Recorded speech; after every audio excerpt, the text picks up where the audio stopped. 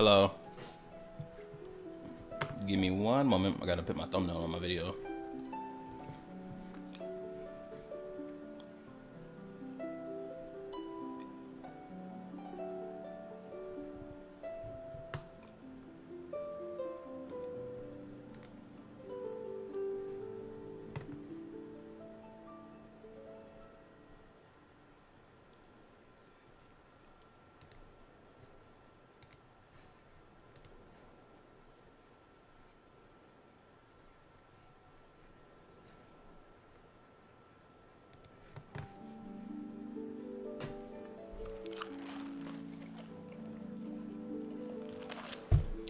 Oh, also, if you're typing anything in the chat right now, I can't see it because my YouTube studio in my way.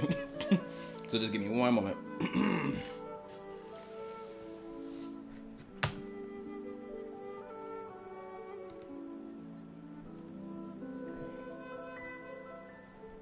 Okay, now everything should be fine. Okay, give me a second. Dun-dun, dun-dun-dun. Alright, now I can see everything. Blue Hill fan, what's up? Also, the music in the background is blasting like a mother effer right now.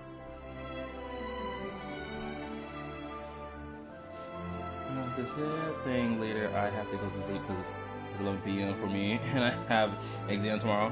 No problem. It's cool. I was just trying to get this quest out the way. Oh, I gotta send the message to the Discord.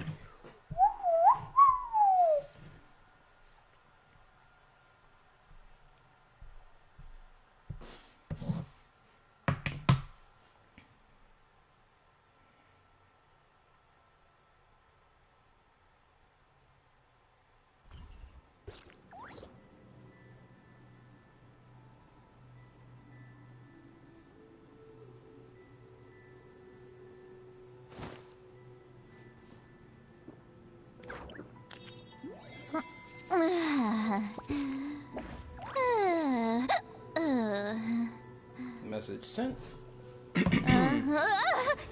Now I can go and get this quest started.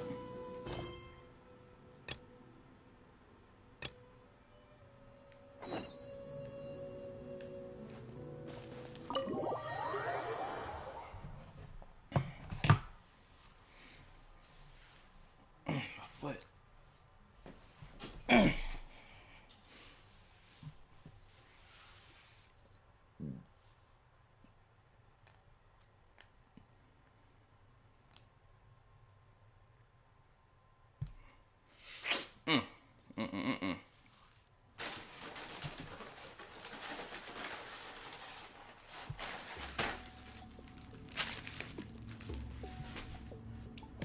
Okay, now I gotta go.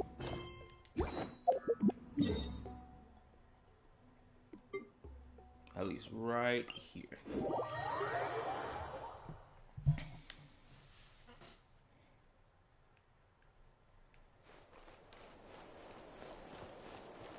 I'm gonna get this quest started immediately because I got things I want to do later today.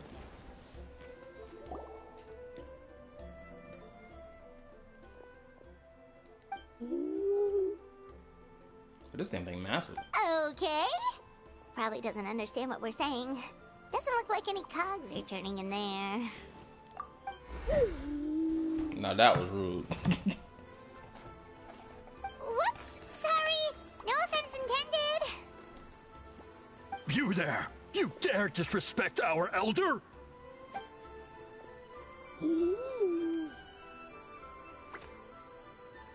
Oh, you mean... Oh, I see, I see. Sorry, my mistake. Apparently you are here by invitation. In which case, it's my job to make you feel welcome. Some introductions are in order. I am Kaholam, one of the priests of our tribe. Okay. And this is our Iktomisor elder, the great Tlapokpok-Teets-Tatel, a living totem among the masters of the Nightwind. Whoa, that's quite a tongue twister. In truth, we usually go with Elder Tlapo for short. You're welcome to do the same. We're invited here for a very unusual. We were invited here in a very unusual way. Ah, I assume you're referring to our elder's special ability. Elder Talapo has been alive for many centuries and harbors secrets that even we priests are at a loss to explain. So your reaction is entirely natural. Pawn, please stop sending me emails. I don't want to play Genshin mid-pack.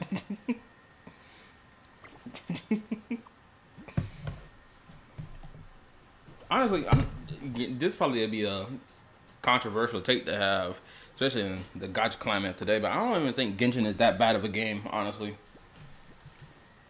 Is it a great game? No. Is it a good game? Yeah, it's a good game. It's not a great game, but I don't think it's the worst thing to ever play. That's just me personally. I feel like people exaggerate the F out of it being the worst thing to ever be made, when reality is no. It's like, it's decent at best.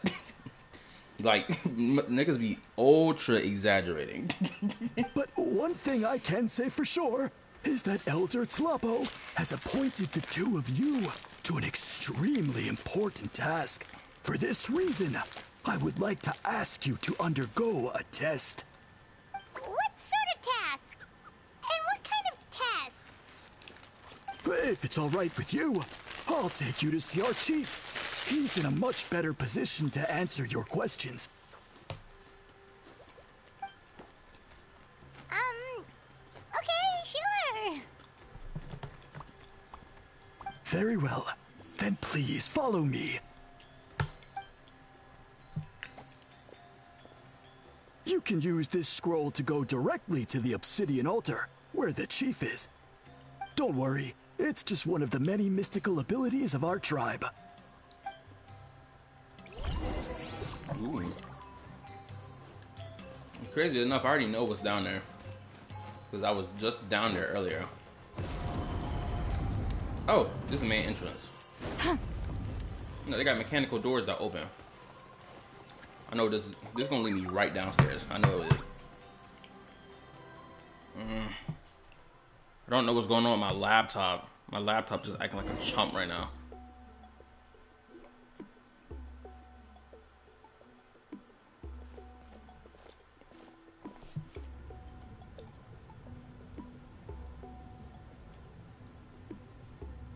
He over there in the corner on the left side.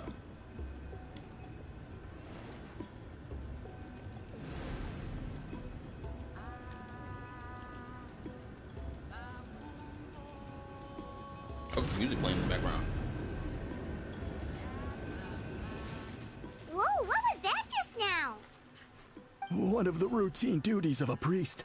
We attempt to contact the spirits of our ancestors to seek epiphanies and revelations. The chief is just over there. Please wait here while I have a word with him. I'll just be a moment. Well, the Masters of the Nightwind are definitely living up to their reputation as the mysterious ones.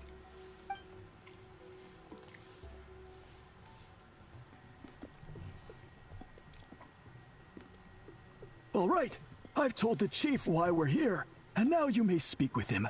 Right this way. So, you two are the appointed ones. I am Chief Biram. Welcome, and thank you for your patience. So tall. Unusually so. Yes, I am aware, but I assure you, it's no cause for alarm. Maybe you had the website open for a long time. The thing is, I just opened it, so I don't know why it's acting up. It's probably the Wi-Fi again. It usually always is the fucking Wi-Fi. So I decided I'm just gonna look at the chat via my phone. Oh, no, of course not. Sorry, Paimon just reacted without thinking. Ah, yes. Kaholam told me about that. As outsiders to our tribe, this is probably the first you've heard of such appointments. I'm sure the whole thing seems very confusing. More than likely, yeah. Also, how your day been? Boot Hill fan. Also, I need to ask this question. I know more than likely it's not an important question to ask, but I'm just extremely curious because you probably be the second one or third. Are you by any chance? Are you a girl by any chance? I only ask this because I'm pretty. I only ask this because I'm shocked anytime I find out that girls watch my streams at all. Okay, cool. I just have to check.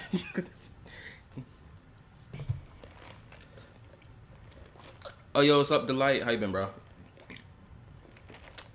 Doing the afternoon stream. Hopefully life been doing you well.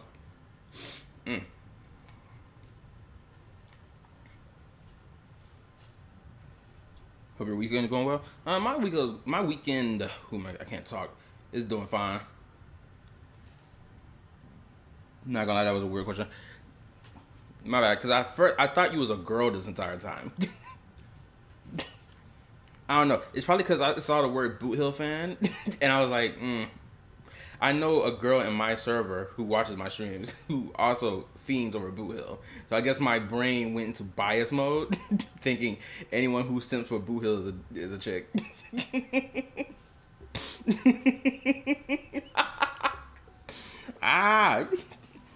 Doing early morning house chores and relaxing for a bit. Nice. As you see, I'm getting this stream out the way because if y'all see my community tab or community post, excuse me, like I was saying, I said what my stream schedule was gonna be for this week. What was it? What did I start off with this week? I finished Star Rail. Then I did Zenless, then Wuwa, now Genshin. Granted, the following week, the schedule might change entirely. I might just binge Genshin the entire week of this week. I might. Just happened to catch you. Gonna hang out for a bit. No problemo.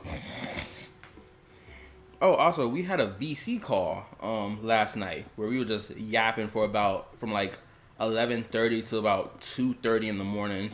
We were just yapping our heads off about random topics and whatnot. It was a fun voice call, I ain't gonna lie. Star finally came to one of the voice calls after so long, so we chatted up with her a little bit. I know Red Thunder King was there. Azoff, one of the new people of the Discord server. Also, he a friend from high school that I chatted with, or my brother chatted with, so it was fun. Only reason I love Boo Hill because of his backstory, personality, his design. He swears and he is a great character. I mean, that feels like every valid reason for why people like Boo Hill in the first place. Me personally, I think he's cool, right? I think Boo Hill's cool, but I think I would like him more if they had gave him a character story quest or something like that. Just from some weird ass reason. Star Rail does not like giving character story quests. I don't know what it is. Or if they give them a story quest, it's like hidden behind a whole bunch of other BS story quests. And it's like BS random world quests and all the other bullshit. So it's like, there's no like narrow focus of, oh, boom, you get an icon. This is the character story quest. Follow that. Follow through. I'm liking the Empress women. They're so good so far, especially Aglaia. I can see why. I ain't gonna lie. I started fiending for Aglaia. For one, because of that British ass accent of hers. I don't know if it's because I'm an American and I seek to dominate over the British. The American history in me is like, no, we will not succumb to the British oppression. Get your crown out of here.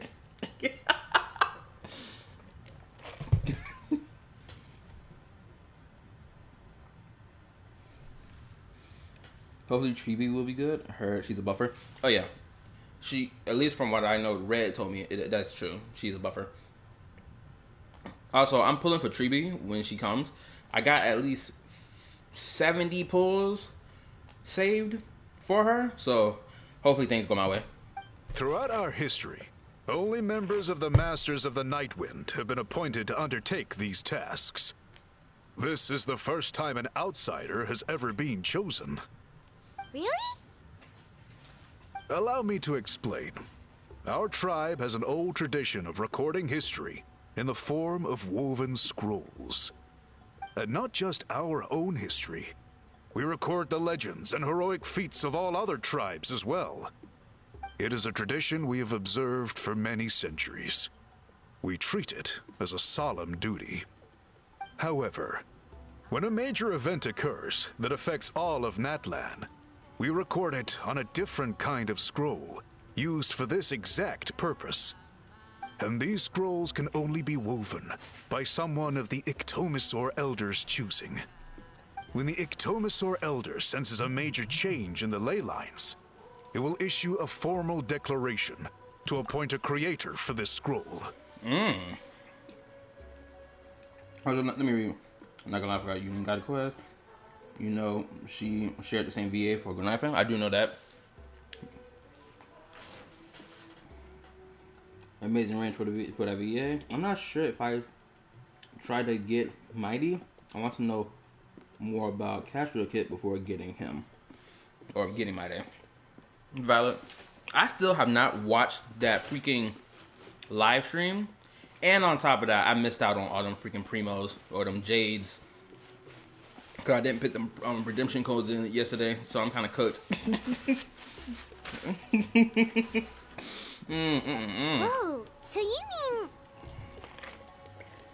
Elder Talapo sensed a ley line change quite some time ago, but had not yet designated the scroll weavers until you arrived.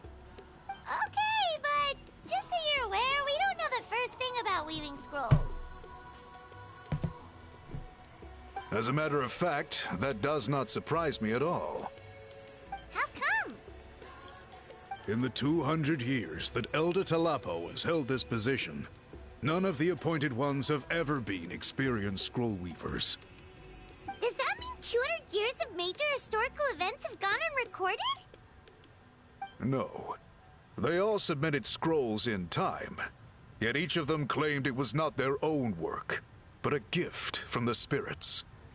Man, this tribe gets more mysterious by the second. Yes, well, that is the part that troubles me. The notion that we have to rely on esoteric things like gifts from the spirits to record historical events of such great importance. It is unsettling. Huh. That's pretty surprising to hear, coming from the chief of this tribe. I can imagine. You probably see the Masters of the Nightwind as a people shrouded in mystery, who pride ourselves on our arcane practices.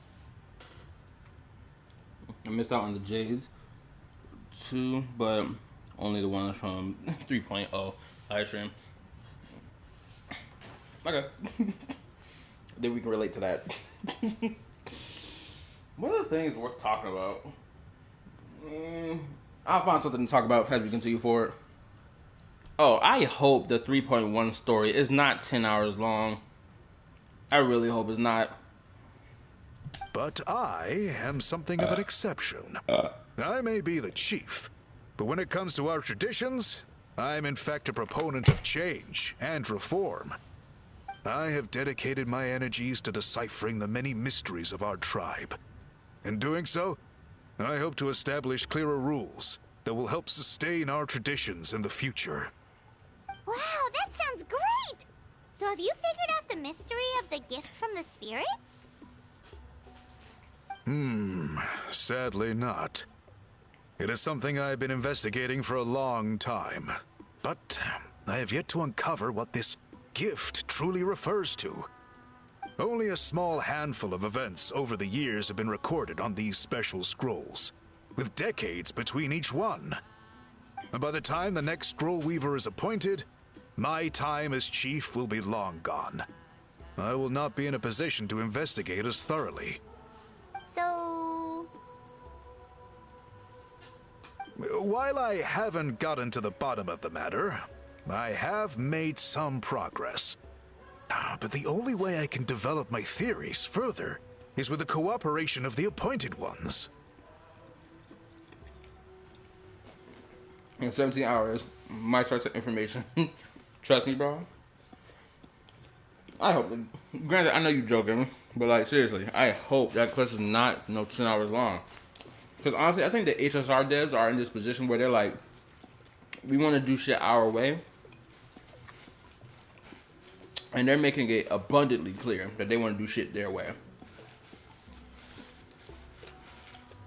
Which is understandable. I mean, if you're the one making the game, you want to make the game still be in the way you want it to be, while also, appeasing the players, right? But like, 10-hour quest is not it, bro. They could have cut down the quest to 5 hours and gotten just as much done. Honestly, now I'm sitting here rethinking about everything we did in N4S 3.0. That could have been cut down to a 5-hour quest on everything. I'm legitimately thinking about every moment. It could have been a 5-hour quest. Precisely. It's nothing to be worried about. Simply a means of validating my current hypothesis. It shouldn't take you long, nor will it put you in any danger. I can explain everything in detail when we get to the site of the test. But first, please wait a moment while I change out of the soul-shielding cloak. This garb is one of our important cultural relics, handed down by generations of chiefs. It is only to be worn when conducting certain ceremonies. Oh.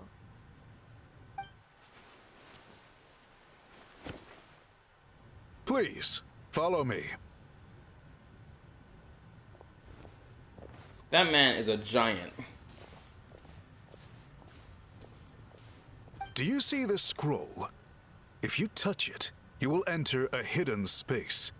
I know exactly where we're going at because I touched the scroll earlier. Today's test is, quite simply, to find a way to escape that space.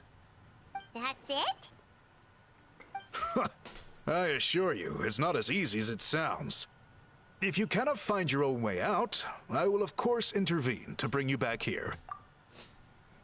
Hold up, what? I hate that I got spoiled. Who is the last boss in Euphoria? So I'm not saying who it is, but man, I hate that that so much that I got spoiled. Quick question: did you get spoiled on Twitter or on Reddit? Which one? More than likely, it's probably both. Which is the reason I don't use either. Shoot, we just had a conversation last night about people spoiling stuff on YouTube. What? Thank God I don't search up HSR content like that.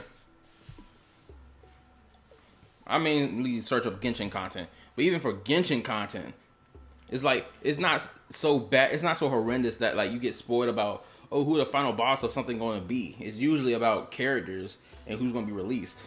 There's never really story-related content that gets spoiled.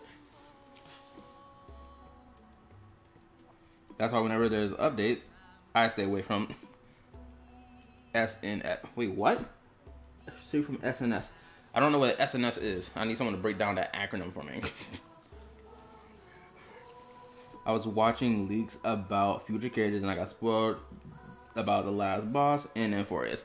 Oh, then that's a you. Yeah, that's your fault then. Granted, I can't fully blame you because you didn't even know that the boss was probably gonna be in that list. Granted, I think I may know who it is just off of a guess. A return for social networking sites, aka social media. Oh, okay. Thank you for the clarification. But then, we will be no closer to solving this mystery. Good. Simply touch the scroll to begin the test.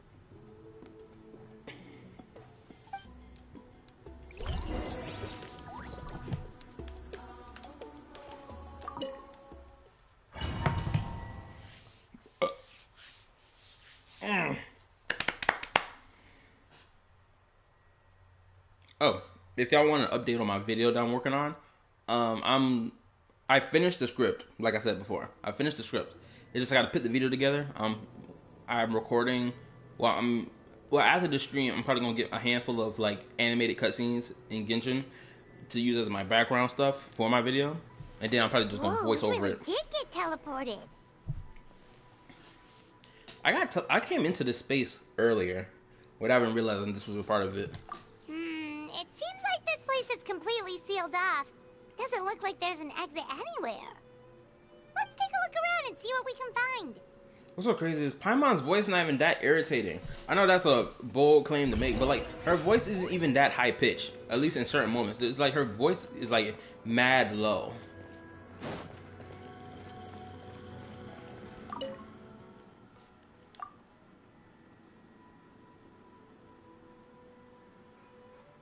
An interesting redhead is in this scroll. It's so crazy, a whole bunch of people were in this area earlier.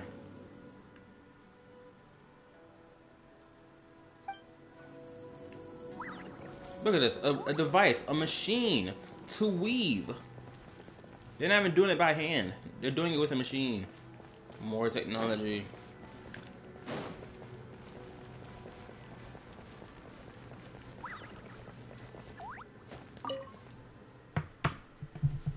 Oh, let me read. I just wanted to know the kits for the future characters. Why would they create the channel put story leaks? Because they're goofballs, and because they want to put leaks about every damn thing. Like, it's crazy. I'm fine with leaks about characters coming, what characters coming next, because I know what characters coming in 5.5 of Genshin. I know that, and the artifact set too. But like, story content is something I will never allow for someone to spoil ever. I promise you, if someone ever were to throw any type of story spoiling content in my YouTube chat or even in my Discord, I will ban them on the spot. There is no ifs, there ain't no nothing. That's just me. Because I want to immerse myself.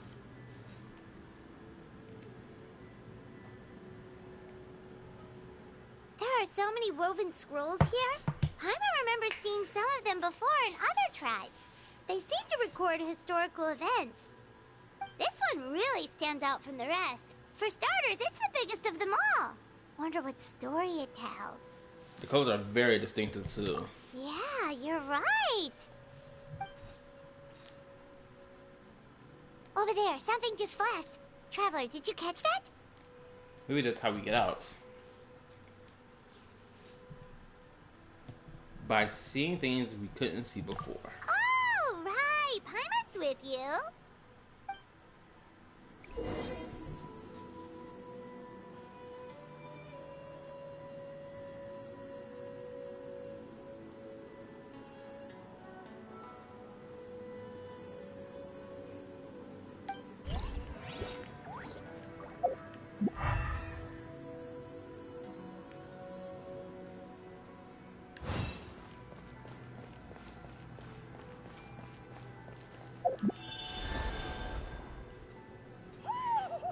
Oh, for y'all watching right now, I guess I'll ask y'all this question.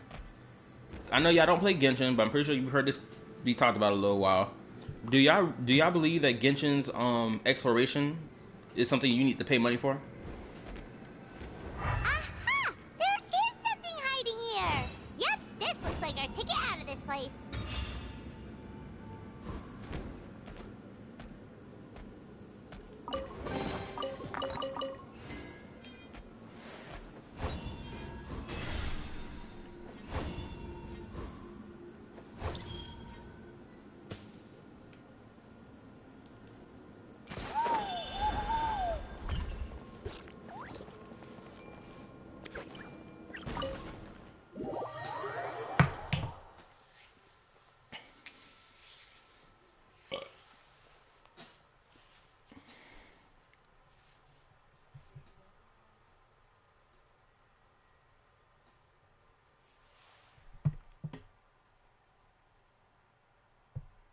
What do you mean, brother Nim?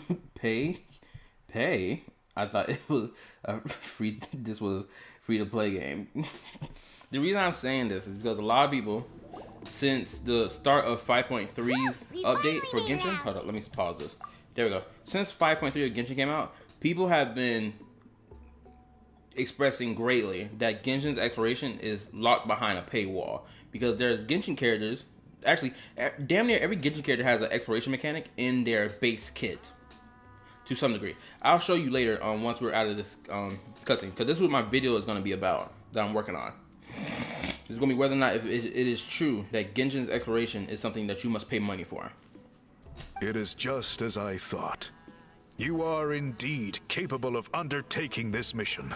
Or let me be more accurate to say that quality of life exploration mechanics are in Genshin characters. I think that's more accurate for me to say.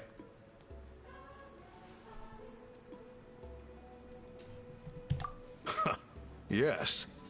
You saw many distinctive-looking scrolls there, didn't you? Sure did. This specific kind of scroll was left to us by our ancestors. Upon investigation, I discovered what sets it apart is the use of a color not featured in ordinary scrolls. It is a most mysterious color that most people cannot even detect. I myself had to employ special techniques to confirm its existence. Yet there are those who are born with a natural ability to perceive it. And that is why I wanted to test you. You mean... That space you just entered was an exhibition room for storing this variety of woven scrolls. Centuries ago, a great shaman by the name of Huitzilin put in place a security measure so that anyone who entered the room without permission will become trapped inside.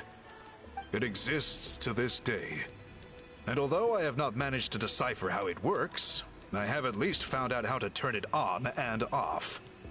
Once someone is trapped inside, it is all but impossible for them to escape without outside help, unless they share the great shaman's ability to perceive that strange color. Now let me read. I don't think so, but I heard there is characters.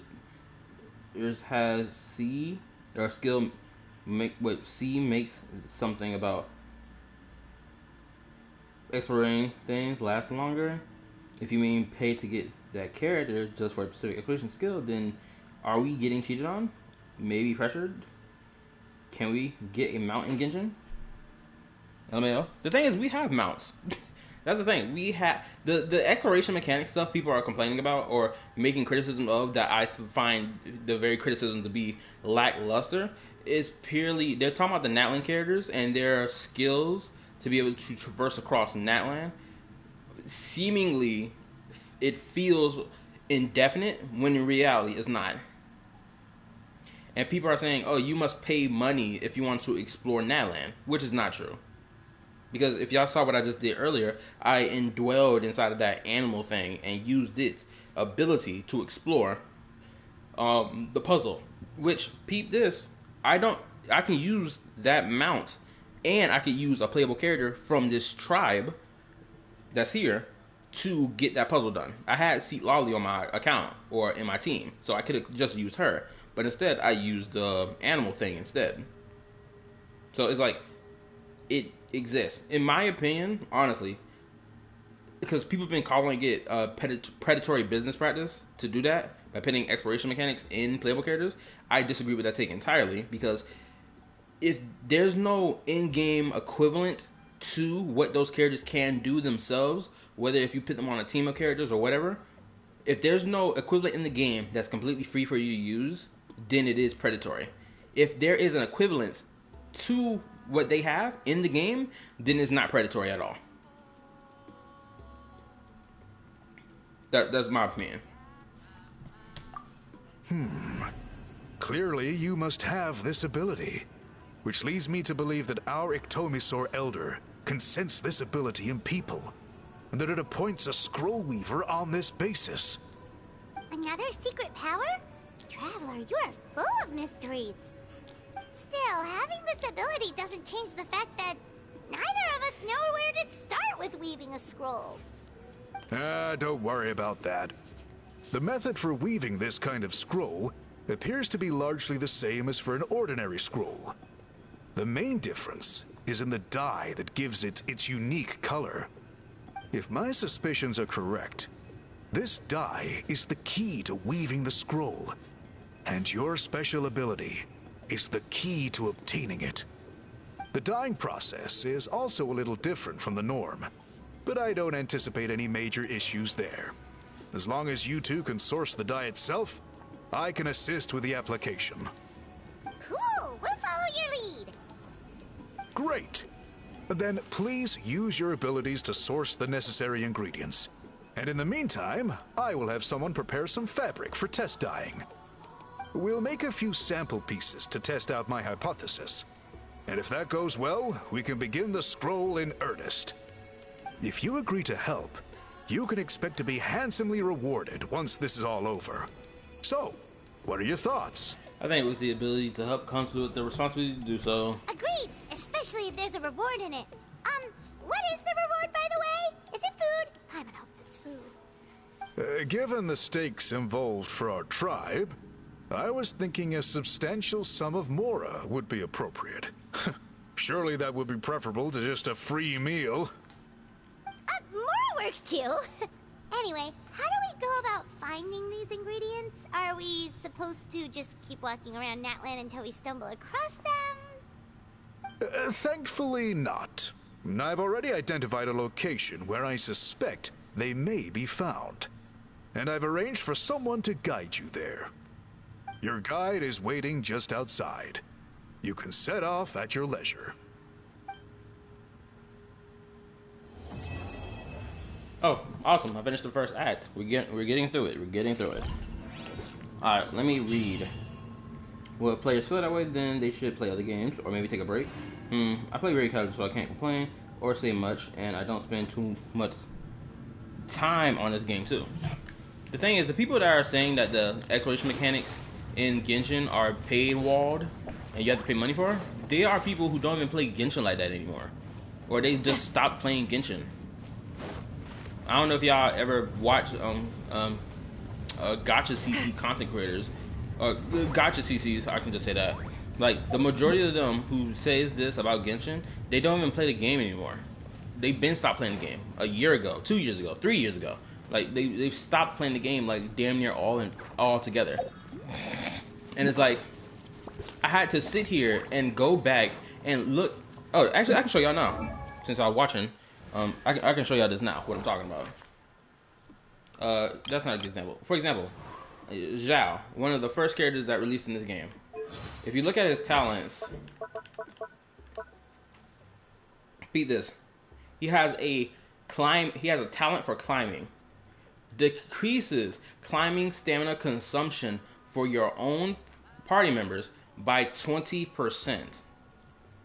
Meaning, you'll be able to get up onto the top of a mountain, preferably before your stamina even runs out. Right? So people see stuff like that. Honestly, I didn't really see people see anything in relation to the character talents. What I did see was I saw people looking at the freaking constellation of characters to prove their point. Because, you know, Zhao's skill allows him to dash around in the air, or like skip through the air. Not even skip, more like cut through the air. Something along the lines. So people are like, oh, this is a paid exploration mechanic. When it's like, no. Because the thing is, even though his talent for climbing reduces the party's stamina consumption for climbing by 20%, there is food that's a consumable that exists. I'm pretty sure I have it in my bag that reduces climbing by 20% as well. I gotta find it. Give me a second. Pretty sure it's like around here. Restore stamina. Okay, here you go. Right here. This food right here is a consumable. Blatant consumable. Decreases all party members' climbing and sprinting stamina consumption by 20% for 900 seconds. In co-op, this effect only applies to your own characters. Meaning that there is already stuff in the game that you can use as a substitute for the playable character that has this skill. You can just eat this food. You can go craft this food. All the material to craft these foods exists in the game. All of them have all types of status effects. Also, what's up, Raiden? How you been, bro?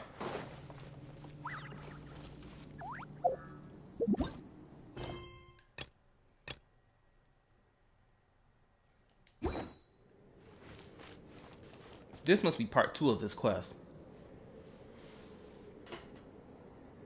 So let me read. What is the internet is going to be quickly, and also attention and views.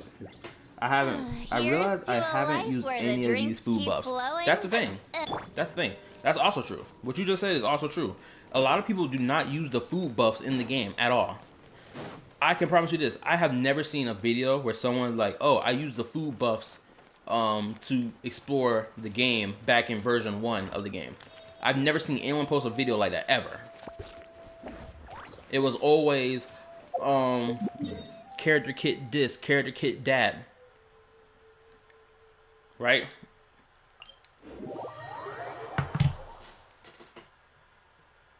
Caratana has a counter on her skill if she C1 or C2. I'm good, just like true. And in co-op, you'll get locked down. Yeah, so that's the reason why I'm making my video the way I'm making it. I've already written the scripts. I done wrote my argument for why. Shoot, here's a good example. Here's a really good example that I noticed while I was going through my characters. Hold on, let me slap y'all with this real quick. Where's she at? Where's the infamous one? Where is she? Here she is. The most infamous character in the whole game. Breathe. 3, 4, and 1. Chi-Chi. Or there'll be that one person say, why you using food buff? I don't ever have that type of experience that happened to me, at least. But anyway, peep this. Peep it. Because this is a good argument I'm going to bring into my video. I already have it written in my script and everything. Peep this. Chi-Chi. Chi-Chi was the one of the first characters in the game. Even though she's a standard character, she was one of the first characters that existed in the game that, peep this, she had the ability to find unique resources to Leeway only. It was not something across the board for every region. It was for only Leeway, right? Y'all following? Peep this. This was only tied to her character. It wasn't until version 5.0 when they changed the UI system of the game so that if you were trying to level up a character, right? You're like, bro, where's these flowers at, right? Before, in the past, the go collect button didn't exist. You could only get a recommendation to where to go find it, which was found near cliffs in Leeway. Meaning you probably have to go look around on, hold up, let me get the map open. You'd have to look around somewhere like over here, or you'd have to look somewhere over here, especially over here. You'd have to look around the stone forest to find it, or on these mountain ranges over here, or somewhere a little bit over here. You feel me? You'd have to go around looking for that flower around these areas. Shoot, you can also find it in Wuwan Hill over here, because as you see, I marked multiple different flower areas across this map since the beginning of the game, and it's still here. So shit like that, right? You had to do that in the beginning of the game, and it's only now that they changed the UI that allowed for players to just go find it whenever they want to find it. Go collect. Boom. Oh look, it's here, and it says I can find. Ooh, it says I can find 11 of them here. That's interesting. It pings on the map. Ooh, shoot. Look at that. Here's another location. I can find 7 of them over here. Let's keep looking. How many I can find over here? I can find 7 over here. Look at that. That is such beneficial stuff. It's great. It's beneficial. That's why I don't believe in this idea that Genshin's exploration is like locked behind money and you got to spend money if you want to explore or be able to collect and other bullshit. It's like, no, it's here. It's in the game. It doesn't take much. So this is gonna be probably the biggest argument I make in my video. 4 to 5 years late. Even yes, I know. I know someone's gonna mention that in the video. They're gonna be like, "Well, that was 4 to 5 years late for them to implement into the game." I'm like, "Yeah, you're right." But at the end of the day, guess what? They still put it into the game. That's the only thing that really should matter. That's the only thing we should care about, is whether or not they put into the game that benefits the player base. Because that's what this biggest concern or criticism is about. Giving choices to the player. And if the game has in-game choices for the player to use, then there should be no complaints at all. At least in particular to... No, actually, I think what I said is correct across the board. If the players have the ability to choose, then there should be no complaints. Because another thing people are complaining about right now is like something they've been complaining about since 1.0 of the game was the farming for talents and all the other BS. I found out from one of these leak channels that apparently the way you go finding talent book ascension materials, right? They're going to change the system from this whole, oh, you gotta come certain days of the week, to you might be able to just like get it done whenever the F you want. But we gotta see how they implement it, because honestly, this whole waiting Monday, Thursday, and Sunday is nonsense. It's blatantly nonsense. And yes, I remember those days where you have to Google them. Yeah, shoot, I don't even remember Googling any location for like flowers. If I came across it in the open world, I remember to mark it on my map, and then I'd go get it. Like, for example, I'll give you a good example right now. Back here in Mondstadt, I kept my Noelle was probably one of the characters I really like using a lot in the beginning of the game. And this whole area right here is where you can find those berries that she uses for her ascension material.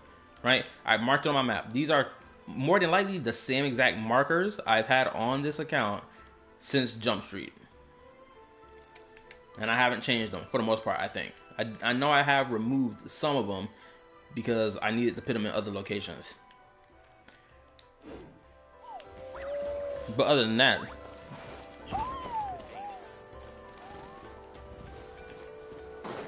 ooh, look at this billboard. What's this billboard say? However, those ancient decrees were okay. I'm gonna leave it to billboard for now, so we can get back to the quest.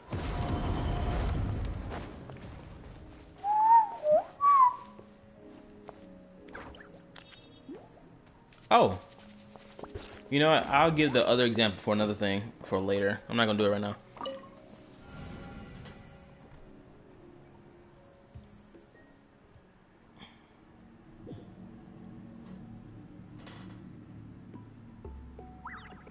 Ooh, what's this? I got a notification for Genshin refuses to listen. What is this about?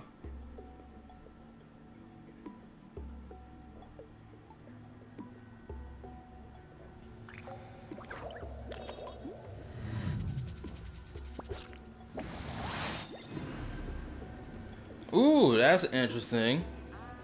Okay, so this YouTube short is basically about the Wuwa developer. Apparently, the Wuwa developer reads on social media people's and players' opinion about his game. Or Coral Games CEO reads people's opinions and feedback about of Wuwa, and then he moves accordingly to those feedbacks and all that other stuff, which is very interesting to hear. Granted, I feel like the Hoyo devs do the same thing. It just, they do not announce this information at all, and they just keep it to themselves. I take it you're the ones appointed by Elder Talapo? Oh, snap! And you I know this voice actor. Call me Toltec. The chief asked me to be your guide for the day. His messengers already filled me in on the situation, so just follow me. First of all, your voice don't match your body. And second off, English dub Endeavor from My Hero Academia. Homeboy got such great voice acting. He's great. I love it. Time to get Act 2 started. Legendary color. Shoot. The first act was relatively short. Hopefully Act 2 is just as short. What's my starting time of Act 2? What's it looking like? I think I'm about an hour in. Okay, we're like 15 minutes. It's been 51 minutes since this quest started. Well, since I started the stream, so I guess I'm gonna follow that logic until otherwise. Oh, well, since I'm in the middle of doing this, here I can talk about my second example right now. Peep this, right? So Citlali, right, or the Masters of the Nightwind, they have this ability to snatch, capture shit. Hold up, let me. Hopefully it's around here somewhere that I can use. Oh, here we go, right here. Incoming. Okay. Oh, also for anyone watching the stream right now, please hit the like button. Anyway, peep this. You see this? This is an exploration mechanic in the game. It's an open world exploration mechanic. This is something that Citlali and Auroron can interact with. I'm tired already. Let me get this stuff ready first before I continue, because I need to give my example more properly. Oh, the Lolly Squad. Hold up, let me get this ready. And then where's Auroron? I need to level up my Auroron. What's the occasion?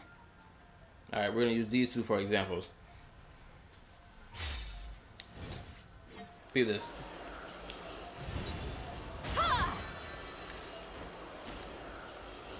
See that? It just threw me up into the air. Now if I go use him, it's gonna be the same thing. Right? Boom, made it back up here again. Now, I'm gonna use that right there. This is something that's permanent in the game that any and all players can use to explore Natland. Peep it. Alright, let's get it. Same principle. Aim, collect, leap. And boom, I'm back up here again. Right? This is what I mean. You have the playable character, that's limited option, and then you have the permanent option that works just as much as the playable unit does. So how can you call that predatory? If anything, it's blatantly optional. Another example I will be using in my video. I know I've been yapping about my video a lot, but it just... I mean, isn't that why there's animals there? Exactly. This is the exact reason why there's these animal saurian companions in the region, right? And I've seen so many people sit here and tell me, well, in comment sections that, oh, the saurian companions are like they're like oh, they're everywhere, but like when you need to use them, you can't because they're not around. And I'm like, bro, that's such BS, because the amount of times I'm doing a world quest where a saurian companion is needed is there. Anytime I need it to solve a puzzle, it's there. Where are people getting this idea that the saurian companions just vanish from existence whenever you need them? No, they are always around somewhere when you need them, always. So I don't agree with that when people say that at all. I'm like, bro, what you talking about? So the guy is somewhere in this cave, huh? Shoot, I'll even say this. Someone told... I typed in the comment section of Tectone's video probably about a week or two ago, when I asked, I would like for someone to pitch to me why I should pull for Kinich over using the Dendrosaurian. They told me that the Dendrosaurian can't sprint. The Dendrosaurian is like... essentially, they just said that Kinich is better than the Dendrosaurian. Actually, I think I screenshotted it on my phone. So let me see if I can find it so I can read it out loud for you.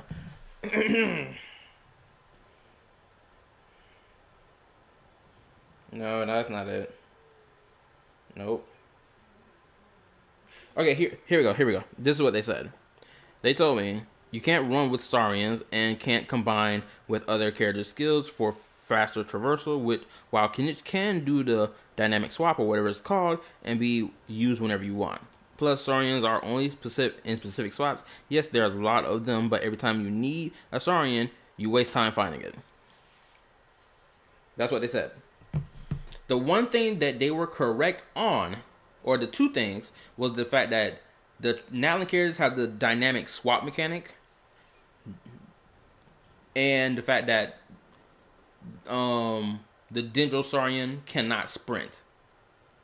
However, my counterpoint, and that they believe that you can't, every time you need the Saurian, you can't find it.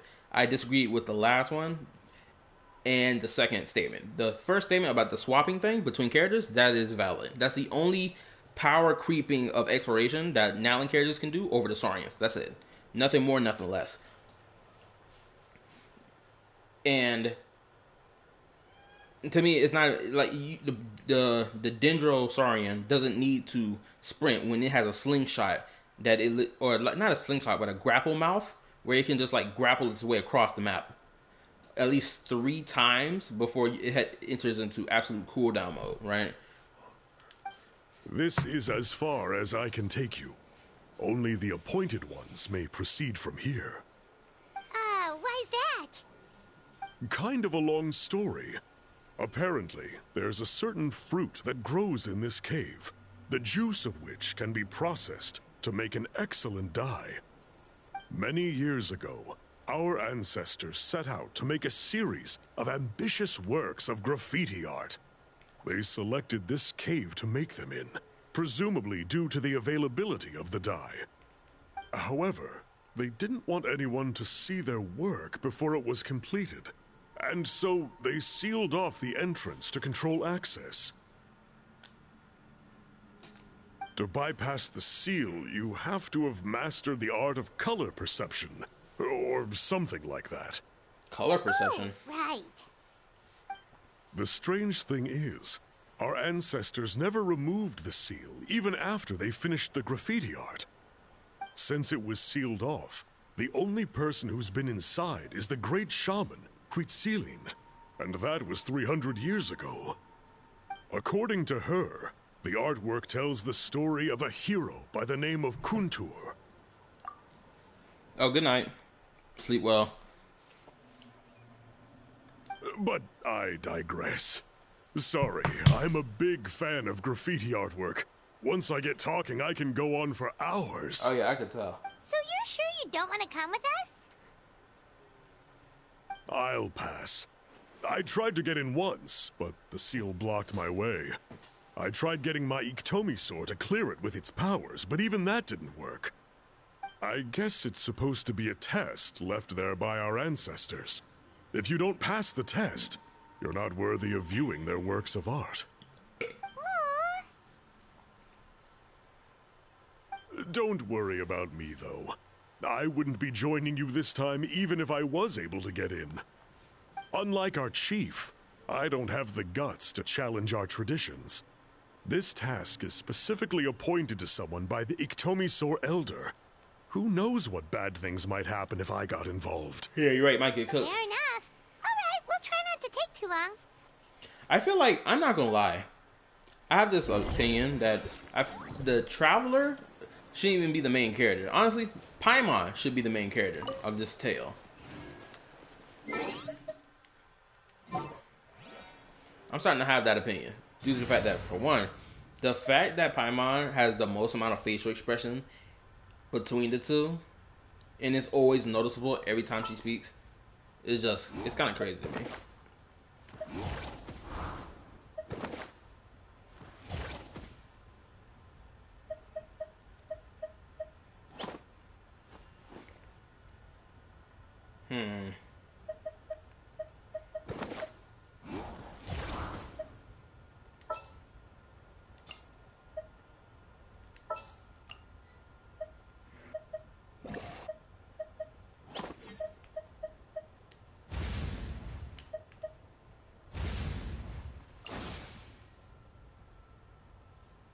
Ready to ride.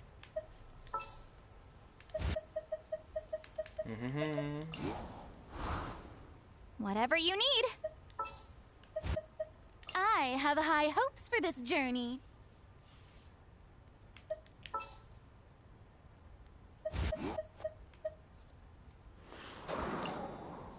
Let the wind lead. Okay, the team is set.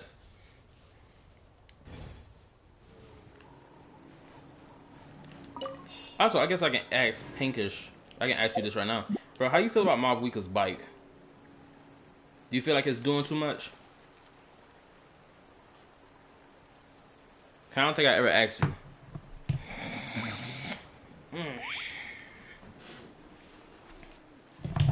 Oh.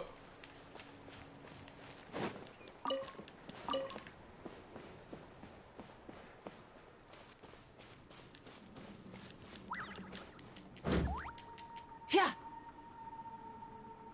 You mean her playstyle? I mean, yeah, you can count her playstyle. Oh, you find it nice?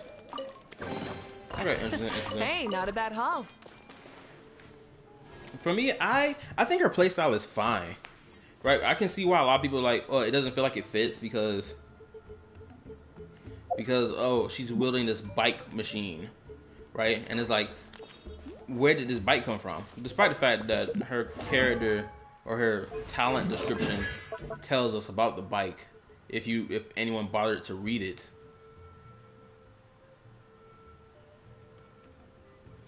Or not even the skill description of. No, which one was it? Was it the first one or the second one?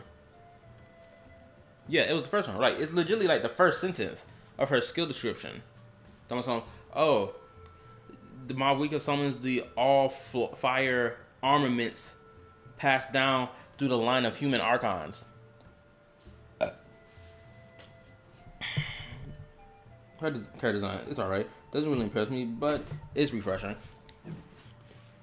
Okay, because I think her character design is fine as well. Granted, I can see people's point when they're like, why doesn't she wear something that looks a little more tribal in clothing? But at the same time, my thought process has always been, it's clear as day that Natlan is in its modern era, and it's not in its, ancient era of barbarians. That's why she's dressed the way that she dressed. And also, this freaking outfit is completely fine. If you're going to sit here and try to argue that this outfit is inappropriate or it doesn't make sense, someone's going to have to explain to me how this makes sense. Genuinely. Just because it's got this little Chinese fashion on it, right? This doesn't exclude it from the conversation either. She is legitly wearing, you can argue, a freaking lingerie.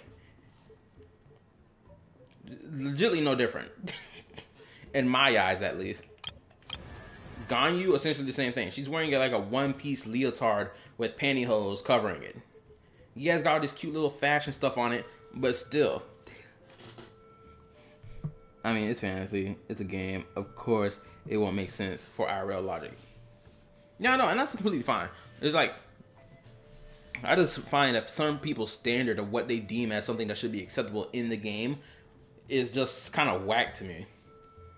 Like, we've seen so many crazy advanced technology in this game, from ruin machines and all that, but somehow this bike apparently was doing too much. And like, yeah, it looks pretty freaking big. It's like, it looked pretty monstrous. It's got a motor, it's got gyros that let the wheels spin. And what's so crazy is I finally found my argument for how I can justify its existence in the game. Or at least its creation. At least, right? Because I just realized that the children, because I know what's her face? Shalonen is the one that crafted it. Maybe try the same thing as before? I know Shalonen was the one that crafted it, right? And I just remembered that the Children of Echoes got that freaking they got that giant motor drill that's just spinning around above their entire living space. I could easily make the argument where it's clear as day that they have a gyro type device to be able to put on the wheels and could create a motor. If you're telling me this giant drill exists and just keeps spinning and spinning and spinning just cause. Hey, it worked! Let's head in and take a look.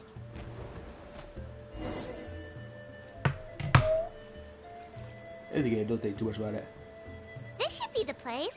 That fruit Toltec mentioned should be the one on the wall, right? Oh, let me read. My bad, I missed this one. If they mean lore-wise, I don't know what to tell them. Oh no, they don't mean lore-wise whenever this conversation is brought up. They're talking about just gameplay and setting wise. Because Genshin is supposed to be quote unquote a fantasy game. When in reality, Genshin is not even a fantasy game. Genshin is this post-apocalyptic fantasy game. That's what it is, honestly. Shoot, this whole game may be a dream. It may be some digital reality. It may even be a book. Because all this stuff, all this lore stuff that's been going on in this game, it can be legitimately any one of the 4 things I mentioned. Now the only question is, which ones do we pick? Also, what's up, Tripwire? No, it's a waifu collector simulator. That's valid. That's the most correct one, honestly. Well, go ahead, try it out.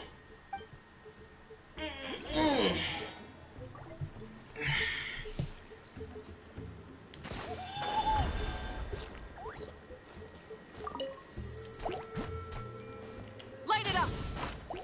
Ugh.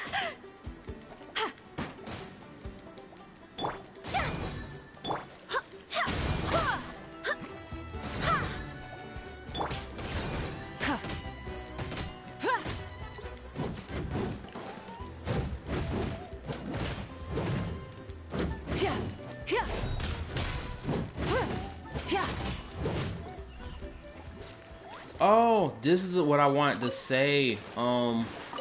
In the other stream, work killed me last night. I was dead tired. Oh, so that's why you didn't come to the voice call. Okay, understandable.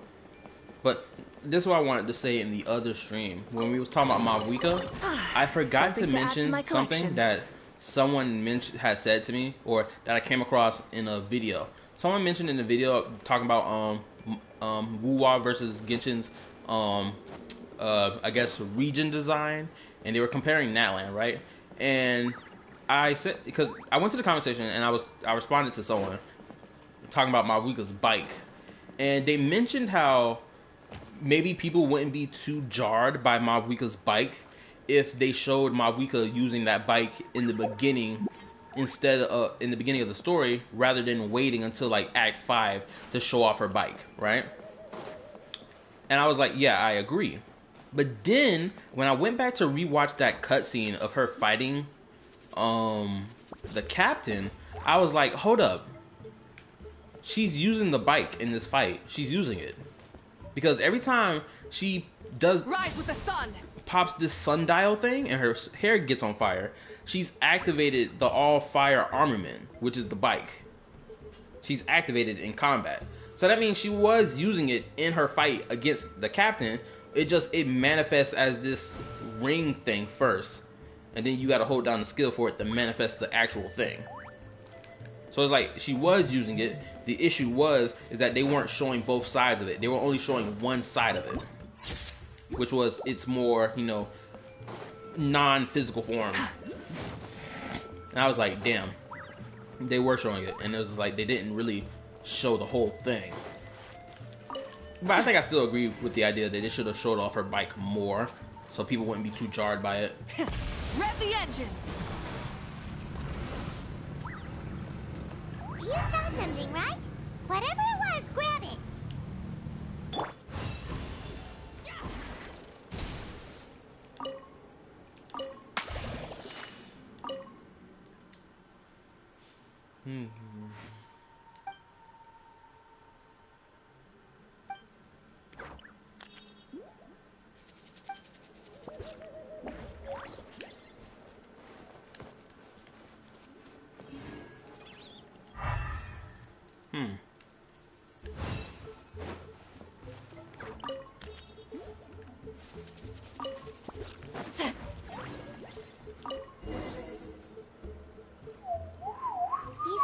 Ancestors made some real works of art here.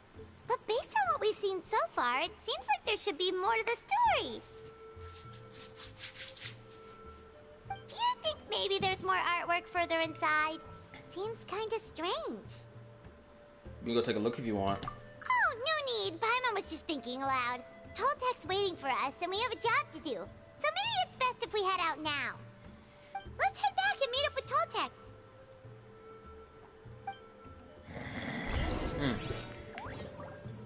I guess we're gonna come back for this mural later.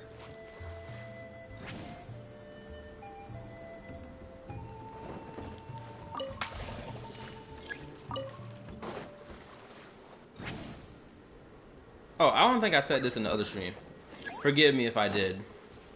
But I saw someone criticize the Nightwind character designs, and the woman or this chick, this girl, whatever, she legitimately said out of her mouth that Citlali's character design does not fit in Natland. And I was like, ain't no way you just said that.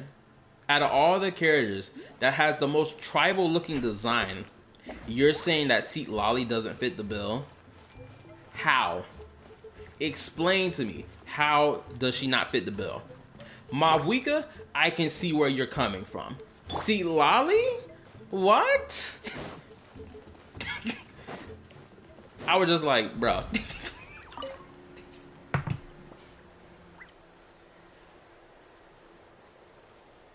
We're back, and we found the ingredients for the dye. Sounds like you made it through the seal then. Our Iktomisaur Elder was right about you. It's getting late. Follow me. I'll take us back.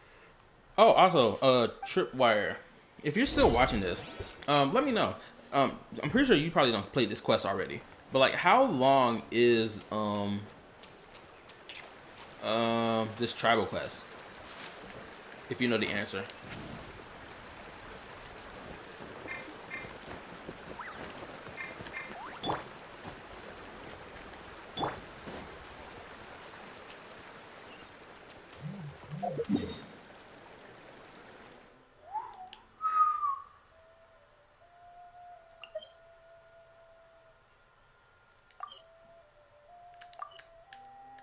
Hit that button right.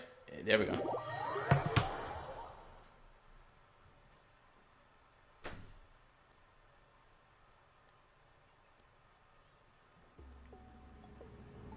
Hold up, I'll be right back.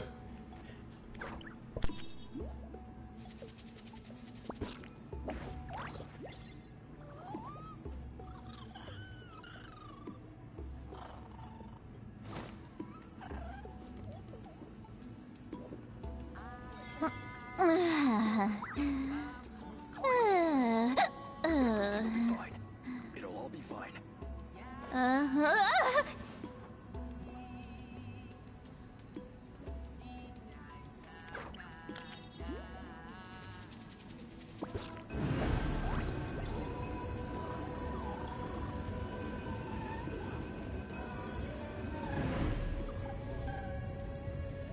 Everything will be I've fine. read almost every novel from Yai Publishing House.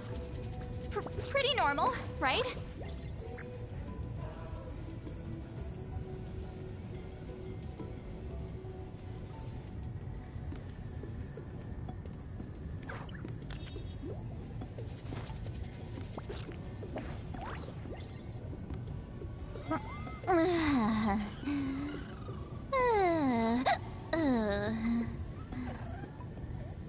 Everything will be fine. It'll all be fine.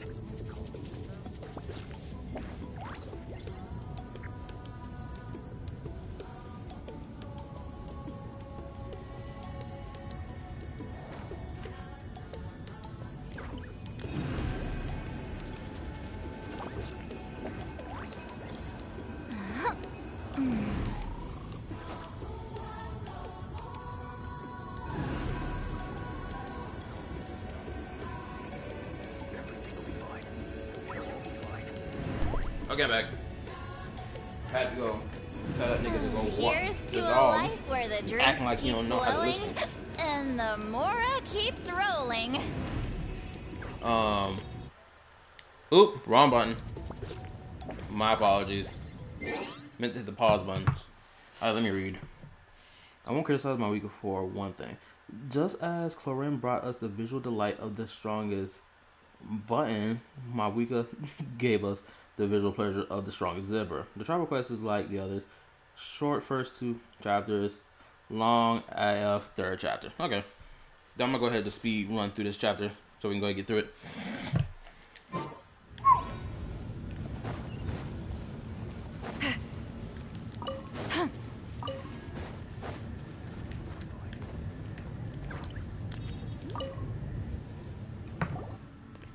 Toltec has updated me on your progress. Well done. I appreciate your efforts. Sure thing. Here's the stuff for the dye.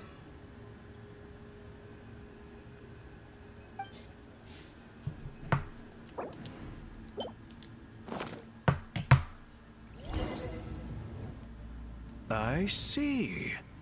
Yes. This is certainly a very different substance from typical dyes. Okay, now let's try our hand at making some samples. The fabric is ready for testing. Got it. Please come with me.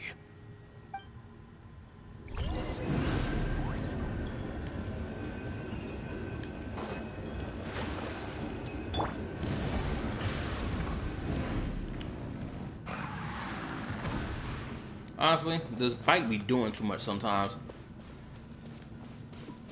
I done threw myself behind the damn door.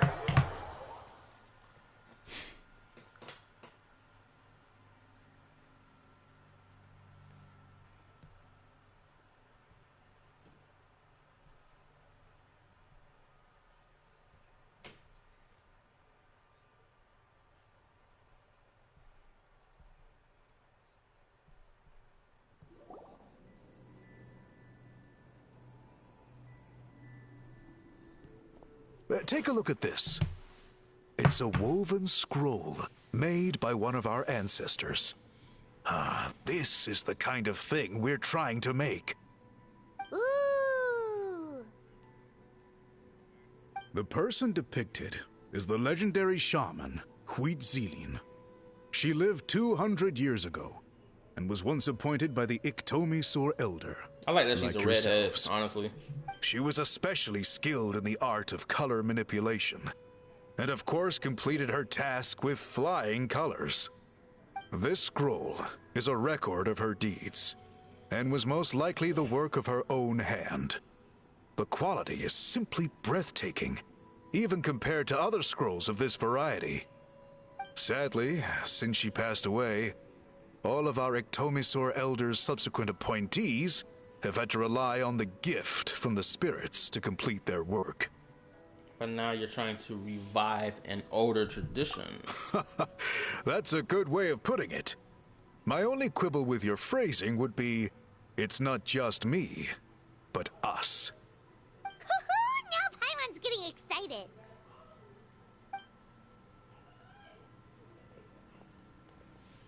Oh, also, I thought of Bring an out the interesting. samples.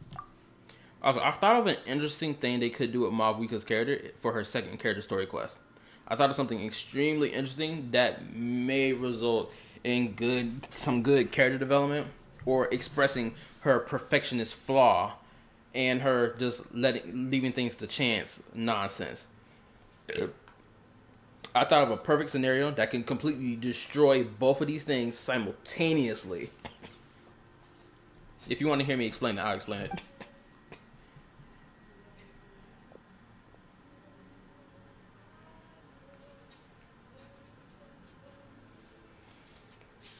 Now, as I mentioned, the dyeing process is a little complicated, but I am confident you will manage. Just make sure to follow my instructions carefully. The pattern has already been sketched out on the sample, so you just need to dye each block with the correct color. But you'll need to wait for the dye to fully soak in between each step to make sure the colors don't run. It kind of sucks that they won't show us him actually doing it. Ha ha ha! Good! The dye has taken to the fabric, and the pattern is crisp and clear. Next, apply all the remaining dye, and we should see that elusive signature color emerge. Okay, final step.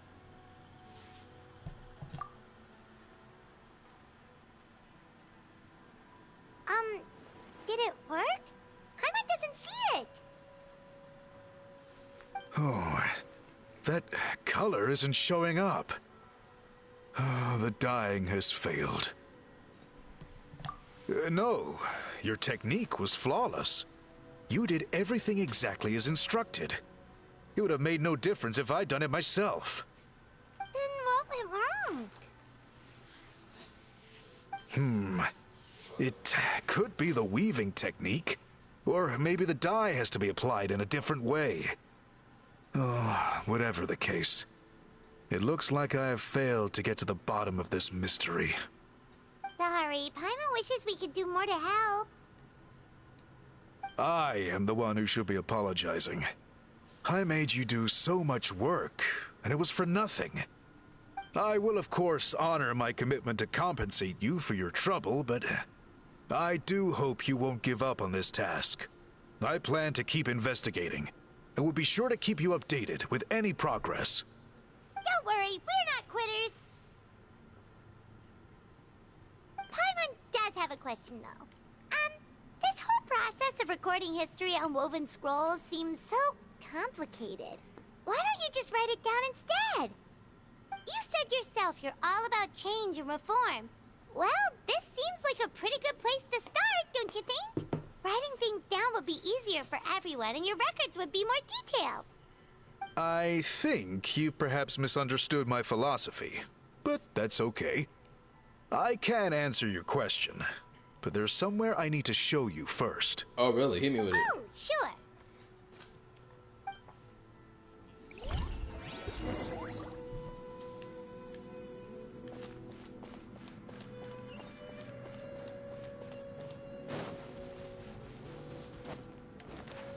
Come on, go around the thing. Go around it.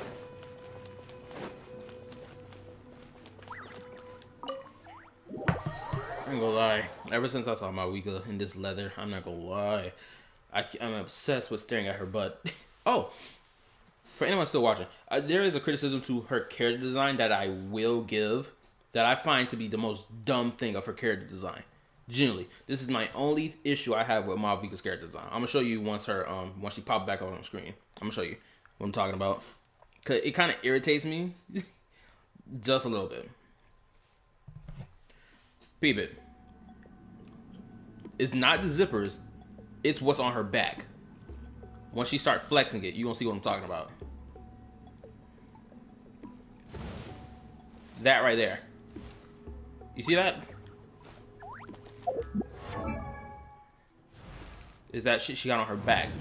That freaking sun medallion. I hate that the sun medallion is hidden by her hair at all. I hate that because this thing is the most unique thing on her entire outfit. And all I'm thinking to myself is, why didn't they spread it out to the other parts of her outfit? Or why didn't they have this medallion be the thing that like transforms into the bike, right? Like, oh, it's an ancient piece of technology. She takes it off from her back, throws it up, boom, it transforms into the bike. And then it's like, when was this crafted? And she just says, oh, this is ancient technology that was found in that was discovered or dug up in ancient dragon ruins and shit like that. Boom. Immediately, you already know where the bike comes from. We know she keeps it on her 24/7. We also know that she uses it in combat because she can also flex. Oh, it can be used as this freaking homing device that shoots rockets and whatnot. So all the times you see me shoot laser beams in the air, yeah, that wasn't really me shooting actual laser beams, but me just using this weapon to shoot at someone. That's why it looks like I maneuvered it and controlled it with my mystical godlike power, when in reality it's just me using a device, right? They could legitimately just have all Mawika's power be from this device instead of her actually having raw power. Cause then it's like, okay, so she's not powerful unless she has this device. Then let's say she gets in combat. Oh snap, the device, it's been snapped, the abyss took it from her and hid it somewhere. And now she gotta fight bare fists, no weapon. And she keeps getting her ass kicked. Then it's like, oh snap, this character not even the strongest Archon for real. She been faking the funk about being the strongest. Granted, not faking it really, but like, it's like we know the truth of her strength now, right? That would have been a cool idea if they just done that with the medallion on her back instead of just hiding it back there for no effing reason. Because they could have scattered it across her outfit, they could have made it a part of the bike, they could have done something. That's my one irritation about her character design. It's the only thing that irritates me.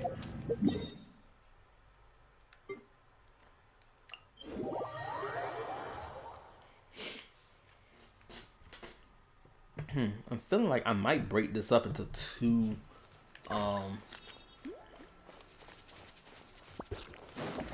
Should I break this up into two streams? I mean, I did that with freaking Homegirl. What's her name? Shalonen.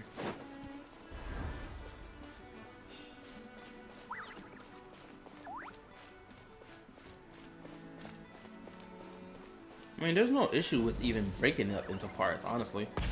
Full throttle!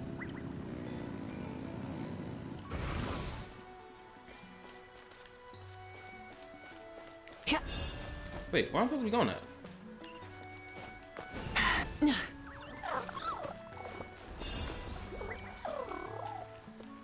Take me up. Take me up.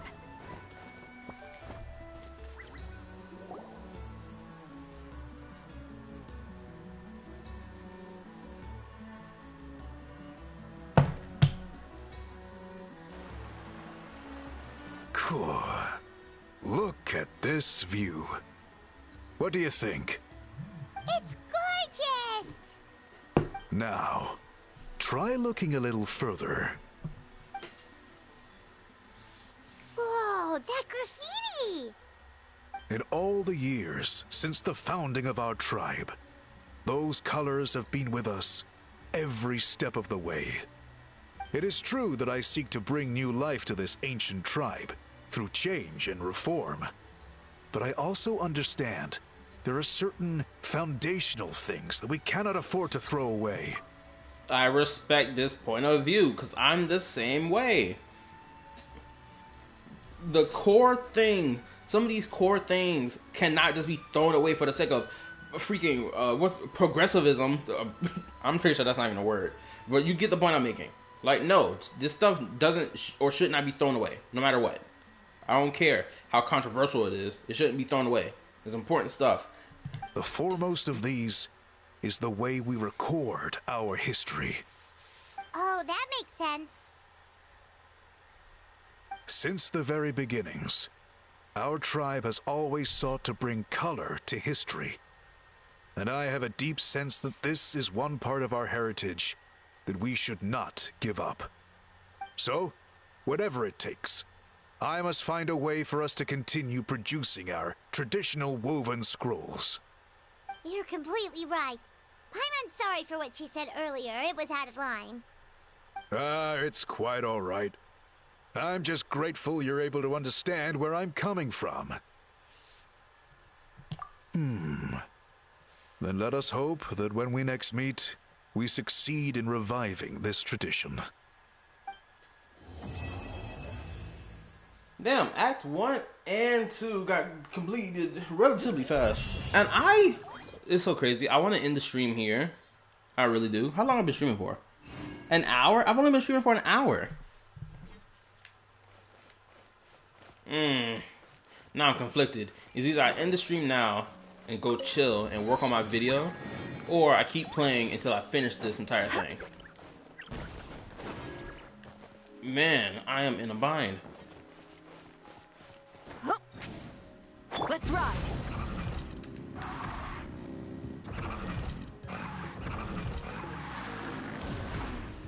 Hip.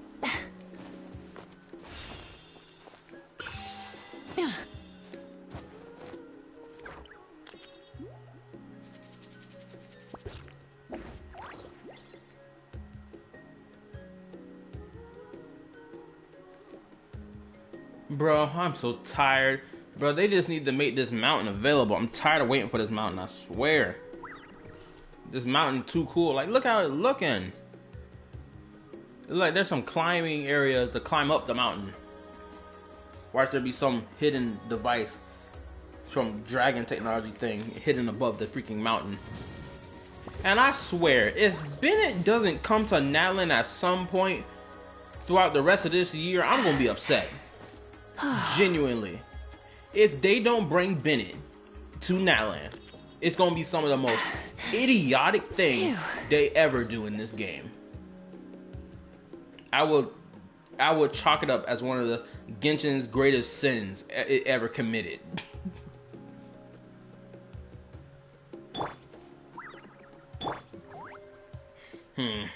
do? Should I continue going?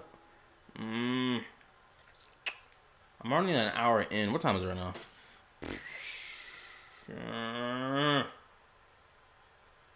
You know what? If I just go do it, I won't have to do it later.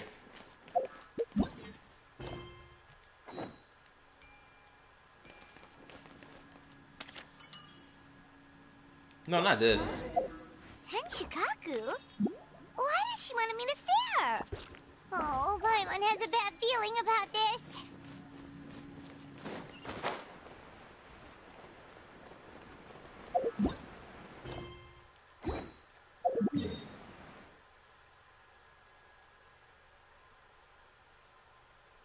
I can glide over there. Let's ride.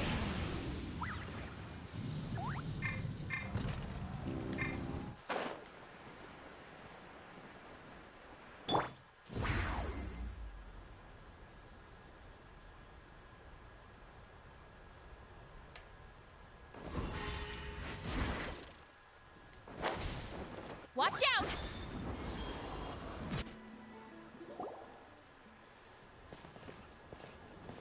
Huh?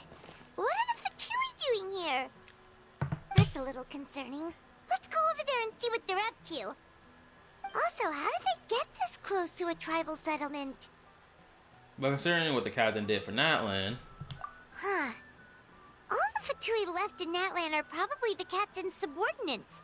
That basically makes them followers of one of Natland's heroes. Still, once a Fatus, always a Fatus. Something seems off seeing them here. Let's go check it out. Paimon got extreme prejudice. At the truth of the battle of 7 colors. Alright, let's get started. We're gonna get this done today. I'm not gonna make it into a 2-part. Damn, ma'am. Sheesh. They should have gave you a unique hairstyle. What are you guys doing here? Following orders. If you have a problem, take it up with our employer. I was about to say that this dude reminds me of that NPC from Leeway, from Zhongli's first story quest. Hey, what's with the attitude? Can the Fatui even work for a private employer? This is Grudok. I hired him to be my bodyguard in Natlan. As you can see, he's not the sociable type. I'm sorry for any offense. Oh, here we go. My original plan was to hire someone from the local tribes, but a priest recommended Grudok and his squad. I was told they were capable fighters and had the time to spare, so they fit the bill. It seems like the Fatui's reputation in Natlan is quite positive. So that's what happened. Then you must be from Fontaine? Precisely! Montluçon, at your service. I work in the publication business. And you two... Wait, you must be the traveler and his fairy companion. Oh, you know us? A golden-haired traveler with a floating companion. There's no mistake. Your exploits in Fontaine have all the makings of a best-selling series. I'd be a failure of a book merchant if I couldn't recognize you. Wow, we're really famous at this point, traveler. It's truly my lucky day. I know this is sudden, but I was actually looking for you two. You see, I have a favor to ask. And what's that? So, you chased us all the way to Natlan? That's a little creepy. Paimon, calm it You'll down. be generously rewarded, I promise you. I swear, I hate it when I see characters legitly react like that. Oh, so it legitly twists someone's words into painting it into the worst way possible. I swear I hate that I hate it when Paimon does it. I hate it when people do it in general. It's like, granted, I've done it as well, but like, it's irritating to see. It's like, you heard what this nigga just said. Why in the world would you twist and bend it to be like, oh, that's a little creepy. You followed us to Natlan? What you mean followed? Nigga, we've been here for 5 months. What following did he do? He clearly just arrived in Natlan. What are we talking about? Well, at least he got straight to the point. Should we hear what he has to say? Something tells me we won't escape this one. Alright, we'll hear your request. You know the great shaman Citlali, right? Yes. I need her help with something. Yeah, the chances of her helping a random stranger just because we asked? With her personality, pretty slim. Yeah, Citlali really doesn't like dealing with strangers. I heard about that from other members of her tribe. But they told me if one person could convince her, it would be the golden-haired traveler. If you manage it, I'll even double your pay. Why do you need her help? Oh yeah, we should definitely get to the bottom of that first. It's kind of a long story, and there's tribal history involved, so you should hear it from an expert. Allier, if you could. Of course. I don't often have an eager audience for this kind of thing. Nice to meet you. The name's Allier. I'm a researcher from the Fontaine Research Institute. Allier, but got an ER I at the have end a of his keen name. interest in ancient ruins. That's why I was invited to join Monsieur Montluçon's team. Have you heard of the legend of the great shaman Citlali? Yes. According to local records, she was a color mystic who lived over 200 years ago, and the most adept in her tribe at using that particular technique. Out of all of her exploits, her most celebrated is the Battle of Seven Colors. According to legend, the battle was triggered by an abyss invasion, one of the most brutal in Natlan's history, even from a greater historical perspective. Amazingly, Natlan was able to turn the tide despite being at an extreme disadvantage. The key to victory was none other than a color Citlali created on the battlefield. The color was extraordinary, illusory in appearance while also seeming to possess physical form. Legend has it that Citlali used the color to construct a magnificent maze on the battlefield and trap all the enemies inside. This allowed her allies to launch a counterattack and ultimately secure victory. Anyway, that's the gist of it. We don't want to take up too much of your time. That story is the reason I came to Natlan. I often publish books about the history of other nations. They always end up faring well on the market. When I heard this story for the first time, I wanted to include it in my next collection, but historical records about Natlan aren't very detailed. We haven't been able to determine where the battle took place, or find any definitive evidence that it occurred at all. Even within the Masters of the Nightwind, people dispute the legitimacy of the story. Some believe it to be a myth. If that were the case, the story would not be fit for publication. But if you're just including it in a story collection, why does it matter if it never happened? Well, you see, the slogan for the collection is Restoring the Truth of History. Naturally, I needed to be factual. That's why I'm here. The Masters of the Nightwind are said to have a tradition of recording past events, so I wanted to consult their records. But I was refused access to the Obsidian Altar. Application after application, and all I received were a few ordinary woven scrolls with nothing to offer. Honestly, I'm just trying to promote their history, and they make such a fuss. According to my research, their scrolls are considered sacred relics in addition to historical records. Naturally, outsiders are rarely granted access. Not to mention, the scrolls we did get to review actually contain a huge amount of information. I just need more time, and I could... We've been over this, Allier. There's no need to waste time on those scrolls when we have a better way. Citlali, you mean? Exactly. You're well aware, I'm sure, that Citlali has been alive for more than 200 years. That means she lived during the era of the Battle of Seven Colors. If she agrees to be my consultant, then no other historical records are necessary. Well, I'd be shocked if Citlali was that shaman from 200 years ago. Oh, that's what you want. So, what do you say? I'll quadruple the pay if it helps sweeten the deal. Well, it's not that we don't want to help you.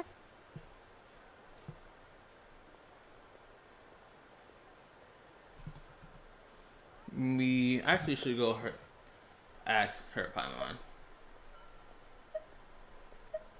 Oh, right! The duty the chief gave us has a lot to do with Wheat Ceiling. Who knows? The Battle of Seven Colors might lead us in the right direction. Alright, we'll help you convince Citlali. Just let us do the talking, okay? Of course. Homeboy just trying to make a quick buck. He don't really care about the shit for real. Don't worry, I'm sure they'll... Wait, she lives over there? No way. Okay, it makes sense. She lives in this fucking corner.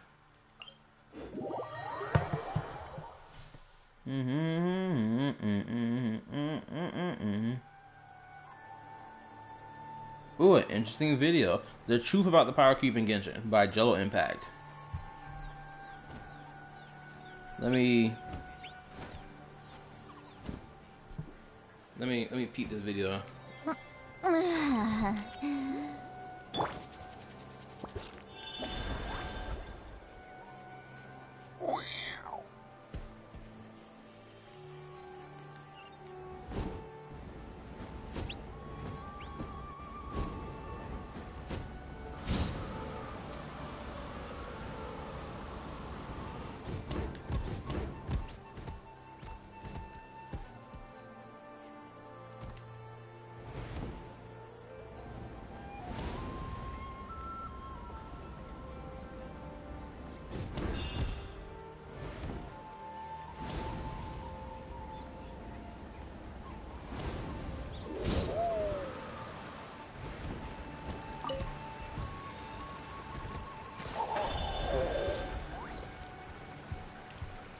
Okay, this is gonna be a good video. I'm gonna put this in the server.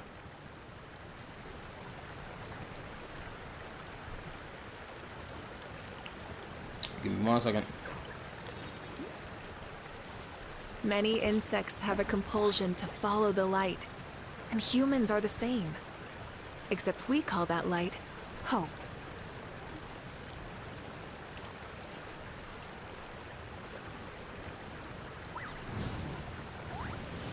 Okay, that's done.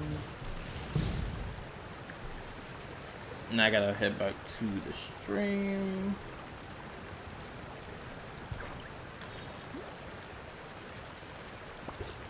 Okay, perfect.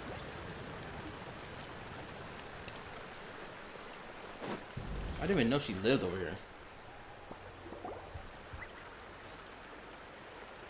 So, this is where the great shaman lives? A bit far from civilization, isn't it? I hope the person who pointed us in this direction wasn't mistaken. For someone like Citlali, it actually makes a lot of sense. Is this graffiti her work too? I wonder if it's a cultural practice. If I could just copy it down, We're here for a reason, Allie. As agreed, you two can do the talking, and we'll wait for you here. I ain't gonna lie, this dude Alie seems to actually give a F to learn about Natlan's culture, while Homeboy just want to make a profit off of it. That's what I'm getting from this. He wants to make a buck off their culture. This other dude just wants to actually learn the culture. Also, and not only that, this graffiti art stuff is making even more sense to me now. Well, I already knew what they used it for, but I'm actually glad to see like the new 5-star character having graffiti like art on her as she does her ult in combat. I know someone's gonna be like, "Oh, it doesn't make sense why she got graffiti art looking like Rappa wannabe in Genshin," and it's like, no, it makes sense. If you actually play the game, you know. Don't talk out of your ass. Okay, we'll go knock on the door. Hopefully she's not hungover. Wow. I didn't even know this is where she lived at. Genuinely. Citlali? Are you there? We need your help with something. Oh, no response. Maybe she's not home. Oh, Granny Citlali? Are you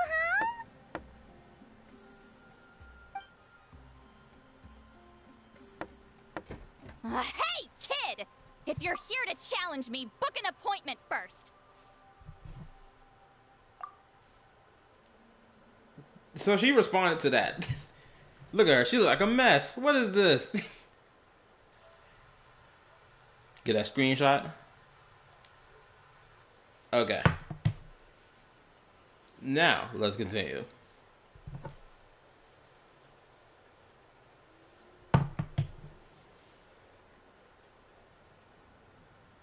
And go.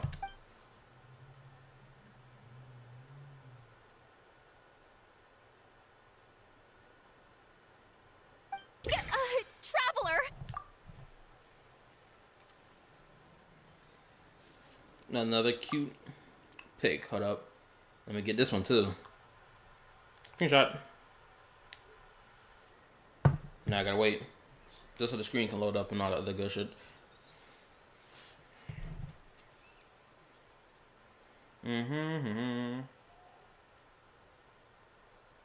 Alright, let's get it.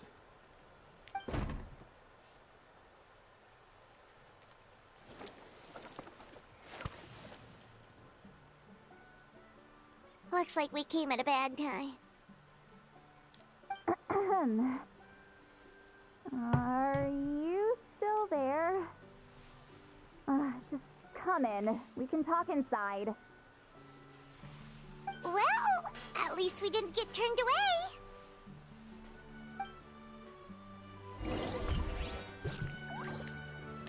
I bet they're not gonna ever let me come back and enter her house again.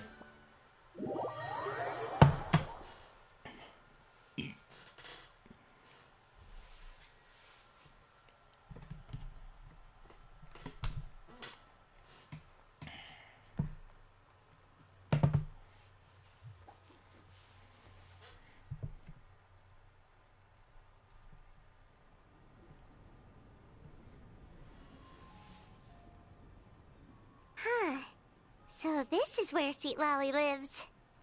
I, didn't have time to fully clean up the place. Complain if you want. Menial housework means nothing to a great shaman like myself. Yes. Great wifey. Means AKA I can't clean my shit. Besides, in light novels, people who keep everything neat and tidy are always too boring to be the protagonists. Also, I'm not a hermit. I'm just above superficial rules of societal etiquette. Okay. Make up any excuse you want, queen.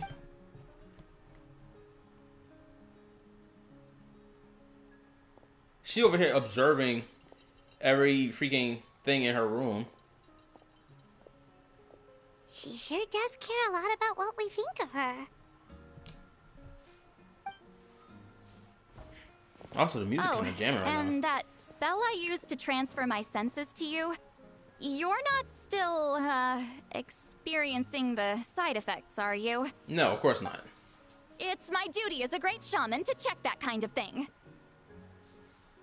Oh, you mean when we could hear your thoughts? Nope. It's been so long, we don't have to worry about that anymore, right? Then why do I hear the traveler's thoughts in my head? What?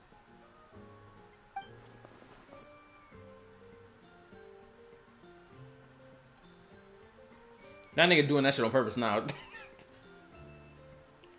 You think he's slick? Isn't that nigga smirking?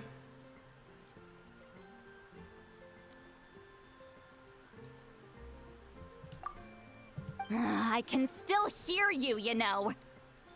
I apologize for offending you. Don't bother. I'll find a way to fix it. First you hear my thoughts, now I'm hearing your thoughts. It's just a simple spell. I use it on you, and now it's on the Fritz. Forget it. Just tell me why you're here. Sheesh, okay. Damn. Well, someone asked us to ask you to be their consultant. They have questions about the history of Natlan. So they asked the hero of Natlan to put in a good word? Sounds like they know I don't usually trouble myself with other people's problems. The pay is really good.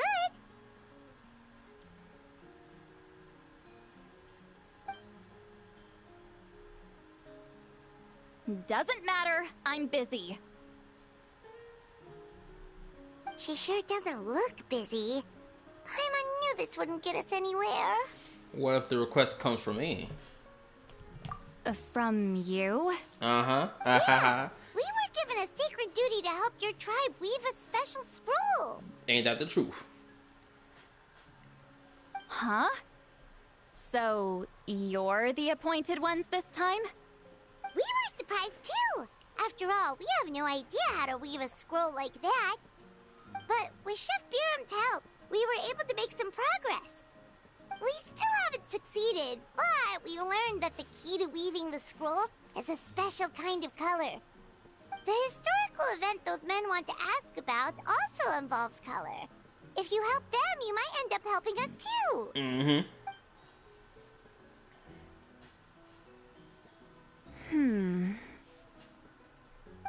She's giving us that face again. Did Paimon not explain things clearly? I can't decide whether this twist is completely out of the blue or if it was foreshadowed all along. Does that mean you won't help us? I need to think about it. Granny, come on, bro. Then there's still hope. Hey, what's the holdup? Just give us an answer already. You agreed to let us do the talking. Oh, she's pissed. He done pissed her off. She's strutting over there. Citlali! That's how you know a woman angry. She starts strutting. She better let this nigga have it.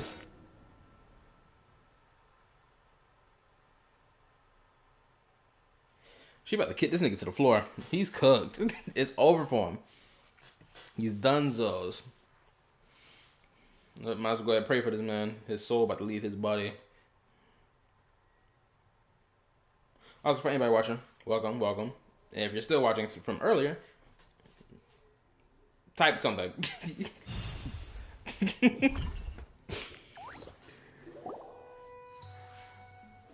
Stand down, Grudok.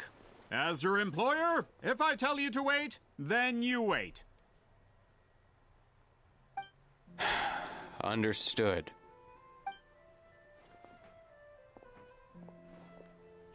You're the great shaman who's been alive for centuries? But you're so... Apologies for the disturbance. Grudok is a recent hire, so difficult to restrain sometimes. He's lucky he didn't force Citlali's hand. Well, since you're here, how about a discussion? Look at the face she's giving him. Do you have any idea who I am? Did you think Granny Eatsley would be fooled by your little performance? Wait. Is she implying that Homeboy made his employer, made his, the dude he employed, to do that and knock on the door with aggravation that will get her to come out? Is that what she's implying? I have no intention of speaking to you. Your recent hire interrupted me right as I was about to make an important decision. Pull a trick like that again, and I'll make your lives a living horror novel, except 10 times worse. That's all I came out here to say. Whoa. Traveler, we have a discussion to finish. You live up to your name, Granny Itztli. I apologize for the offense. I'm just surprised the Battle of Seven Colors didn't pique your interest. You're investigating the Battle of Seven Colors? Ah, the Traveler didn't get to that part? Yes, I thought the Traveler could help me convince you. But, if I'm not mistaken, you have a personal interest in this matter, don't you? I heard that the great shaman Huitzilin was a friend of yours. You two must have been close. If I can resolve the controversy and prove the battle took place, I'll include it in my next collection. Then, all of Tevat will learn the truth. With your support, your friend's heroic deeds will once again be known throughout the land. Inspiring, don't you think? You'll be helping me fulfill my duty, and it'll mean a lot to your tribe. I'll be right back. I need to go use the bathroom. BRB.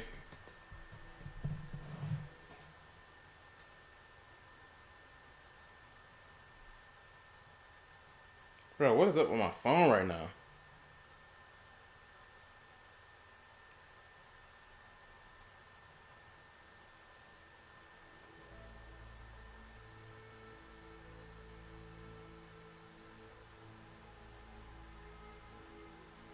I need to close my phone. Alright, BRB.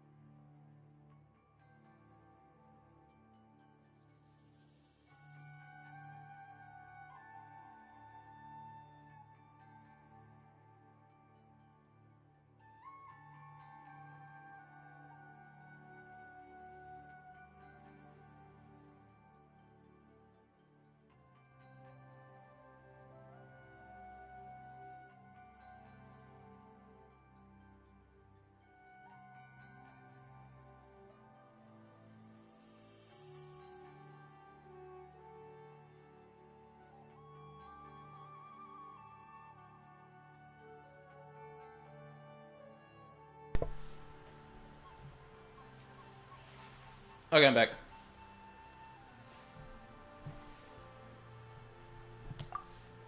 If this is really about that duty, then... fine. I'll help you. I'm honored. Save it. I agreed to help the Traveler, not you. You'll just have to leech what you can. Well, at least she agreed to help.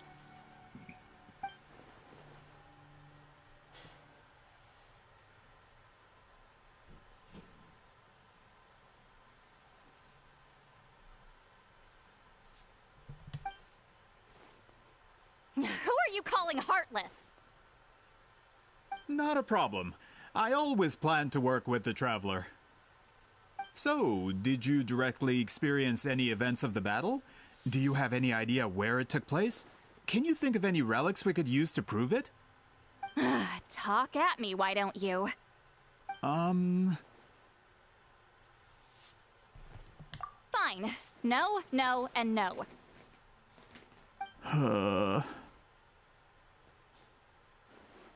I did live during the same era as her, but that doesn't mean we experienced the same events. I've lived a long time, but I'm not a walking encyclopedia. Very interesting. You decide the angle of your investigation, and I'll provide answers if I'm familiar with the subject. All right. Even if you didn't witness the battle yourself, you still lived through that era. Your insights are very valuable. Allie, you had an idea about where to start, yes? Oh, well, my plan was to consult the members of the tribe in charge of recording history. Then, let's start there. Traveler, what do you say to officially working together? After all, it appears I can only get Miss Citlali's help through you.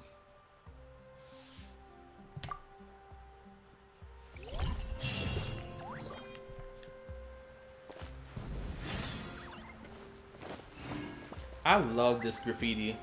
Especially this modern looking art style of graffiti. This looks nice. I like this art style. I've always liked this type of graffiti. I've always liked it.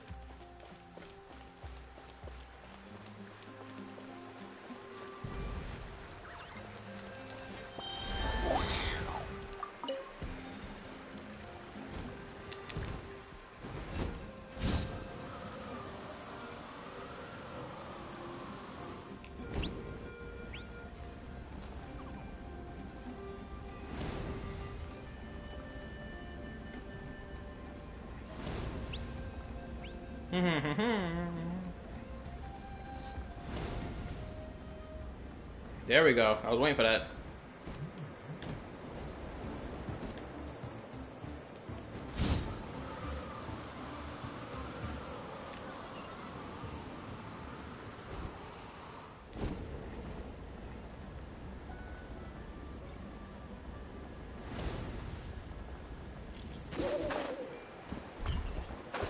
Why did that happen?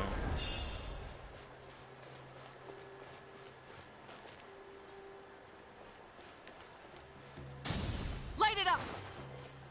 Full throttle!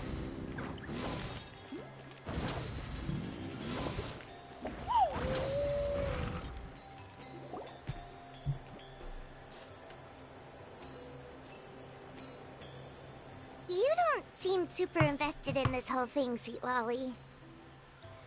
The Battle of Seven Colors is something I've only ever heard about. I know as much as anyone else in my tribe. But how? Weren't you alive when it happened? I wasn't there when it took place, and she never told me about it. That's how. But Molusan said the two of you were close friends. The battle was legendary. Why wouldn't Citlali tell you about it? Close friends? More like arch rivals. Something Montlusan would know if he actually did his research. Did you see the graffiti outside my house? That's not my doing. All students from Weeziling's School of Shamanism must pass an extremely difficult trial before graduation, defeating me in battle. Those graffiti drawings are how they challenge me. Oh snap! So that character animation they released up for her character, it makes more sense to me now. Of course, none of them ever succeeded. So, after Wheat Ceiling's death, her students had no choice but to modify the requirement. Instead of defeating me, all they have to do now is last long enough. Yeah, that sounds like a necessary change. As my rival, Wheat Ceiling only had one achievement that surpassed my own. And that was the Battle of 7 Colors. I can only assume she had some kind of secret technique at her disposal. It makes perfect sense that she kept it from me. I'm a fast learner. Telling me about the technique is no different than handing it to me on a silver platter. As if she would give away her one advantage. Oh, that makes sense. Anyway, all of that is secondary. Like I said, I'm only here to help you fulfill your duty. So Citlali is doing this for me?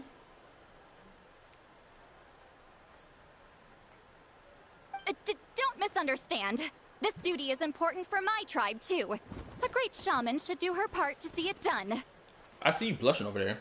A great shaman should be a bit more organized at home. He doing this on purpose. Oh, man. I enjoy shit like this. I swear I do. Excuse you? I fail to see what housekeeping has to do with my duty as a shaman.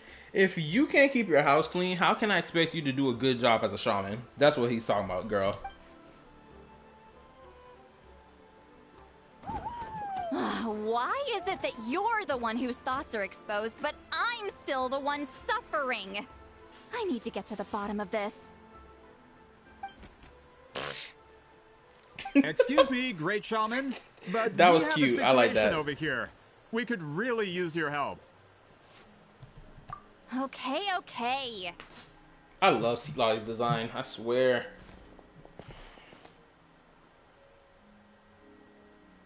Of course the Battle of 7 Colors happened. The woven scroll proves it. Wheat Ceiling used a mysterious color to construct a maze and trap the enemies inside. That's just your interpretation.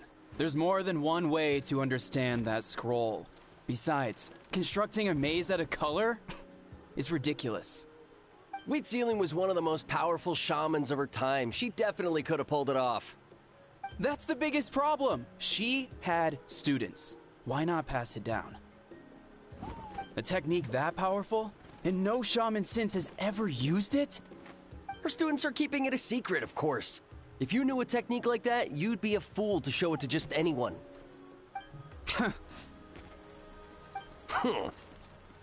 Oh boy. Oh, I didn't mean to cause an argument. I just wanted to ask, is there anything we can use to prove the battle took place? Of course it took place. Why would you need to prove it? You'll have to excuse him. Some people in our tribe insist on clinging to outdated views of history. I'd give up now if I were you. It only gets more ridiculous from here. Please don't fight. Wow, so the battle really is controversial. Am I the outdated one? Kids these days can't find anything better to argue about? These arguments are precisely why I hesitate to include this story in my collection. Neither side was able to offer anything useful. What should we do?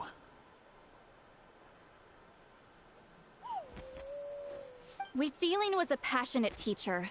We were opposites in that sense. The technique she used in the battle must have been her masterpiece. There's every reason to pass it on. Still, if the technique is powerful enough to single-handedly stop an invasion, it also makes sense that her disciples would keep it a secret.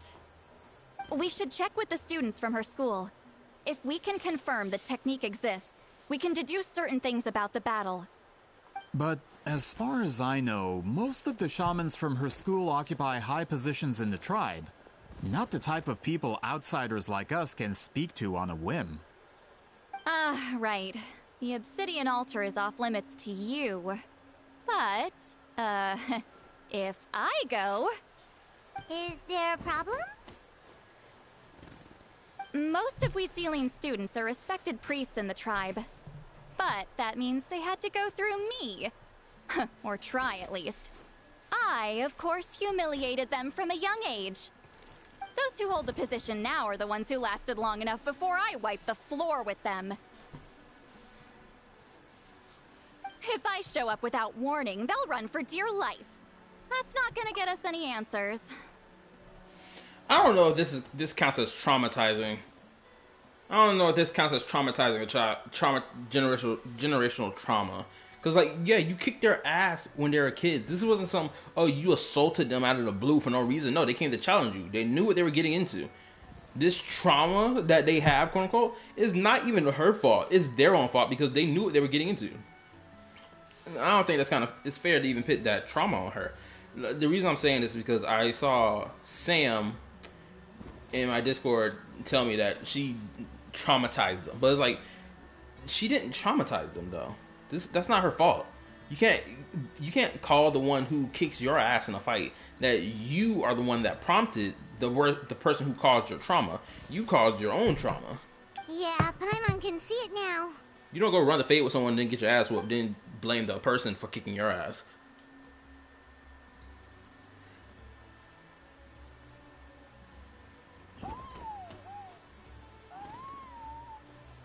Hey, don't jump to conclusions.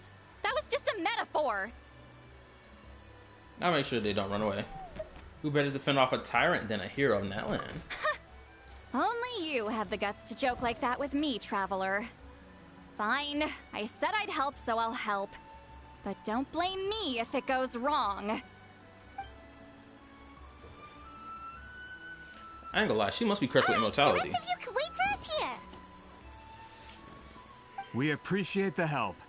Why he look aggravated?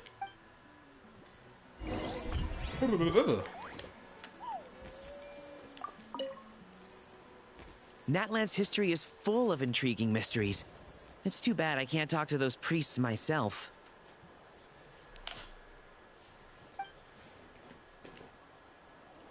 What does this do?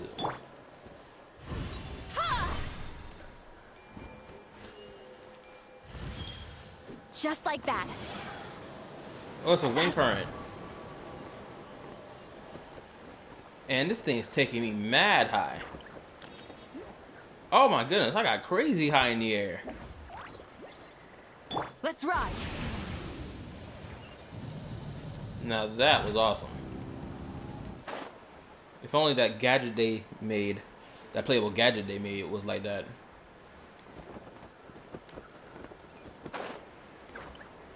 Yeah.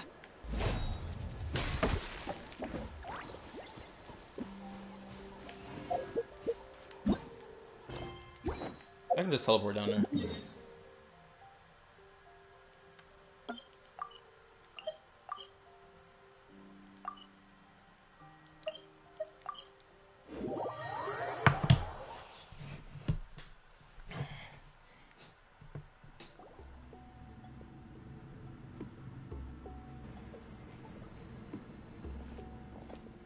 Oh, are you in the middle of a ceremony? Granny Eatsley?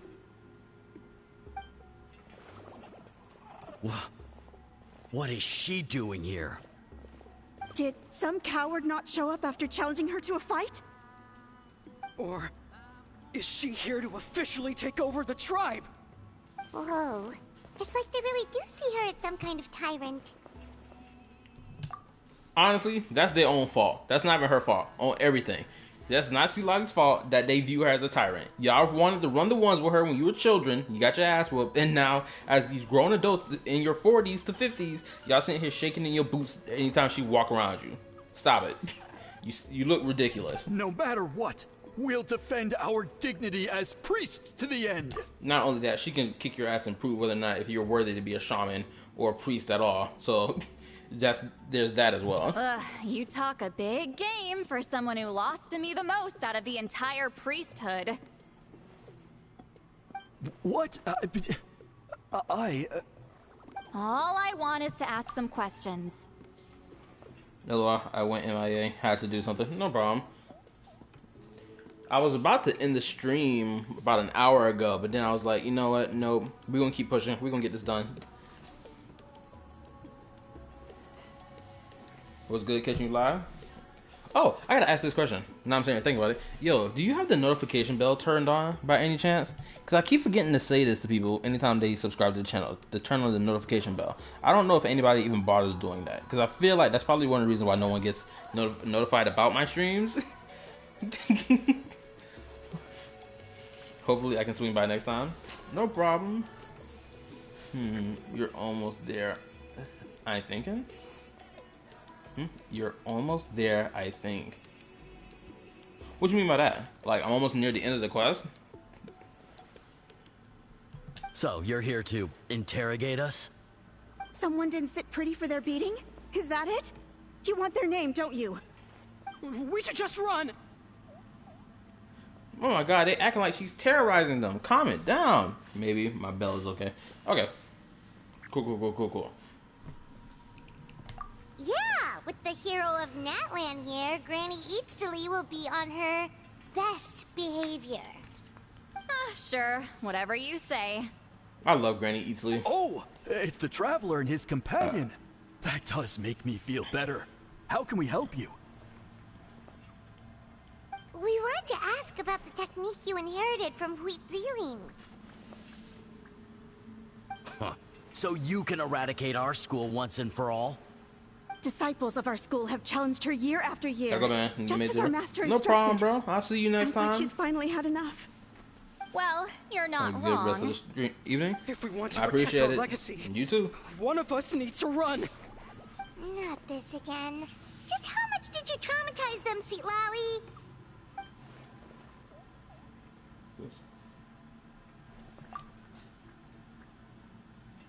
Ooh, let me read this line out. She beat them in a duel. So what? Take care, man. Alright, appreciate it. Peace. Deuces. That wasn't reading. Oh, yeah. She beat them in a duel. So what? There's no reason to be terrified. Citlali is someone worthy of love and respect. Exactly. These people acting crazy. Y'all, it's not like she came and spanked them for no reason. It's not, they acting like she just came up to them and beat them up for no reason. No. You challenged her to a duel. She kicked your butt. And now you're sitting here terrified of her. Like, come on, bro. That's your fault. Hey! You can't just say whatever you want just because it's in your head. Ma'am, if you keep getting close to me like that, me and you gonna have to share a room in your house. I'm Granny Citlali. A mere mention of my name and kids burst into tears. Love and respect? Huh, no one has the guts for that. What about Auroron, though? I feel like Auroron got plenty of guts and respect for that. Oh, hey, Mimi.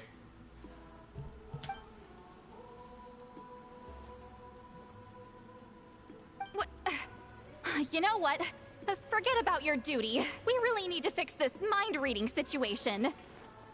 Sorry to disappoint, but if you're here to question whether we're qualified to inherit our master's legacy, we're not going down without a fight. That's not the question that's about to be asked, bro. We're not getting anywhere. What should we do, Traveler?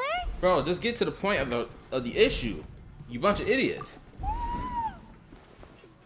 Oh, that thing is massive. Oh, it's you. Elder Tlapo! Oh, we must have disturbed your meditation. Our deepest apologies. Please forgive us.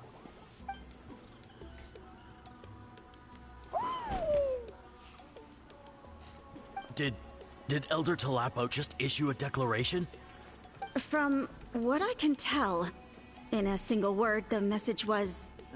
friend? Is Elder Tlapo telling us to treat Granny Citlali as a friend? Why doesn't nigga look like an emo That's character? not possible, is it? Oh, you forget yourselves, my friends. You are esteemed priests of our tribe. Where are your manners? And this dude is crazy tall. Chief, we know they're I never gonna didn't make a expect to character like see that. you though. here, great There's never gonna be a gentleman. character that's My that's sincere that's apologies crazy for the tall lack like of that. hospitality. Well, I wasn't exactly planning to come to this crowded place. So you can save the pleasantries, Chief. I'd rather get this over with. Understood. Now, as successors of Huitziling, I understand your friction with Granny Citlali.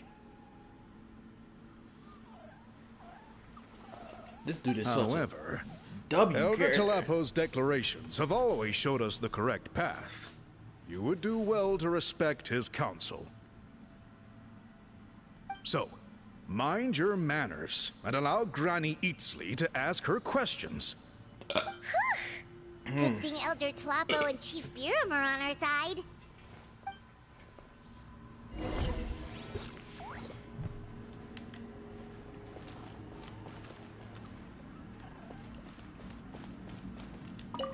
Why does Granny Eatsley want to question us all of a sudden? Should we plan our answers in advance? That brutal graduation exam. It's all coming back to me. You heard the chief. There's no running away. It just shows how weak these niggas is. They get beat up by Granny Easily, and then they start, oh my god, she's come back to haunt us. Lame asses. Y'all should have spun the black and tried to fight her again. If y'all got any warrior spirit about yourself. Hi there, Elder Tlapo.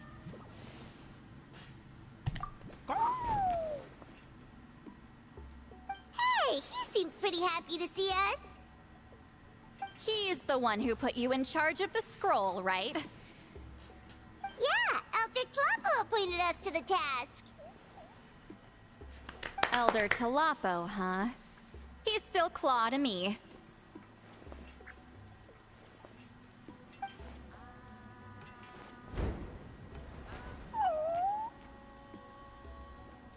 Hey, don't pull that cutesy stuff with me. You're an Iktomisaur Elder now. You occupy an eminent and important position within the tribe. So, you already know each other? Claw Anyway, was how y'all only day been this going? big when we first met. He was with Zeline's Saurian companion back then.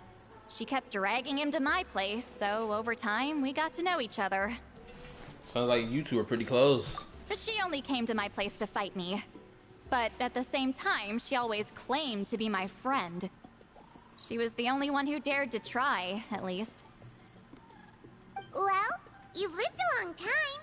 You've probably made a bunch of friends over the years, right? The more time you have, the more friends you lose. Oh, Anyway, let's get back to business. I hate talking about the past. Oh, he stopped her. 200 years and you still haven't given up, Claw?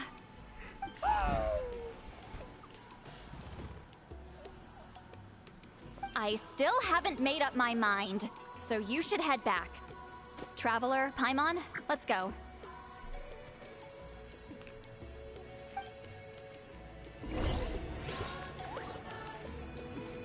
Honestly, she should just take over the tribe. At this point, she's just being lazy about it.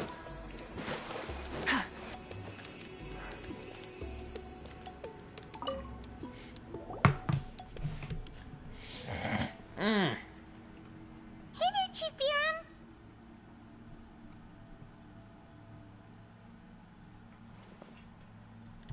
Oh, wait. We haven't reached out since the last time we failed the task, huh? I'm just grateful you haven't forgotten that duty. Actually, we have good news. We found another clue. I'm all ears. It's the Battle of Seven Colors. Huitziline's claim to fame? That sounds promising. But the battle took place hundreds of years ago. An investigation is bound to be difficult. True, but Granny Eatsley promised to help. Is that so? Huh. I've tried seeking her help in the past, but I never managed to coax her out. You should cherish this opportunity. Hey, don't complain. None of the previous chiefs succeeded either. Forgive me. That wasn't my intention. It was a comment on my own failings.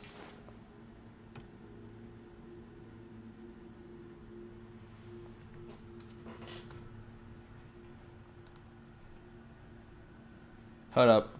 Give me a second.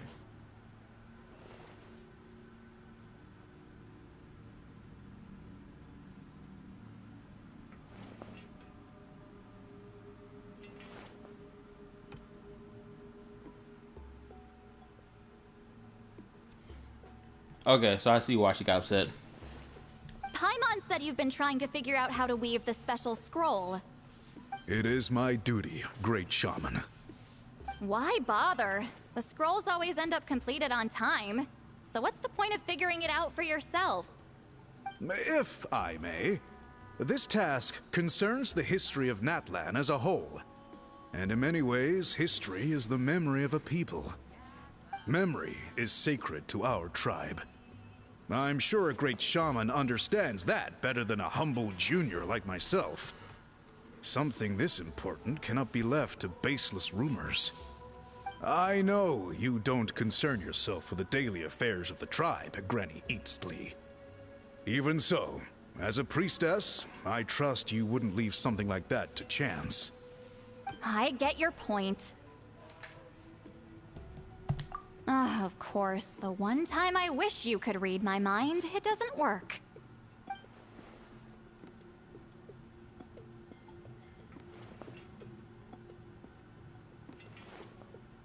That's a crazy thing for him to say. This man is wildin'. No, that's not it. Huh? I love the traveler making her plush. It's so freaking cute. It's not important. Rest assured, Baram, with my help, the Traveler and Paimon will definitely be able to complete the task. We'll see about that. You have my thanks then.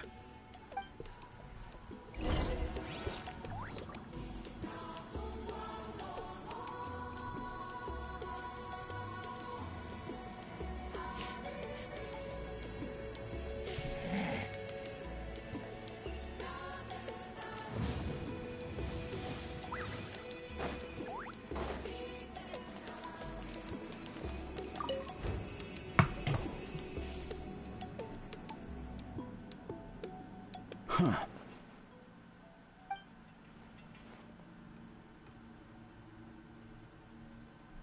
So are you here to test whether we're qualified to inherit Master Wheatselian's legacy?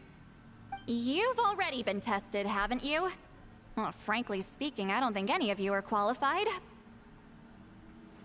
But that's not why I'm here. All you need to do is be good and answer my questions. Fine. Ask away. You've heard of the Battle of Seven Colors, right? Who's watching right now? Because apparently the Hoyoverse is pumping out either some new game or some nonsense. I don't know what it's called. It's like Teletubby looking stuff. I don't know what it is. Also, I swear, every time I hear Tech don't say this, it's been 6.5 years. No, nigga, it's been 5. It's not 6, it's 5. Good lord. Get your number right. But anyway.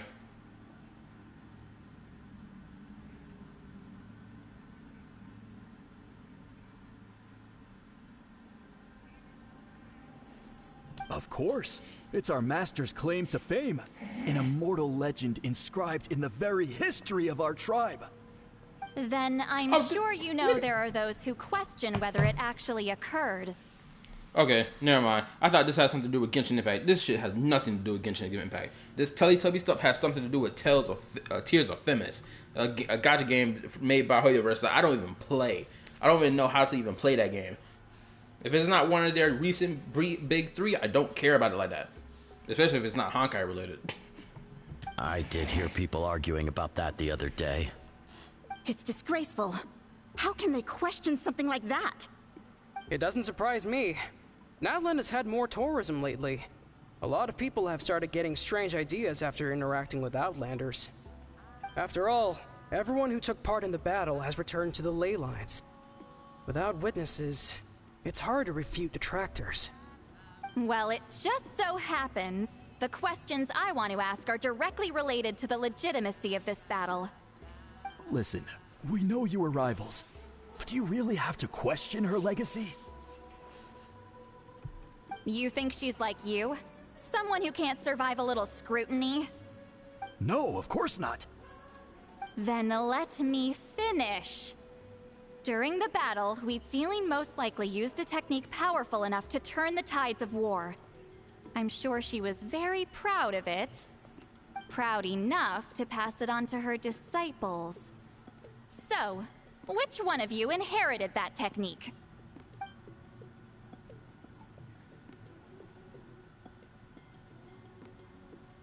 What are these niggas yapping about? Start running them gums. I don't think any of us have heard of it. Listen, I'm not trying to take it for myself, so be honest. With or without it, I can wipe the floor with any of you. Yeah, no objections there. But I'm telling the truth. None of us have ever heard of that technique. What's wrong with her? Why would she let it go extinct? Master's body of work is massive. No one student could hope to learn all her techniques. Mastering just a few already takes a lot of effort. Master had no choice but to recruit many students, split up what she knew into different portions, and pass it down through various individuals. So even though we see ourselves as representatives of Wheat Zealin's school of shamanism, what we know isn't the sum of her legacy. Actually, I know of a shaman family that inherited some of Master's techniques. The family fell on hard times and lost the right to the priesthood. Still could be worth a shot.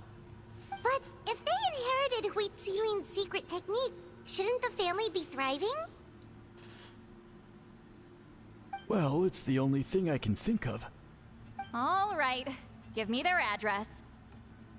I'll mark it out on your map. To be honest, I'm not optimistic about the future of this investigation. You're really giving it all your all, though. That's because the request came from you. You don't know the power of your own words, do you? I mean, because I pull bad bitches. Like you. Exactly why I pull for you.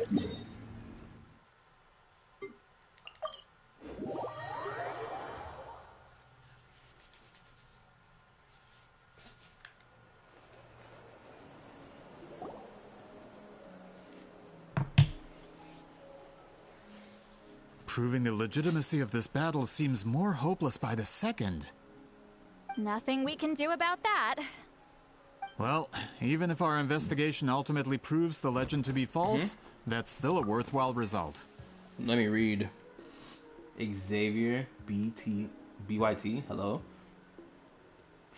Hello, Xavier. This is the first time being here? Or have you already been here before? I can't remember. There's too many people that sub to my channel. Although I'm here for business purposes, I have a personal interest in this as well. I'm drawn to matters of historical truth. That's exactly why I chose to follow you, Monsieur Montluçon. Okay, perfect. This is your first time being here? Nice. Don't listen to anything else nobody else in this chat says, because they're going to try to pull some BS about something. Run away for your life. They always do this all the time, so don't listen to none of that nonsense. Now, I guess I'll ask you this question. What gacha games do you... Which one of these gacha games do you play? You clearly must play Genshin if you come to watch this Genshin stream. Listen, I'm just updating you on the situation, not asking for your opinion. I don't really care whether you continue your investigation. Genshin and Zenless? Perfect. I mean, we got something to talk about. When did you start playing Genshin and Zenless?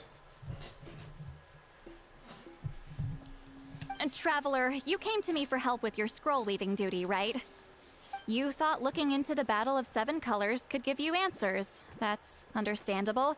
But based on our progress, I'd say this is a dead end. Oh, also, I asked this. What'd you think of my thumbnail? I need opinions of my thumbnail. I think I did a really good job with it. Instead of wasting time, you might consider taking a different approach. I'll try to think of another way to help you. Respected traveler, let's not forget about the compensation I promised. You shall have it in full. Extra, if that's what it takes. I think this investigation could help you too. What makes you say that? Ooh, let me read. Oh, interesting. I started Zenless on the Miyabi banner. Okay. And I started Genshin on the Farina rerun. And very nice thumbnail. Appreciate the compliment. Okay, nice. So you started Wait, hold up. The Farina rerun banner. What was that last year, or was it the one that just happened recently? Because I don't really pay attention to rerun characters that I've already possessed on my account. When was her rerun banner again? I forgot. Last year? Okay, perfect. So you about a year into the game. All right. Do you have any like criticisms of the game? Anything like that? I'm curious. The reason I ask, because some videos I'm in the process of making is touching on criticisms of Genshin Impact, at least the game as a whole. I'm working on one video that I'm almost done with. So I would love to hear any type of criticism, any type of thing that I can either push back on or agree with. Yeah, based on what you've told us so far, it kind of seems like there's unresolved tension between you two. You think so? She claimed to be your friend, but picked fights with you non-stop, and never told you about her biggest accomplishment. By figuring out the truth behind the battle, maybe we can finally help you get closure.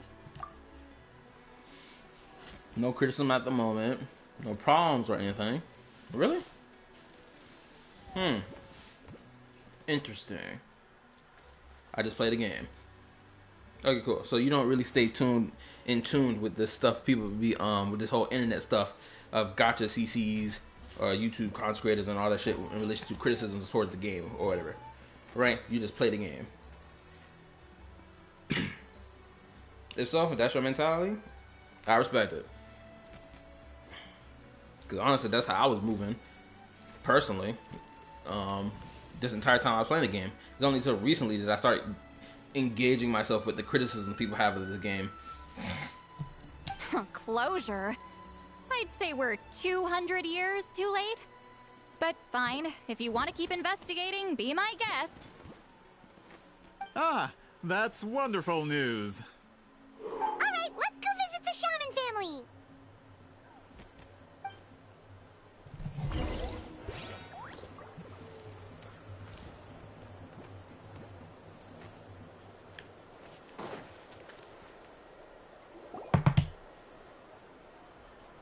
Hello, are you Aishaman? Yep, that's me. Huh? Granny Eatsley? Get up. In a crowded market like this, the only person who should be trying to hide is me. My apologies. Ever since my grandfather's generation, the shamans of my family have given up on passing your trial, Granny Eatsley. Have we offended you in some other capacity? Man, this is generational trauma at this point. Whenever I misbehaved as a kid, Grandpa would tell me about the thrashing he received from Granny Eatsley. I still get nightmares about it sometimes. Y'all cannot blame that on Eatsley. I swear, they're doing the most right now. No, your grandfather ran the ones with her, lost, and got his butt kicked. Why are we acting like she just came out with a belt and started whipping kids for no reason? And then they treat her like a boogeyman. Like, bro. Hey, let me read. I don't like getting into the drama of Genshin too much. As far as I've heard, the drama is very well. They do not like Citlali. It's like, bro, leave my girl alone. She ain't do nothing. I wonder what she looked like in them nightmares for real. Oh, that's right. This freaking autoplay don't play when I do that. Hey, don't get any funny ideas. This was your idea, remember?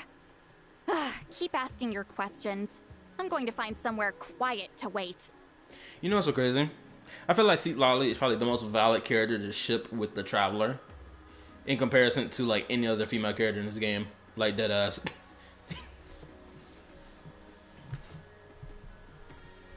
You recently got Arlecchino. Nice.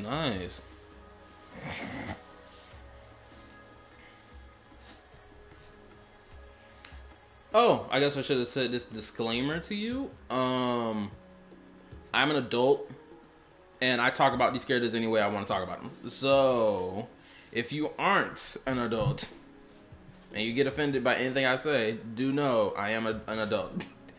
I just want to make that clear first. I forgot to say that earlier. So there's no confusion about when I say something out my mouth.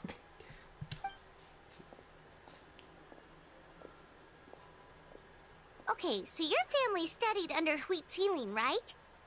Yes, although that pretty much ended with my grandfather's generation, unfortunately. The techniques my family learned from Citlali didn't have much practical use in terms of tribal affairs, so during my grandfather's time, we quit the priesthood. Turns out, shaman techniques aren't that useful outside the priesthood either. So over time, we abandoned them altogether. Of course, it's possible that we were just too foolish to understand the true power of those teachings. After all, Citlali was a genius. None of her students have been able to fully reproduce her talent. Do you know which techniques were passed on to your family? Don't listen to anything that's being typed in the chat right now. This nigga is lying. I know how old I am, first of all. They keep clowning me over this one little instance that happened months ago. They won't let it go. Also, it's cool to know you don't get offended easily. If you want to hit the sub button and hit the bell as well, so you'll be, linked in to whenever I stream, go ahead and do that. Also, if you want to join the Discord so that you can get a more direct notification whenever I stream, you can ask for it. But I think I'll only let you join it if you're an adult. If you're not an adult, then don't worry about it. Just keep that YouTube notification on. I'm not sure. As a kid, I remember hearing my grandfather talk about them, but it's not like I can use them myself. Just think about it for a sec. Do you remember anything about a technique that can decide the outcome of a battle? Decide the outcome of a battle? No, I don't remember anything like that. Besides, my family wasn't really known for our talent. If a technique like that exists, I doubt Citlali would pass it on to us. You might have better luck asking one of the priests. They're descendants of Citlali's most gifted students. Well, looks like we're back where we started. Still no definitive evidence the Battle of Seven Colors took place. Allier, do you think we have enough to draw a conclusion? All we have are non-witness accounts. We could put together an interview, but that's not going to hold up in academic circles. Then we have to keep going. Oh, you're investigating the Battle of Seven Colors? Yeah, you know about it? Not a lot, but there's something special about my family. In addition to shaman techniques, Citlali's stories were passed down to us as well. Say what you want about my ancestors' dedication to shamanism, but they definitely paid attention to those stories. And of course, the Battle of Seven Colors is the most exciting story of them all. We don't need another story. We need something concrete. Does no one in your tribe understand that? The disrespect. I'm not sure if this is helpful, but the story passed down in my family is a little different from the one told in the tribe. I'm not gonna hold you. Homeboy is disrespecting the crap out of their culture right now. He's almost like, don't you people understand that? What you mean by that? You people. The bombastic side eye. You better watch your tone around here. Talking crazy, get knocked through the wall. Really?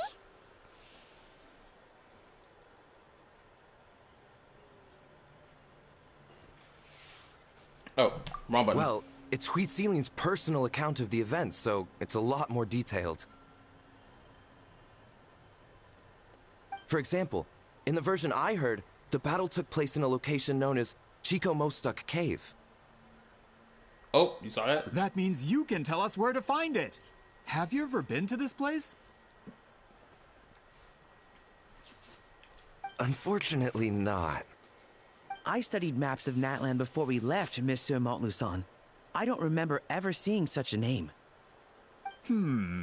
Could your ancestors be mistaken, Mr. Ashemin? It's unlikely. My family may have let the shamanism side of things fall by the wayside, but we're serious about these stories. In the words of my grandfather, Some things deserve to be passed down more than secret arts. If Wheatsealing's version of events differs so much from the general understanding, that makes it even more likely the battle is completely made up.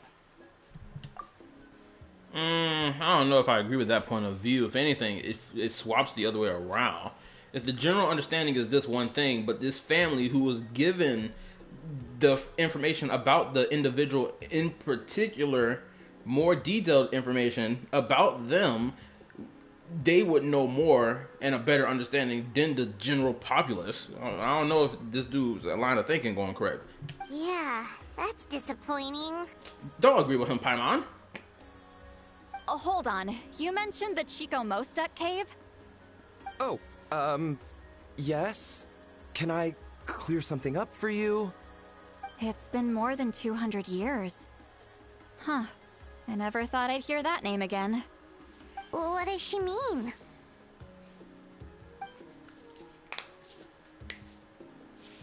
Oh, that eye contact. I saw that.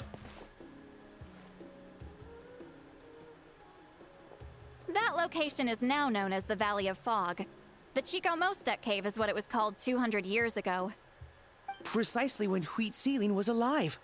That means, Monsieur Montluçon, we can confirm the original site of the battle. Wait, don't tell me it's that freaking Once we island. get there, the evidence we need should be at our fingertips. It's that island, I can tell. Just when we thought all hope was lost. I never doubted you, great shaman. Allow me to present you with a gift as thanks. Save it. Flattery won't get you anywhere with me. Just accept the gift, woman. Damn. Apparently, you can't see my USD as a whole. You can. Well, you technically you kind of can. You got to put that that line bar in it. Hold up. Let me give an example. I'm pretty sure you know what I'm talking about. Like that. I'm pretty sure you can type it in there like that because I've seen people do this before, where they type the UID in my chat and they will type it with that bar, so it'll be able to get in there. Shoot, I think it was one time somebody typed their full UID with no issue. I don't know how they did that, but they did it. Wait, Mr. Montluçon works in publishing. You're a huge fan of light novels, right, Citlali? Maybe he could get you some that are out of print. Really? Out of print, huh? Sure. Do you have any in mind? Well, if we're talking collectibles, then the first edition of Shogun Almighty Reborn as Raiden with Unlimited Power is a must. It's the first major hit of the isekai genre. Several editions have gone to print, but copies of the first edition are exceedingly rare and valuable. I see. There's also its sister work, Pretty Please Kitsune Guji. It was Yae Publishing House's attempt at gauging the new market trends. It's opened the door to a new genre after readers grew tired of isekais. The sales speak for themselves. Actually, Yae Publishing House released a limited edition not too long ago. But it's almost impossible to get. Anyway, I'll take those two. Sorry, I'm not sure I caught all that. What were the titles again? Reborn as Kitsune Guji? How was you not listening, my guy? What? She just yapped about it for a good 30 seconds. There's no way you missed out on that. Get out of here. I'm tired of niggas like this. Oh my goodness. These two titles are among the most successful and well-known works in the entire industry. You're telling me, as someone who works in publishing, you've never heard of them? I'm a merchant from Fontaine, after all. Regarding this particular genre from Inazuma, I'm afraid I lack your level of expertise. Huh. Amateur. Just leave the books to me. Of course. Sounds like a perfect arrangement. Now, there's no time to waste. We should head to the site of the battle right away. Once we get there, it'll take a bit more work to determine the actual location. Right now, all we have is a general idea. Well, I'm sure Miss Citlali can help us with that. Have you even looked at the time? It's already evening, and I have important plans tonight. You expect me to work through the night? Well, what do you think, traveler? Let's break for today and meet back tomorrow, bro. Okay, we'll find a place to rest for the night. When should we meet tomorrow? He's persistent, huh? How about noon? Do we have to wait that long? Great shamans have important matters to attend to in the morning.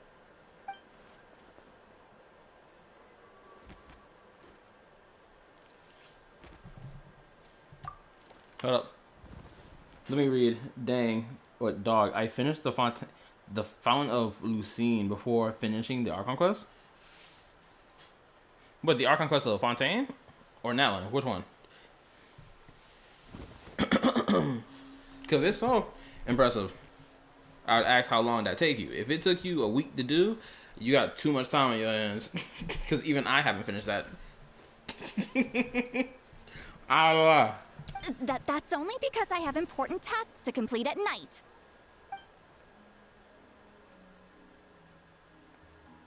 All right, as Miss Citlali instructed. Let's meet back up tomorrow at noon. We'll be waiting at the exit of the tribal settlement.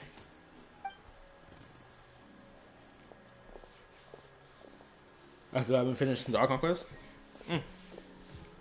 Okay, cool. Oh, I guess I asked you this. Who you pulling for in 1.6 of Zenless? I just wanted to ask, is Granny Eatsley satisfied with my answer? Yeah, of course. You really helped us out. Oh, good. I'm glad I didn't offend her somehow. You're really that scared of her? To be honest, Granny Eatsley almost never interacts with ordinary tribespeople like us. Everything we know about her comes from rumors. She's a powerful shaman who's lived for over 200 years. As a great hero, you're probably the only one who isn't intimidated by her. Bro. Xavier, I don't know how to pronounce your name, bro, fully like that. I'm gonna call you BYT. I'm gonna call you that from now on. You tell me you ain't been tuned in to who's coming in 1.6 of Zenless? You ain't heard of Trigger, Silver Soldier, Ambi, Poltra, that's joining the Sons of Caledon? You ain't been tuned in, my guy? If you haven't been tuned in, you better go search up their YouTube channel. Clickety-clack on the keyboard or on your phone. Go sub to the channel so you can be tuned in. So you can stay up to date. Because those 3 characters coming in 1.6. And they're dope. I'm pulling for Trigger and Poltra, personally. I'm not going to pull for Silver Soldier, Ambi. And then their rerun characters, potential rerun characters, are going to be Zhu Yuan and Caesar King.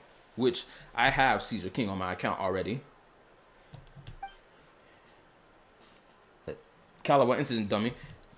It was just me forgetting how old I was at one point. Citlali.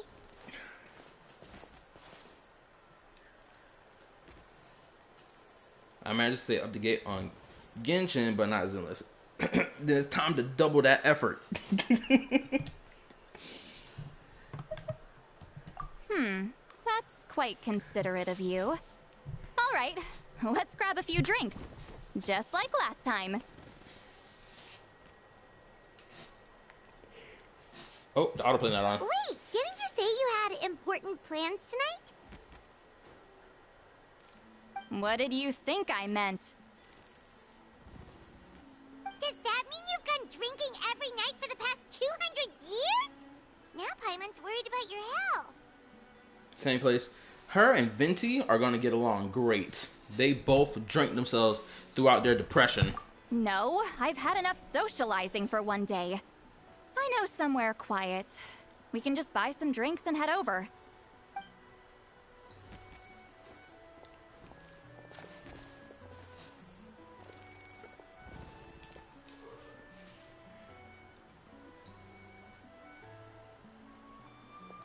Which will also give us a chance to solve the mind reading issue. Considering the necessary spell work, I'd rather do it in private. At your place? For real? I don't mind.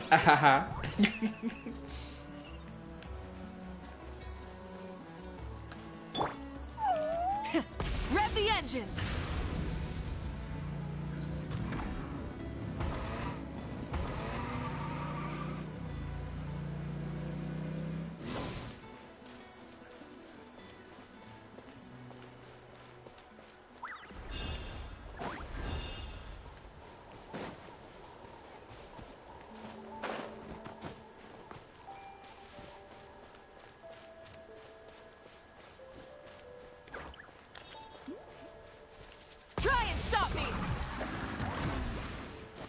I swear I hate it when that happens. It don't make no sense why I can't ride up the whole mountain. Coming!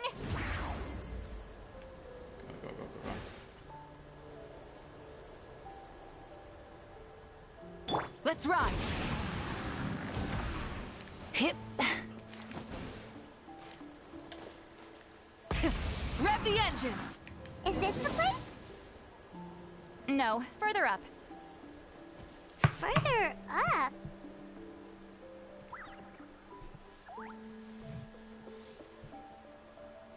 Whoa, this is like a secret base. Okay, let me read. I may skip. I'm happy with enough with my Biabi and Astral combo. Okay. Do you have Shalonen? No, I don't have Shalonen, but Tripwire has Shalonen. I didn't pull for her. It's not that I wasn't interested in her character. It's just like I was like, nah, I'm good.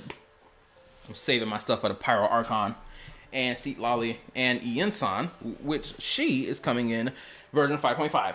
And that new girl, Varessa, which I'm pulling for her as well. Oh my goodness, this is going to be a good day. I gotta get all this primo as much as possible. Sometimes I want the fresh air, but not the company. So I come here. Let's see if my stash is still here. Ah, great. The halberd crest birds didn't eat my snacks.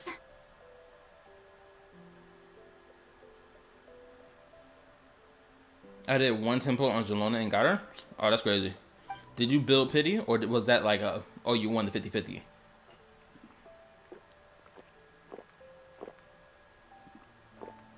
Now for the mind reading issue. Give me your hand. Just like last time? It might take a little longer, actually. I just need to share my senses, make a clean break.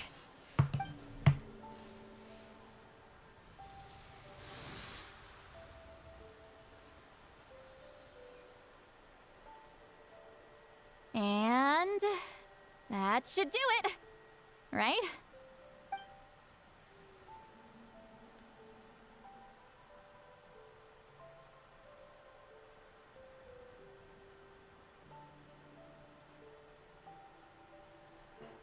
I didn't build pity. I wasn't even considering pity at the moment. You're not wrong. Oh, hold on. Why do I still hear you in my head?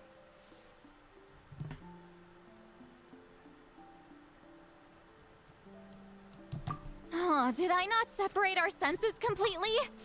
Maybe using my palm isn't enough? Close your eyes. Building pity just means you're addicted to gambling and can't hold out for the actual 5-star you want. I don't know if I agree with that. I can't even tell if you're joking or not, but if you are joking, it is what it is. But if you're being serious, I disagree with this point of view, personally.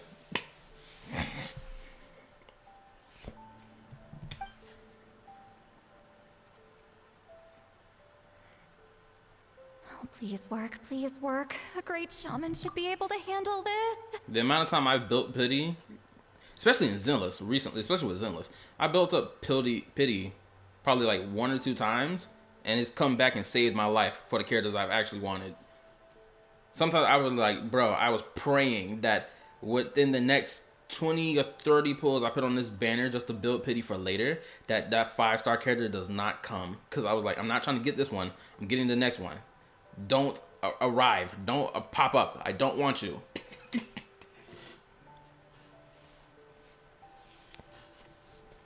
I don't know if that's being called weak-minded, personally. I don't feel like that's weak-minded, especially if you're strategically setting up pity for later. I don't think that's weak-minded.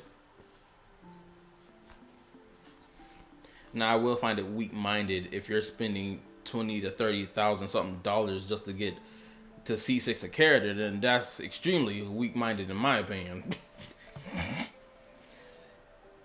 If you didn't build pity, you would have those pulls already, save for the odds of the future pulls.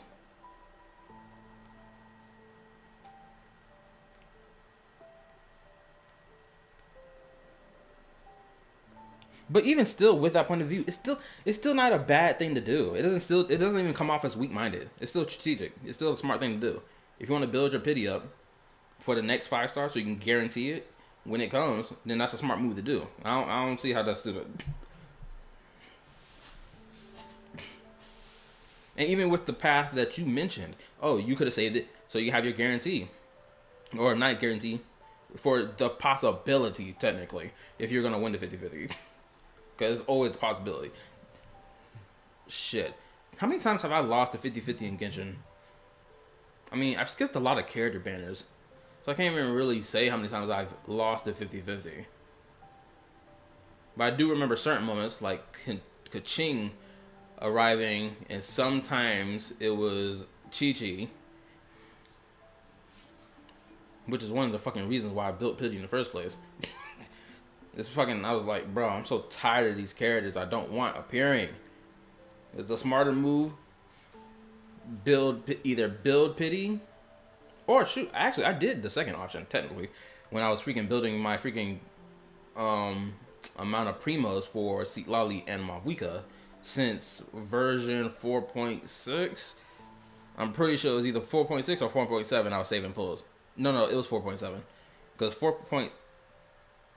yeah, it was 4.7. No, it was... hold up. I'm pretty sure it was 4.6. I lost 50-50 to 1 Kaching and 1 Diluc and 4 Chi-Chis. Oh, damn. Ooh, you know what? I do remember losing the 50-50 on Wanderer's first banner to Mona, but it was something I was willing to accept because I really did want Mona on my account, and I didn't get Mona, even though the game was in its second year. Huh? And now? Huh. Whenever I try to remove the effect, it just flips direction and gets worse.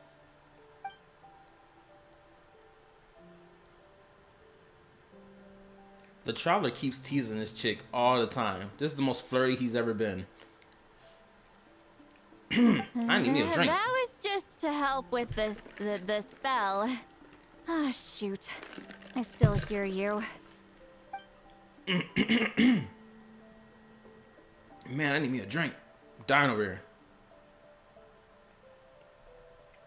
For a human soul, to lose the boundaries of the mind is to drown in the sea of consciousness without a concept of self. Wait, that sounds bad. I read that in a light novel. When it comes to the real world, I think it's pretty accurate. Okay, I'll be right back. I need to get me a drink. I'm freaking dying over here. BRB.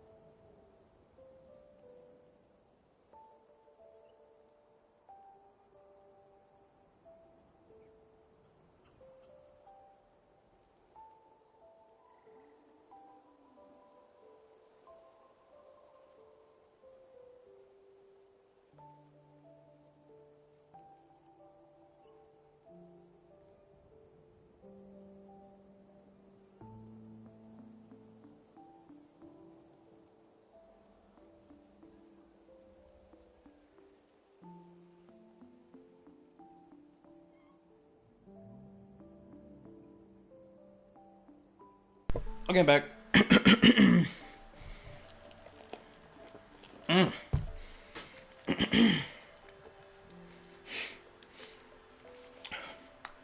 Let's continue.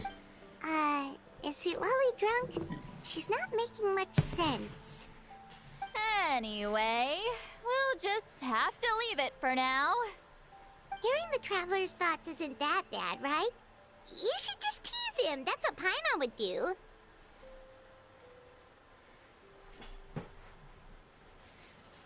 It's just... I'm not good at this. I'm not used to being close to people. Sorry, I said we could be friends, but I guess I'm not ready. I'm used to being Granny Eatsley. Someone intimidating, someone people are scared to approach. I don't have to deal with people that way. Have you built any DPS supports? Does Bennett count? Or Farina?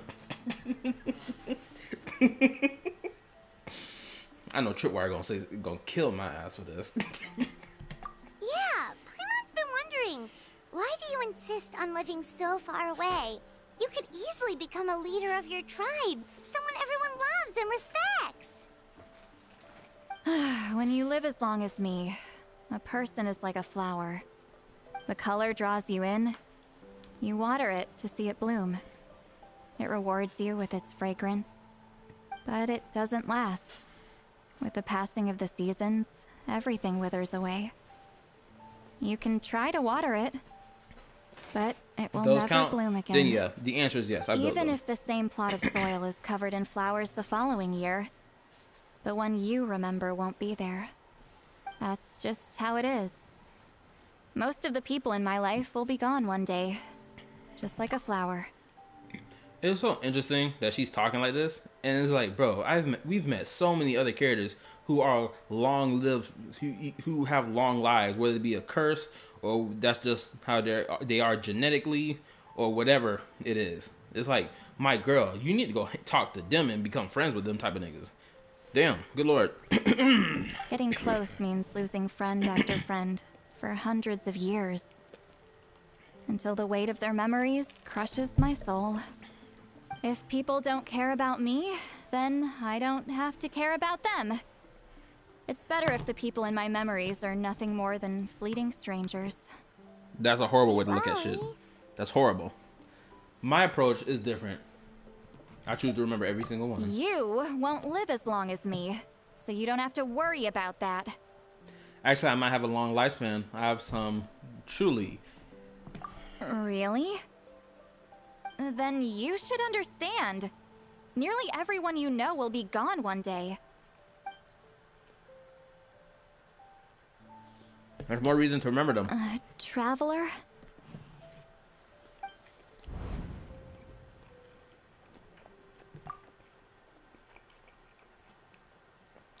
I have a friend that lives in my memories now. In fact, you could say my memories are the sole proof that she exists in this world.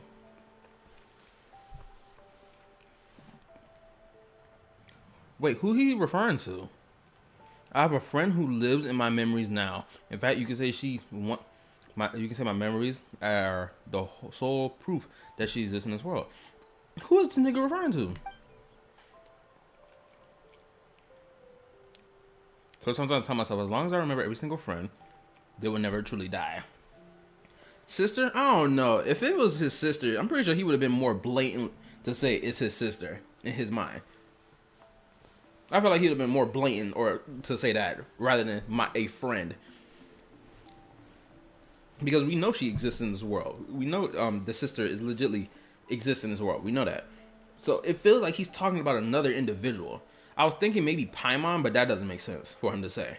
So it must be someone that has long since passed away. It has to be. And I think this may be something tied to the traveler's personal life. Of something before they came to Teyvat. This is just what I'm running my head to right now. Instead, they will live on in the world of my memories. When friends create memories together, there's always something to hold on to. So, if you still need time, let me choose to remember you first. Yes, let's spit game. Look how she acting. She can't even look straight. Sheesh. The traveler been spitting game to Citlali since the moment they met. Good lord. This is the most flirting I've seen this man do in the whole game.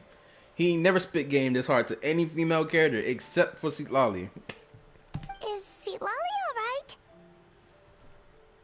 Ugh, stupid mind-reading side effect won't go away. It's not like I want to hear you complain about me all the time. Yes, you do. Okay, she's definitely drunk. Citlali, maybe take it easy? At this rate, you might sleep past noon tomorrow. I'm not drunk. I remember everything the traveler said. Just gotta think of a response. I'll think of something. This shit is so fucking cute. I built DPS Nikita. Next I'm building DPS Qingtao or Lanyan. A DPS Nikita sounds wild. Uh-oh, not this again. Is she asleep? I'm fine. Can get home by myself. Is she talking in her sleep or talking to us?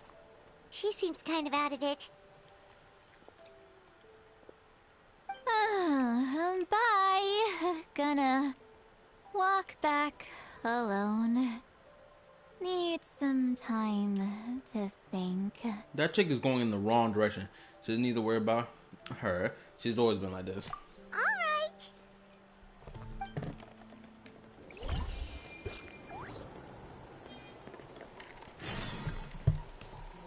Seriously, she went into the wrong direction. She don't even live over there.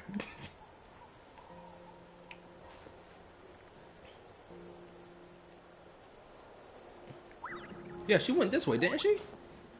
Unless, wait, she went that way. If she went that way, then yeah, she does live over there. Okay, let's see. Wait till 11. Okay, dun dun dun dun. She drunk. What did you expect? I expect her to go the right way. But me, my expectation of her, her competence while drunk is too high.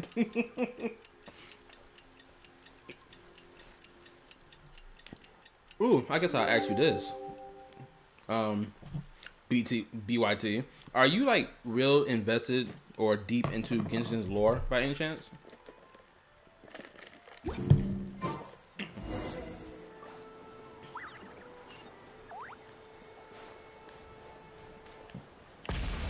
Full throttle!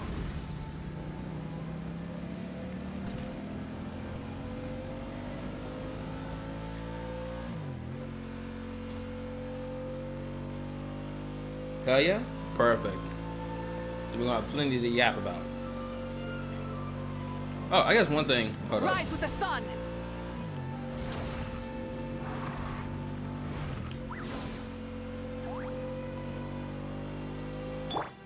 Okay, now it stopped. Thank God. I'm tired of hearing that rumbling sound in the background. I got another question I could ask you. Do you feel that Malvika's bike feels out of place in the game? I've been looking for someone to, whoever comes to my stream, to give me a yes or no answer on that. Granted, most people in my stream, they say it's not out of place for them when I ask. But I'm looking for someone who's gonna give me an opposing opinion. This should be the place we decided to meet yesterday. Who knows if Citlali will show up on time? She drank so much last night, she might not even be up yet. Oh, there she go. Ahem. Citlali! No need to sound so surprised. Drinking is just a way to pass the time. I mastered the art of moderation long ago. Okay, perfect. Thank God I've come across someone who gives me an opposing opinion. Because I already have my counter argument for why I disagree. For one, we've already seen advanced technology in this game. Damn near, well, not in every nation, but Sumeru and Fontaine, well, Sumeru, Fontaine, and Natland. If you go to Oshka Natland and if you run around a little bit, even in Natland got some pretty advanced technology. If you actually look at it around, look for it, you'll find it.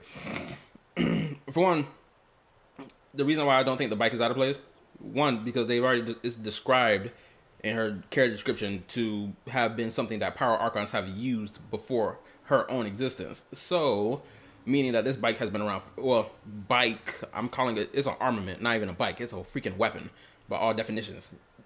It's a weapon, and it was already been used before. And all Shalonen did was modify it to what it is now, which means it before, more than likely, I don't know if it can traverse across the ground before, but now it can freaking climb up mountains and freaking travel across water and what you call them things, spirit ways.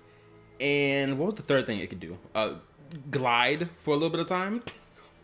So it's and for it to have this bike-like appearance, I think Shalonen came up with that part. Now, it even having like the gyros needed to rotate the wheels and shit, we already know that the freaking Children of Echoes, they got drills all around their freaking living space. They got a giant drill living up, legitimately above them every day. So I don't believe, I do believe, let me be more accurate, I do believe that without a shadow of a doubt, they would have created a gyro to be able to spin the wheels of the bike and shit like that. And it being powered by phlogiston is the most accurate thing anyone can say. So it's not even out of place with the idea, oh, it's probably powered by phlogiston. Or even its motor is powered by phlogiston or shit like that. That's why I don't think it's out of place. Now, what I do agree with this idea is that they should have shown off the bike way earlier than what they did, because it feels like they were trying to hide the bike as a surprise. It was like, oh, surprise, she wields this this weaponized bike thingy, right? But instead, it comes off as jarring and it feels out of place. But if they had shown it before, like when we first meet her, let's say we go to the Coliseum for the first time and we see her driving in on her bike on a spirit way, zooming, zoom, vroom, all that crazy shit, and then boom, she just rides up on her throne, bam, right? And then it'll be a cold ass moment for real. Then no one would be like, we'll be surprised by it, but then it's like, okay, so this is what they're telling us.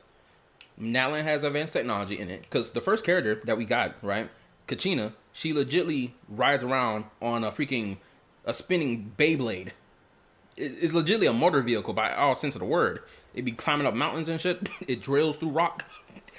It's perfect.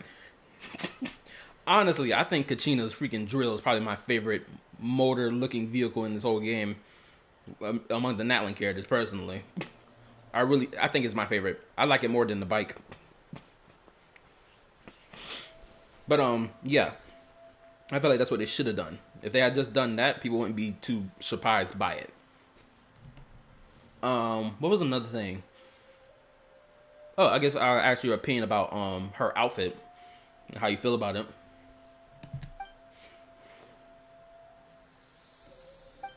Last night doesn't count. It was a minor slip-up, that's all. Anyway, I gave everything a lot of thought, and I think you're right about something.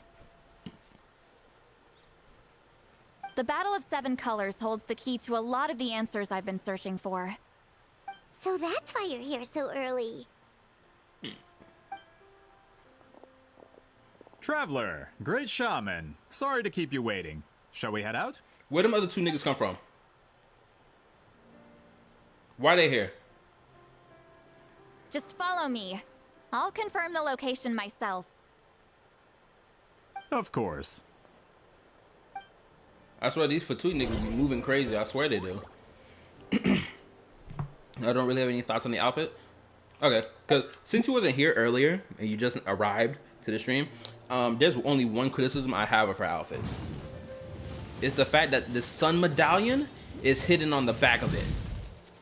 That sun medallion is probably the coldest thing of her whole outfit. It's probably the coolest thing, in my opinion, of her entire outfit, and is not shown off in the front or in the sides of her outfit. It's legitimately hidden behind all her hair, and you only get to see it when she does her idol animation, which really sucks. And on top of that, I feel like if exploration and try. I feel like if they had just had that medallion shapeshift itself into the bike, then no one would really complain about it, because they're like, oh, it's ancient dragon technology. She keeps it on her all the time. No wonder she just calls it whenever the F she wants to. It's dragon technology. She just takes off her back whenever she calls for it. Boom, it transforms into the bike. Bam, and then you get the rider, and then it transforms back. Right? It would have been so cool if they had done that instead. Honestly, in my opinion, I feel like that would have been awesome. But instead, the medallion is just the sundial medallion on her back with no purpose other than for fashion. But like, they hid it behind her hair. Like, anybody's don't even bother to look behind her back. The only thing people want to see behind her back is what them cheeks look like in that leather and that zipper. Other than that, no one else looking behind her for no other reason but that. That's my only criticism of her entire outfit. Other than that, I don't give a F.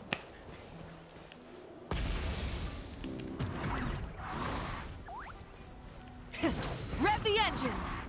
Also, another thing that people say about this bike, I'm not gonna lie. The bike, in my opinion, the way it's designed, it makes sense. Like, if this bike had looked like anything from like Zenless Zone Zero's bikes, then I would be like, okay, I can see where people are coming from. But knowing what this thing is more than likely forged from, I can't view it as like a modern bike. Is it high tech? Absolutely. But like, when you have other examples of like Natlan people, the people of Natlan building high tech shit, it's like, okay, this makes sense to me, at least.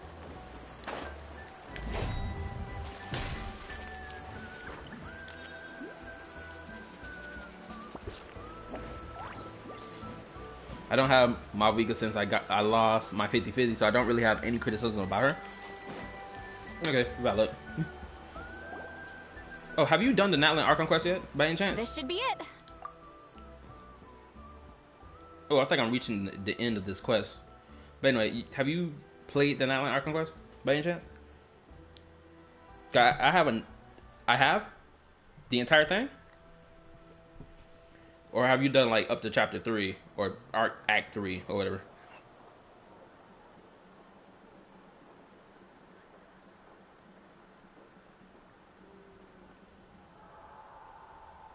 The whole thing? Okay, perfect. Do you have any criticism of like Act 5 or like the entire Nightwind Archon quest as a whole? Or like Mavuika's character at all?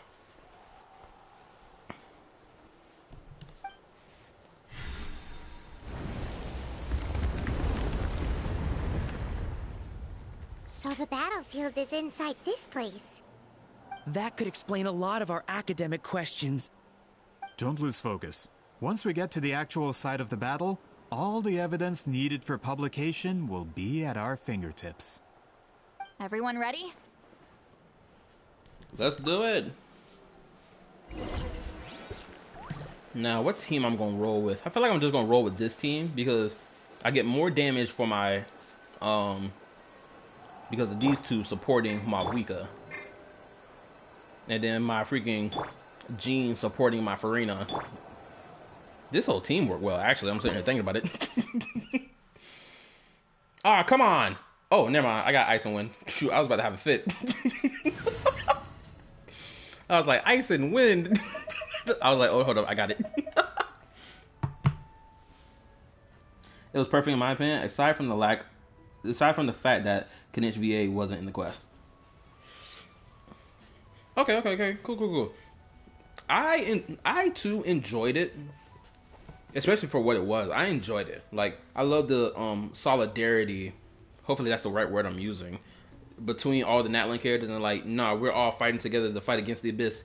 We gotta fight back. We gotta push it back. All that shit. I love shit like that, personally. So I didn't have any issue with it. One thing I did kind of have an issue with, though, and it's something I only realized after the Archon quest, is like certain things they did in Act 5, which they could have not done, but they did it anyway. Because I noticed the storytelling, well, not in the storytelling, but rather the way they went about writing the story for an Act 5. And I compared it to the recent Lantern Rite story. And all I can think to myself was, why does it feel like the Lantern Rite story that I just experienced feels way more better than Act 5? in certain aspects, because I'm like, there's like some sauce in this Latin Rite story. The Act 5, yeah, it got sauce, but there's some things in it that I'm like, they should have done this instead, right? That's kind of how I feel about it. I'll get in more depth about it later, because I'm yapping my heads off too much. But that's what you subscribe for. You subscribe for the yap session.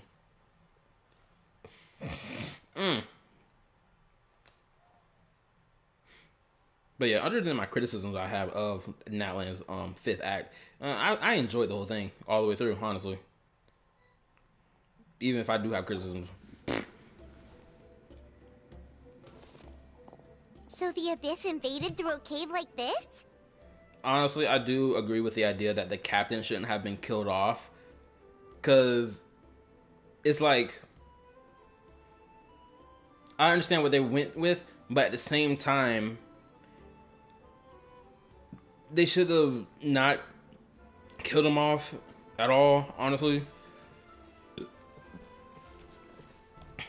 He should have just stayed around. Because niggas have been waiting years for the captain. Since, like, Sumeru. But, like, the captain getting killed off felt unnecessary. It does feel unnecessary. Even though with the technicality that they brought into the story of why it is that his death was going to be accepted by the Shade of Death. It's like, they didn't need to do that. They either should have just killed Mavuika, right? And have her be like the first playable character that's actually dead. Or some shit like that. Or we find a third option that doesn't kill either the captain or Mavuika, but instead it provides a better solution. Something along them lines, right? Because usually there's always like this third option we always choose, right? For getting the job done when it doesn't sacrifice anybody. We usually choose a third option most of the time with these Archon quests. There's always a third option. But this time it didn't feel like there was a third option. It only felt like there was only one or two options. Either Mavuika dies or the captain dies. And the captain got chosen. When the Abyss first began to corrode the ley lines, they took every opening they could get. All the items here should be useful for our research. You're not to touch a single one without my nod of approval. I don't support invasive excavation techniques either. Ah, of course. I'll defer to the experts on this matter. Well, shall we continue? I swear, this nigga's slimy, bro.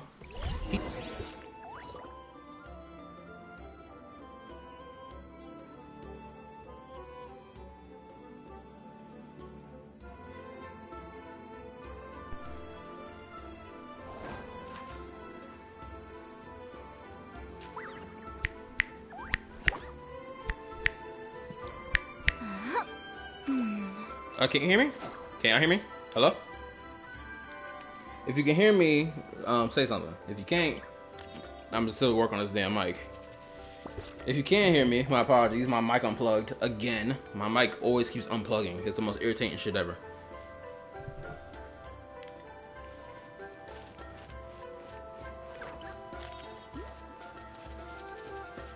But anyway, like I was saying, that nigga slimy as fuck.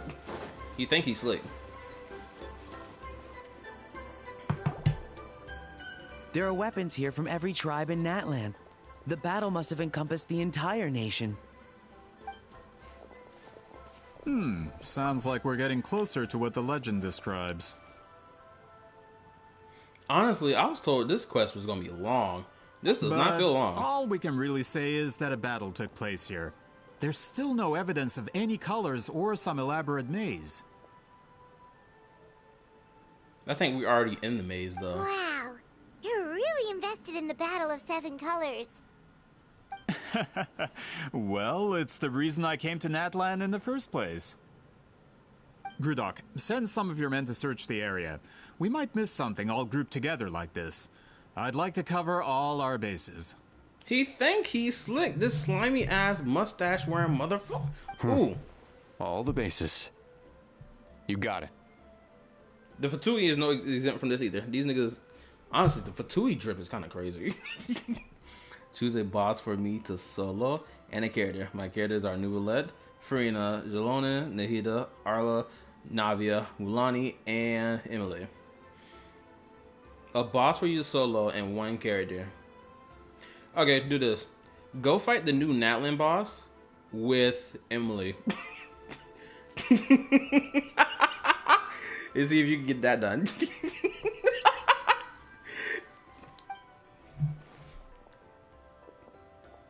Don't jump to conclusions. Of course this isn't the site of the actual battle. We have to keep going. And I love this dragon tech architecture they keep doing.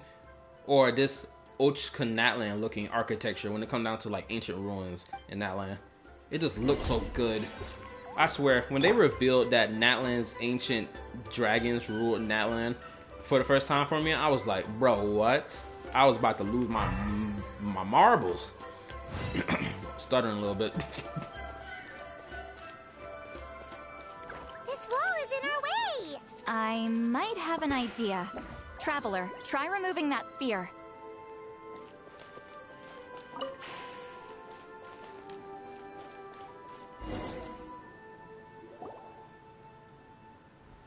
Whoa, we passed straight through!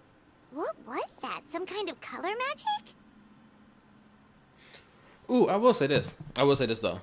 Here's one thing that I don't think a lot of people know when it comes down to Natlan. When I seen people criticize the technology in Natlan, the people in Natlan have actual firearms. They have legit guns. It just doesn't look like a gun, right? I was kind of shocked by it. And then I saw it and I was like, oh, so this is what their firearm is. Okay, it makes sense. I even went to go look around to see if they actually construct any firearms. I went to the stadium where they forge their weapons at, and I saw it and I was like, okay, this makes sense. Chaska, I mean, of course, Chaska. Hers, I would argue hers is an even more extreme firearm. She got more like the modern looking firearm, but it's just like a giant hovering weapon.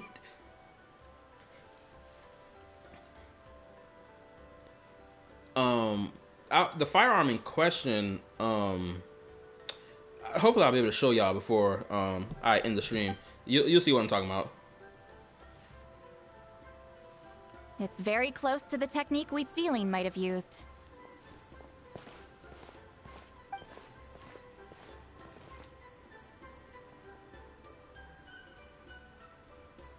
I mean, you said you wanted to fight whatever. You told me to choose a boss That's and a it? character to go with Wasn't it. quite You compared gotta to do the it, bro. scale described in the legend. Still, what a terrific archaeological find. Enough chit-chat. We should keep going. The deeper we go, the more we'll find.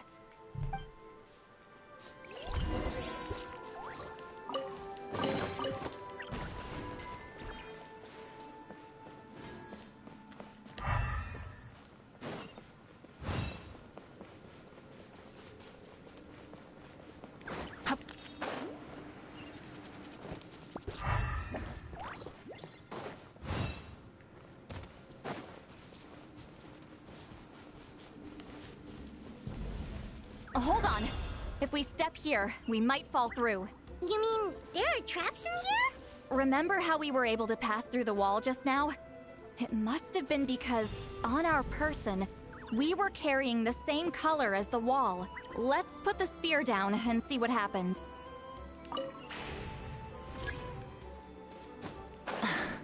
Whoa, you're right. We can keep going now. Thank God I saved myself, because that shit was about to piss me off.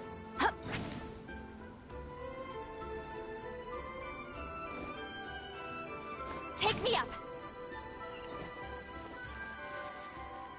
Was there no Saurian companion over there to use? I mean, you do have the Eastleaf for free to use, so. These giant shields. Oh, almost missed this. I didn't even see this in front of me.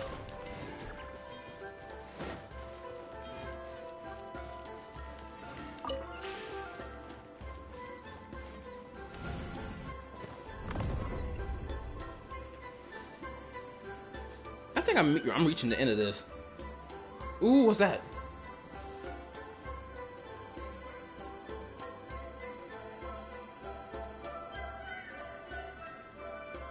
Wait, what was that?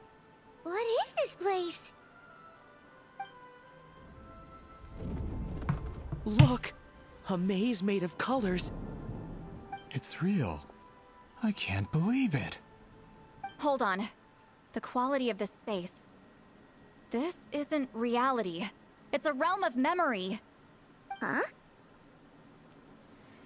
I do 100 damage a hit. There ain't no way I'm winning. You got it, bro. But hey, if you feel like you want to change your character, go ahead and do so. No. This is a space constructed using memories as a medium.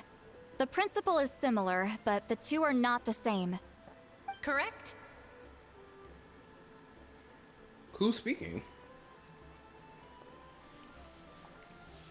Citlali?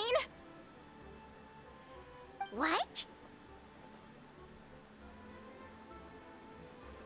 No. It's just a trace of her consciousness left behind after creating this space. Friends, this is my question to you. What is our strongest weapon against the Abyss? In my opinion, it's memory. After all, is it not after losing the capacity for memory, love, and compassion that our enemies fell to the Abyss? That is why, with our memories, we possess a power the Abyss cannot hope to match. I have discovered the perfect medium for us to wield that weapon. You know it as color. The more cherished the memory, the more vivid its color. As memories disappear, their color fades first. That is why color is the best vehicle to wield the power of memory.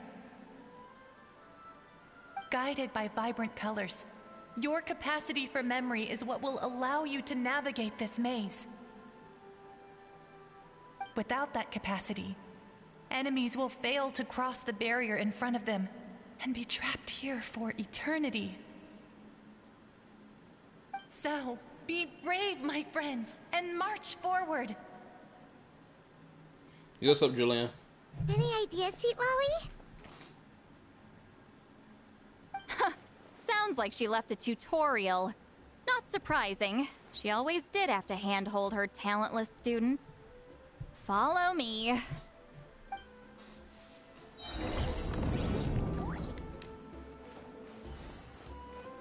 I'm doing fine. I started the stream 3 hours ago, around like 3 o'clock, so I wanted to get it done.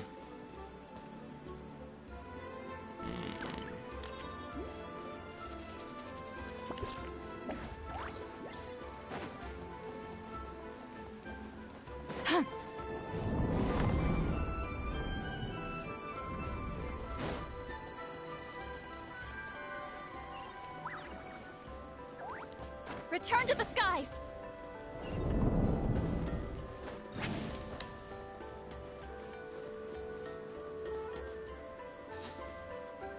What was your first? C6? Bennett or Shangling? One of those two. I know Bow's doing stuff. There's no problem, bro. There are monsters here too? Abyss creatures. Likely trapped here for some time. Looks like a few monsters made it out of the battle all those years ago.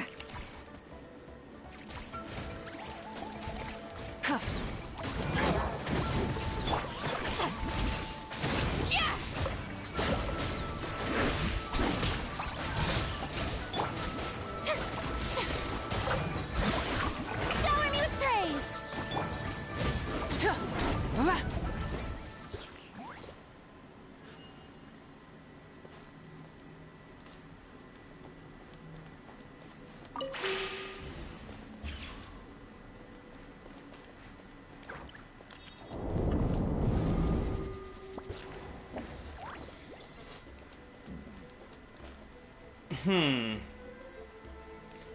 Let's go this way. What's with these color-changing blocks? You and Citlali fell through all of a sudden. You scared Paimon half to death. Must be one of the mechanics of the maze.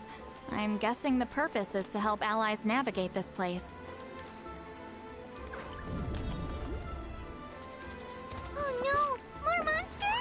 Ah, shoot. They're blocking the way forward. Let's get rid of them.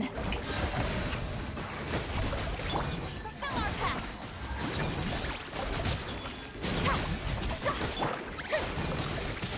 The lightning echo in song. Suffer the wrath of Eastly. Wind, hear me. Shower me with...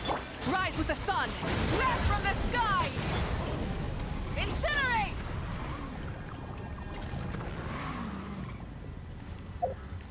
I ain't gonna hide, my week are bad as a mother effer posing on this bike. I swear to God on everything. I ain't never gonna get tired of seeing her on this bike, bro. Exactly why I love the Sons of Caledon and freaking Zenless. They just as bad. Especially my girl Caesar. Man, I swear, if my Wika was in Zenless, I feel like, well, honestly, people wouldn't complain about her as much, honestly. I won't lie about that.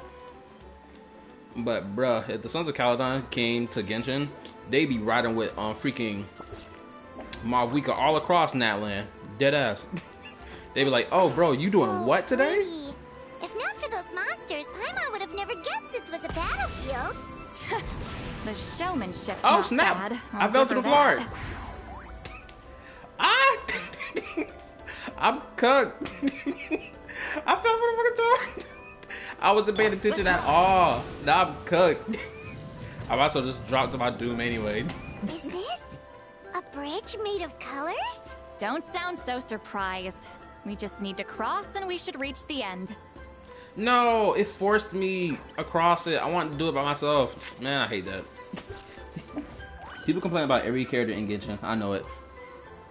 Well, true. They're about to complain about this new character that's coming, Varesa. They about to complain like a mother effort, talking about something. Oh, she don't look like a warrior. This is a nation of war. She don't dress like a warrior because she's wearing a skirt and freaking hot what's it called? Leg warmers. Despite the fact Natland has a mixture between tribal and modern clothing that we've seen since we entered the nation. But okay.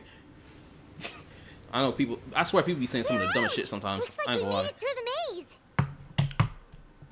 This is one of the reasons why I can't stand some of these gacha creators sometimes when they make certain points, and I'm like, bro, what is you yapping about for real? And then people just agree with no type of pushback, and it's like I can understand agreeing to the common consensus when it's come down to criticizing the game, but sometimes I'm just like, bro, some of these criticisms kind of whack in my opinion. And I can explain why they're whack. Kyle, did you see the 3.1 live stream? No, I have not watched it yet. I have to actually sit down and watch it for myself. Hold on. This is... Whoa, so pretty! The thing inside the sphere looks exactly like the maze! It's like a miniature blueprint made from a special dye. That color. The dye was modified using a secret technique to harness the power of memories and create mazes like the one we just witnessed. Without that power, it's just a normal dye, but the color it produces is still quite rare. I would say this is the most direct evidence that the Battle of Seven Colors actually took place. The expert has spoken!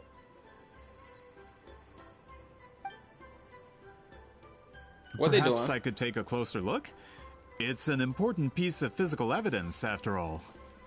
No, you may not.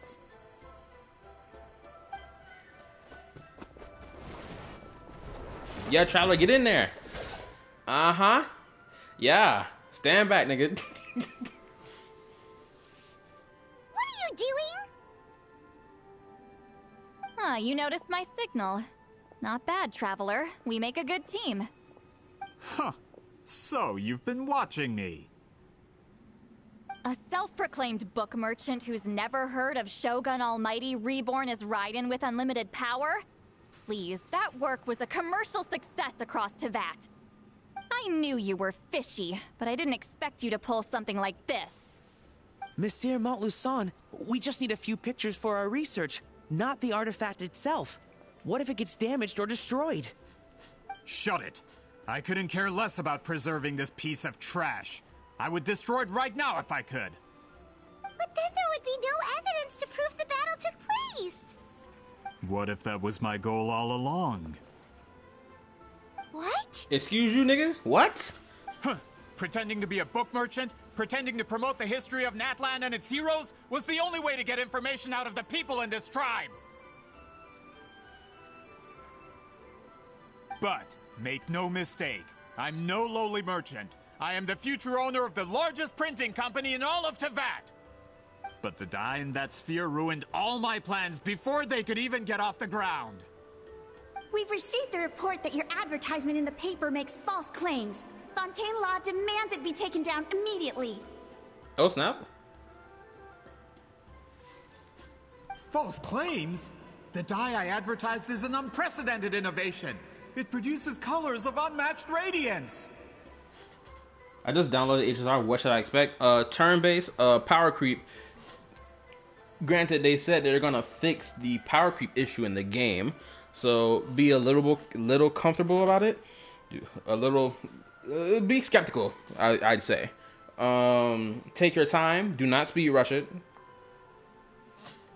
Actually, take your time and enjoy it, like I did when I first started playing it a couple months ago.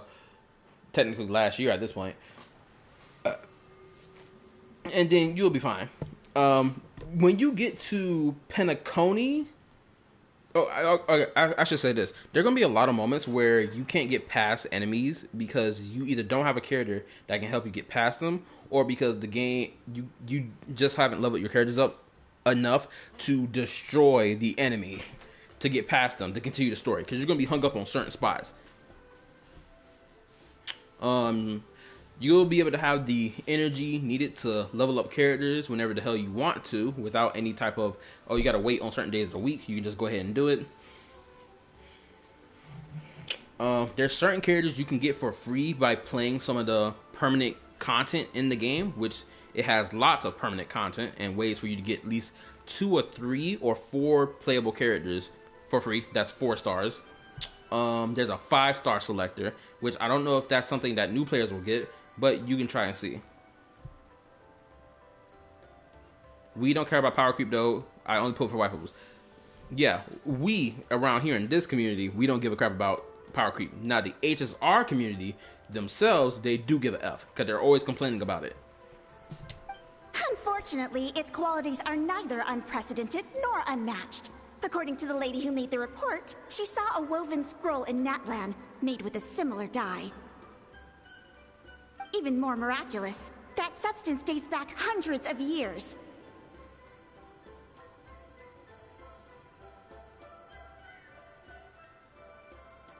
How? Creating this dye is the culmination of my entire life's work. You're telling me I'm hundreds of years too late? Calm down, sir.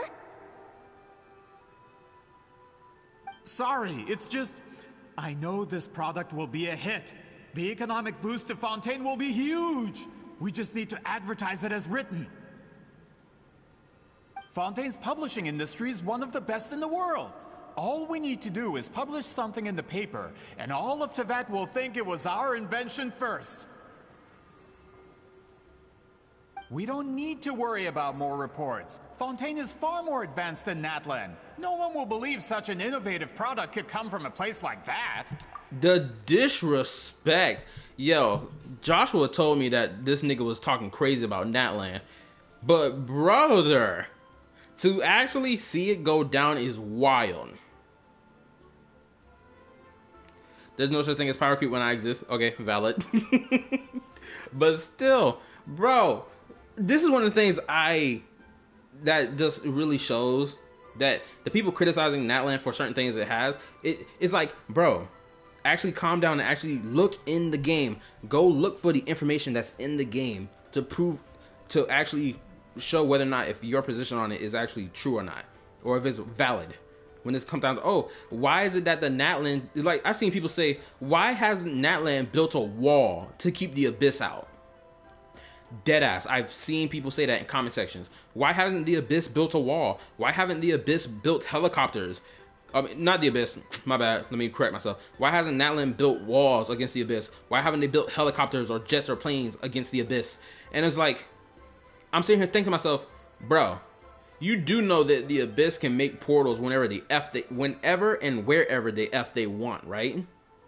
They can either teleport in the sky, or on the ground, or even underneath the ground. They can get past buildings and walls with ease.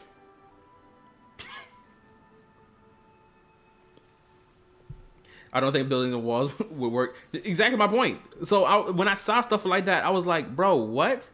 What are we talking about? The safest place they could be is the stadium, because the sacred flame is there and it actually pushes back against the Abyss and keeps the Abyss out. Which is why it was deemed as a safe place for everyone to go to in Act 4, right? So I'm like, bro, people really have not been paying attention at all to what Natlan has. It was the most blatant evidence to me that no one paid attention to what Natlan has. When people saw Chaska's gun, they thought it was out of place. But then if you go read, like, elite enemy description, it talks about how the people of the Fire Feather clan legitly have firearms. They have actual guns. It may not look like a conventional gun, but it sure is a gun. I've seen it in action. Them niggas be bouncing around, bouncing off of it, and shooting it in the sky. Or while they're in the sky. It's that slingshot weapon. Granted, it's like, oh, it's a slingshot, but it's still a firearm. They have explosive rounds, pull it back, let it fly, they shoot it. They aim it, they shoot it, they rapid fire with it. Like, my guy, it's a firearm. That goes against all of Fontaine's advertisement regulations. We can't do that. What if I give you a portion of the profits?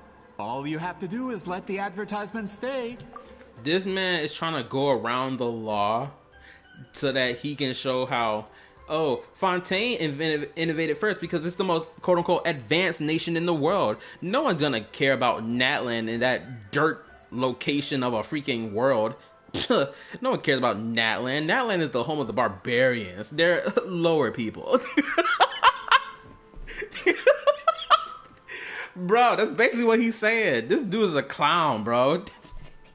We can't be talking about Chaska having a gun when there's Navia, Clorinde, and Chevreros. Exactly. But people are more willing to accept those three having a gun because they're from Fontaine, right? This is the big thing that's happening right now in front of our faces with this whole NPC. He's like, oh, well, it came from Fontaine. People will believe it's from Fontaine versus it being from Natlan. Those barbarians, those lower people. Right? And honestly, the community or people who criticize Natlan's world building or region building design, they have the same exact sentiment as well. And it's so freaking funny to see it play out in this game right in front of my face. You're trying to bribe me? Careful. I'm dangerously close to reporting this to Monsieur Novelette. Oh. I knew if I was just allowed to market my product, it would be a hit. A bestseller, even. I would be a giant in the printing industry. But now, no one will see it as anything more than a poor imitation marketed centuries too late. No matter how good the product actually is, not a single one will sell. What's even crazier?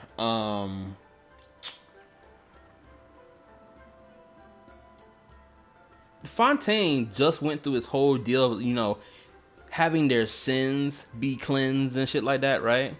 Do you think after an event like that, where everyone knows that the prophecy of being washed away because of their sins was going to happen, and it kind of did happen, you think that you kind of switch up your attitude after that, right? Genuinely. After something like that, you better believe I would have switched up immediately. I'd be like, no, I'm gonna clean up my act. I'm gonna go ahead and just clean up my act. I ain't about to do this. You think? I'm pretty sure this dude went through the freaking flood. He experienced it. So there's no way he's holding on to something like this. I will never accept that someone from this backwards, ignorant nation could come up with that dye. Not 200 years before me. Backwards, ignorant nation. Oh my goodness, the racism, the no, this is not even xenophobe. It's not even racism. It's blatant xenophobia. This nigga is like, nah, you barbarians. There's no way y'all thought of this shit before I did. I'm from Fontaine, from the more advanced peoples. You barbarians are nothing. Your stuff trash. Get with the times, basically. My guy is pissed off with a nation about die. Exactly. It's so whack. Like, bro, what's crazy is Fontaine is this dude gonna catch smoke with the Fatui? The Fatui who arguably the Fatui who debatably have more advanced technology in comparison to Fontaine. Do you not see what them dudes behind you are equipped with? Do you not see what they rocking, bro? Are you about to get upset over the fact that Fontaine is not the most advanced nation? Talk to Snezhnaya. Best believe they're gonna slap you in the face and tell you and be like, yeah, we're better. Even when the truth is right in front of you. Ha! Truth is in the eye of the beholder.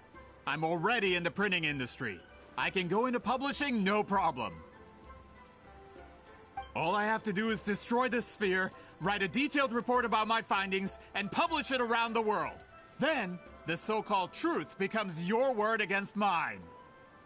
Once my report is accepted as fact, no one can accuse me of making false claims. That's awful. What happened to restoring the truth of history? That plan hasn't changed. I will continue to spread my truth for all of Teyvat to see. You talk a big game, but didn't you forget who you're talking to? You talking to the dude who gonna run the fate with Snezhnaya real soon. The dude who gonna run the fate with the heavenly principles and the shades real soon. The one who gonna run the fate with the abyss as well, aka real soon. So I don't know why you talking crazy for it. So it's not his Archon is going to have like a whole damn helicopter or something. Exactly. Actually, I'm gonna tell you how I'm envisioning Snezhnaya right now. I'm envisioning Snezhnaya as being like this factory-like city built in snow. That's how I'm envisioning it. It's got black fog, smoke all in the air, industrial like crazy, machinery moving in and out around the city. That's how I'm envisioning it right now, like deadass. Because everything we've seen from the Fatui, when it comes down to like all their technology, it always got this industrial feel to it. These large pipes, black smog, pure iron built floors and shit. Dragon Spine 2.0 is my thoughts. Well, that too. That's a valid point of view as well. Actually, that's basically what it will be. I swear, if they do have the that frosting mechanic that kills you over time, honestly, I do want them to have that. Because I know it's going to be irritating to people, but I want it because it's at least going to make it feel realistic. It's like, yeah, these people live in a deadly environment. The fact that they've survived in it is crazy enough as it is. Ah, you mean a hero of Natlan who's not actually from Natlan? And a great shaman who, according to rumor, abandoned her tribe long ago? From a practical perspective, there's no reason for either of you to stand against me. Shows what you know. Oh, since you like rumors so much, have you heard the one about what happens to people who get on my bad side? Ah, the wrath of Granny Itzli.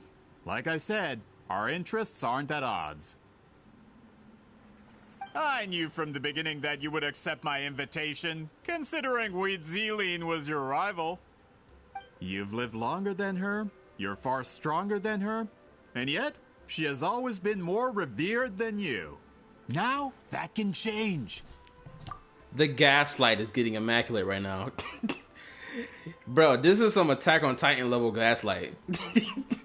Eren Yeager whispering in his father's ear. Go kill them niggas. With the backing of the printing industry, I can take any book and send it to all four corners of Teyvat. This part of Natlan's history will be mine to tell.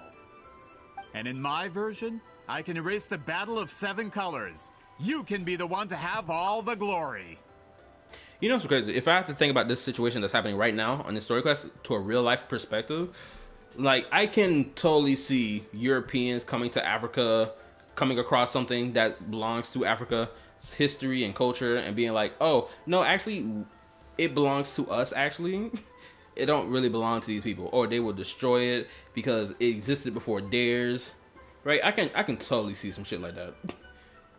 And it's 100% believable, honestly. That's not real history. That's a no, then? Your history means nothing to me. But it's not allowed to stand in the way of my Mora. Bro, the sins of the people of Fontaine are crazy. Good. Before handing you over to the tribe, I think I'll have my way with you first. Teach them a lesson and make it stick. If this comes to a fight, per my contract, you're gonna have to go through me. Look at the dude, he done ran in the back. He's like, I gotta get out of the way before I get cooked. That's right. I didn't pay all that Mora for nothing. Wait, aren't you subordinates of the captain? Why are you helping someone who wants to erase Natland's history? The captain. You actually bought that? Nah, he United in the pursuit of Mora, we travel the land to collect debts. Our loyalty is to Regrader, the his nigga Regrader, interests, and his wealth. Yo, it's been a while since they mentioned the Regrader in a story quest.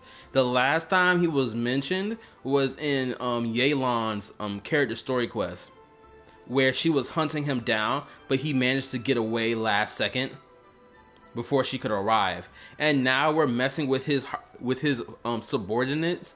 Bro, I swear, when the Regrader finally comes to the game, every female that plays Genshin will be simping like crazy. Because they were simping like crazy when they first saw his face. They were like, if hot, why evil? Or some nonsense like that. Truly villain behavior. I know what that man looked like. He got the nice glasses. He looked like he's Baiju. He got the black hair, all luscious and whatnot. Regrader? The captain means nothing to them. They serve a different harbinger altogether. Regrader! This man has the potential to become a giant in the printing industry and disrupt Fontaine's economic system. This aligns with Regrader's interests. It's all been a lie from the very beginning. That doesn't change anything. Just one more guy to beat up. I don't care who you serve. When it comes to punishment, I don't discriminate. Yes, ma'am. Beat their ass. Let's get it. Burn it down. Dues.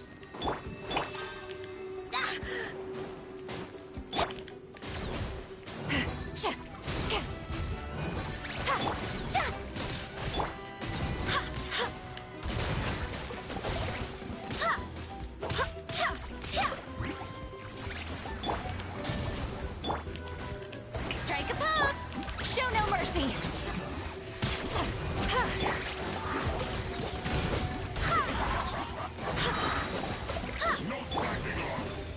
Let the world come alive. Oh, that was too fast. Can't run from. I ain't get to smoke him. That's what you get for messing with the hero of Natland and Granny Citlali. They could give Regrader a run for his Mora. I don't know about all that, Paimon. We ain't see how the Regrader move in action yet. All we know, the Regrader probably a devious man on the battlefield. Let me read. To be honest, I thought we would be fighting the captain, Malvika, or some abyss creature at the end of the Natland Archon quest until the end of the fourth part. Until the end of the fourth part of the Archon quest.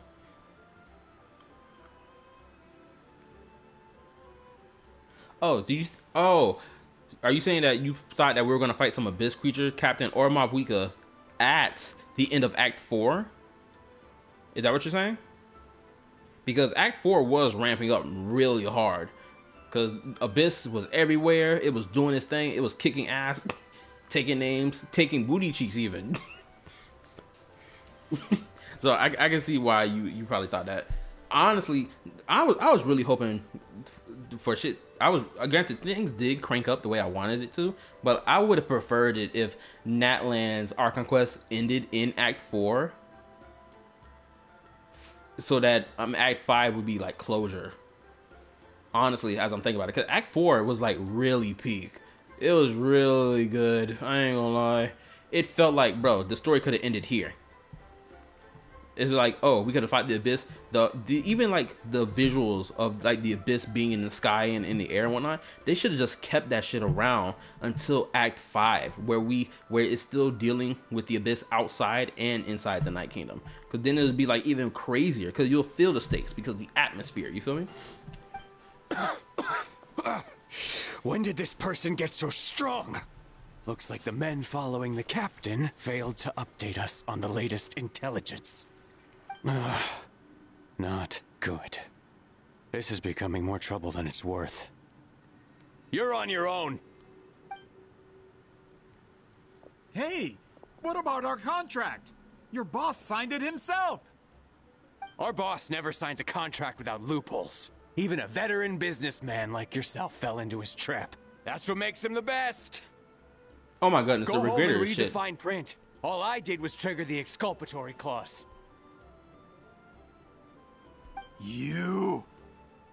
The other stipulations have been fulfilled. I set up explosives around the cave, strong enough to destroy this place, as instructed. Oh, and for security purposes, all explosives have been rigged to blow at a specific time. Shouldn't be too long now. And you're not leaving.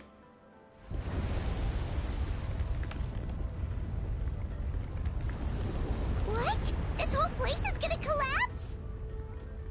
You were supposed to wait until I made it out. Are you trying to kill me? That depends on how fast you can run. I'm off. Oh.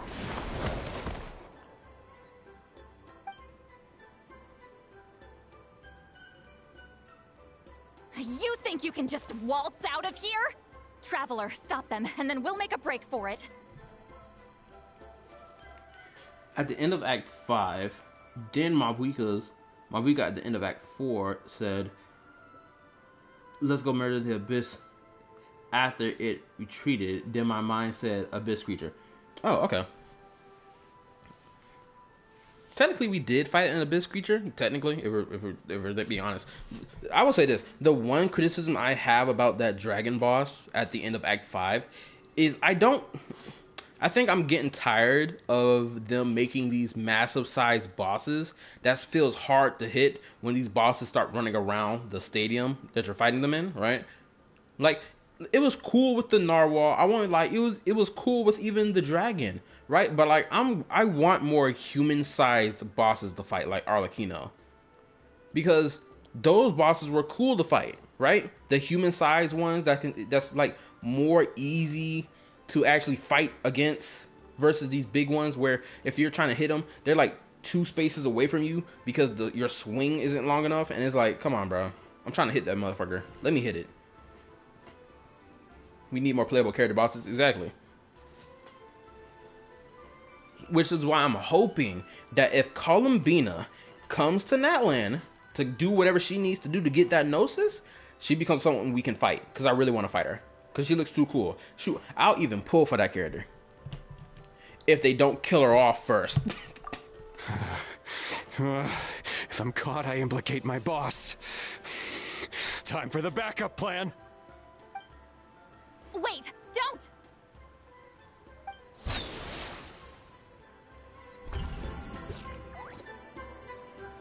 Did that motherfucker just throw it?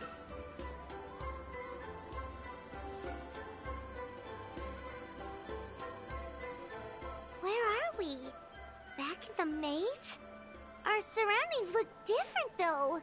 What did that Fatui guy do? Honestly, I will say this. An expectation I had of Natlan before coming here, I was really hoping Natlan would have more permanent, like, combat-related gameplay. Because of all the, like, limited time combat event shit that Genshin does repeatedly over the past 4 years, I was really hoping that Natlan would have permanent, like, combat things to do. Right? I was really hoping for it, but, like, they haven't delivered on anything. Granted, they probably haven't delivered it yet. They could deliver it in the next, from 5.5 all the way to 5.7. They might do it. Who knows? But I'm saying, like, time is running out fast for Natlan. We only got, like, 5.5, 5.6, and then 5.7. Then we're out of here. We're out of Natlan by then.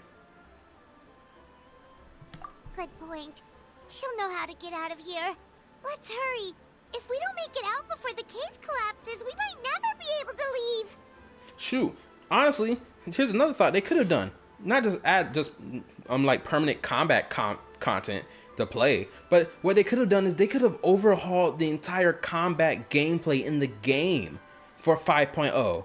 They could have been like, oh, we're changing the entire style of the combat. It's gonna feel like the old one, but we're gonna add some little 2-3 new things in here and make it a little more spicy. You feel me? Like we're gonna add like a parry system to parry attacks, because they did that before, like 2-3 years ago, for a Lantern Rite event. I remember playing it. I have it on my channel. You can go look back on my video section and keep scrolling all the way back down. You'll find it. It was an event where the Traveler didn't have no element on, but he was parrying the attacks from that Inazuma mechanical puppet that was doing his sword slashes. I know you know who I'm talking about if you've ever fought it, right? The Traveler would parry the attack and bounce the slashes back. And I'm like, bro, why don't they just make that permanent in the game? It's a cool thing. Keep it permanent. Let us do like sword clashes with enemies or with monsters, right? We could have done cool stuff like that, or counterattack stuff. Like, they could have just added something as simple as that, and people would have came back to this game and be like, okay, I feel what y'all doing. We see what you cooking in the kitchen. All right, right? They could have done that, but they didn't, and I don't know why. 5.0 should have been an explosion of bringing players back. That's what it should have been. But it wasn't. Let's see. Citlali! Oh, looks like it's not gonna be that easy. What should we do?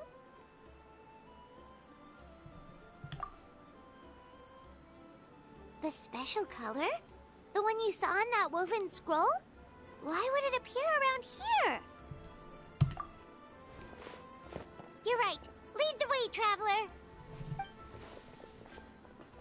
That's kind of the thing that kind of disappoints me with Genshin sometimes, is when it's like something as obvious as like spicing up the gameplay, right? Something as simple as that, something as obvious as that. It just makes you wonder, why aren't they just doing that? Why does it feel like whoever is in control of the direction of the one that's directing Genshin? He triggered it just like that? If the technique isn't activated correctly. Like I was saying, I don't know who's running the show for Genshin right now. At first I thought it was Dway, but I feel like Dway wouldn't even make some dumb decisions like that. Especially knowing that he worked on Honkai Impact 3rd, apparently, and people had enjoyed it more after like that dude Sai-Hao Yu was removed as the director for Impact 3rd because people hated how he was running the game at the time. Right? So I was expecting Dway, if he is running Genshin now, I would expect him to be cooking in the kitchen, but it feels like he's not cooking in the kitchen. Instead of a realm of memory, the subjects in question will be trapped in a temporary space like this. If you cannot escape in time, it's mutually assured destruction. But I can't fault someone for using it as a last resort. Anyways, gotta go. No problem. See you later. I knew it. Someone of your skill wouldn't leave behind memory fragments just to parrot instructions. You must have the capacity for conscious thought. I appreciate the compliment. It's been a long time, my friend. This is no time for a reunion. The cave outside is about to collapse. I know time flows differently in this place, but that still doesn't leave us much time. Can you help me get out? You misunderstand, Citlali. I'm nothing more than a fragment of memory. There's not much I can do. What do you mean? This space can be manipulated, right? The exit of your maze. I remember its structure. If I create an exit here, I can leave. You just need to tell me how to manipulate this space. The maze you saw earlier was constructed using the memories of many warriors of Natlan. When people leave deep impressions on each other, their memories form connections. These connections are particularly strong between comrades in arms. That is how I created my maze. The connections between the memories were my needle and thread, and the special color was my fabric. But if that color is crudely combined with an isolated memory, one without connections, you get a place like this. This space is a combination of my color and your memories. There is no way to alter or construct anything within it, because there are no connections at your disposal. Over 200 years, and not a single lasting connection. This is my punishment, huh? Well, at the very least, you have a connection to me. Otherwise, I wouldn't be able to appear in this space. That's only because you never gave me a moment's peace. Still, it's a shame you're not around. You said it yourself. A memory fragment can't be used to create the connections I need. Citlali. But now that I have the chance to talk to you again, I need you to give me an answer.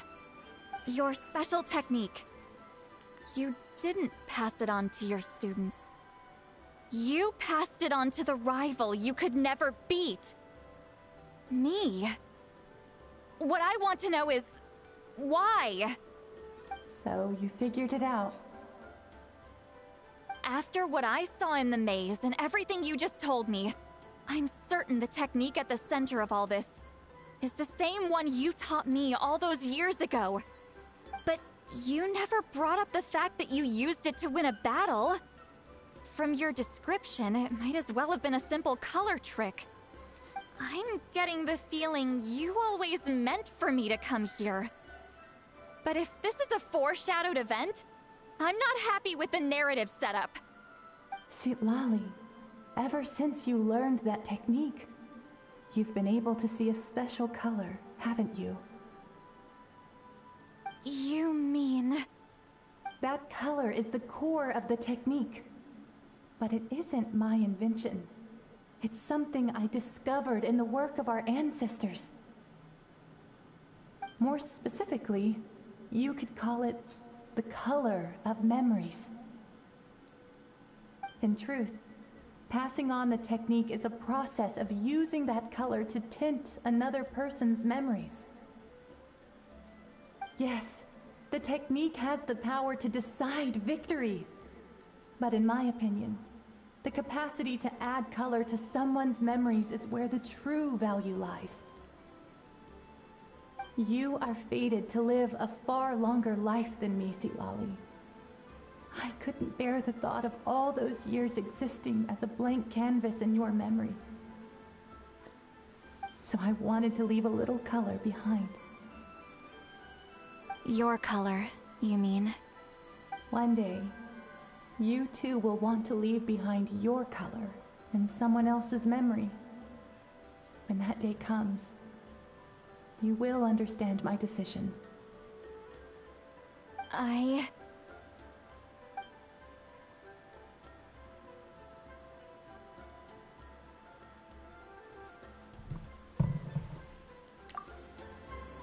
have to get out of here. That's the only way to rescue them.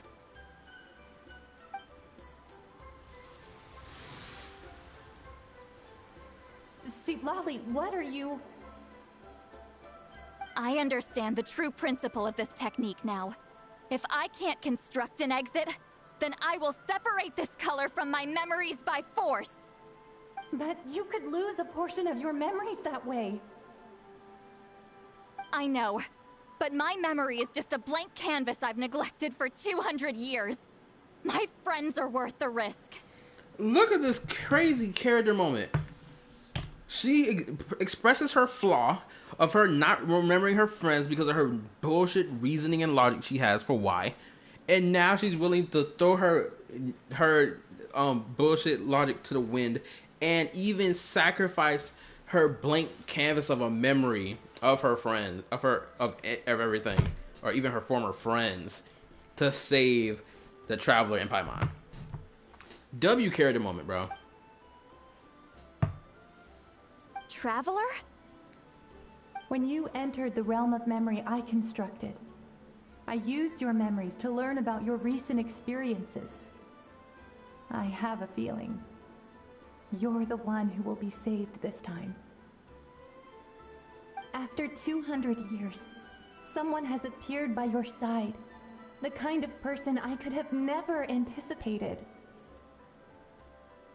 The Night Kingdom harbors Natlan's memories, and the Traveler's connection to that realm is incredibly strong, surpassing even the shamans who worship the Lord of the Night.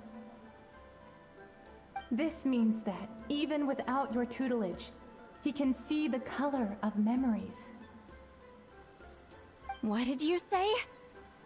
Although he doesn't know how to wield it, he unknowingly left behind a trace of color in your memories. That was enough to guide him to this space. You now have a connection at your disposal. Well, Citlali, it looks like part of this was foreshadowed, but the rest is a surprise. Traveler? Traveler! This is, again, another good character moment. This shit is just immaculate, bro. This is really good. For anybody talking about some Citlali's character was ruined, go legitly kick rocks. I know I'm like a month or two behind, but like I don't give a crap. Niggas were talking mad crazy about Citlali. That's Citlali's voice! She's just up ahead! This is goodbye, my friend. Your memories over the past 200 years are much more than a blank canvas. Cherish them. Wheat ceiling. Citlali! Paimon! Traveler! Hold my hand.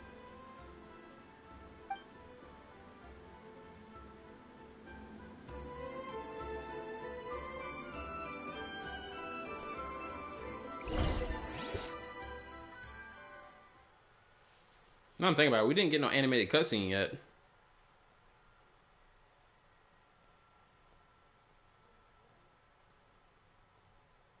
I hope we get a cutscene. Cause then I can use it in my video.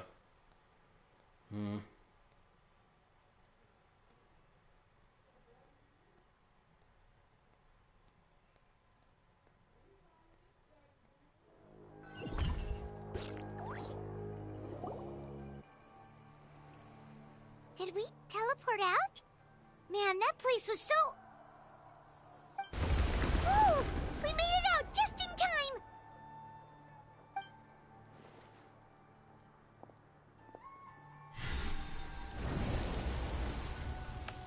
Wonder what happened to the Fatui guy and the others. He was most likely trapped inside that space, just like us.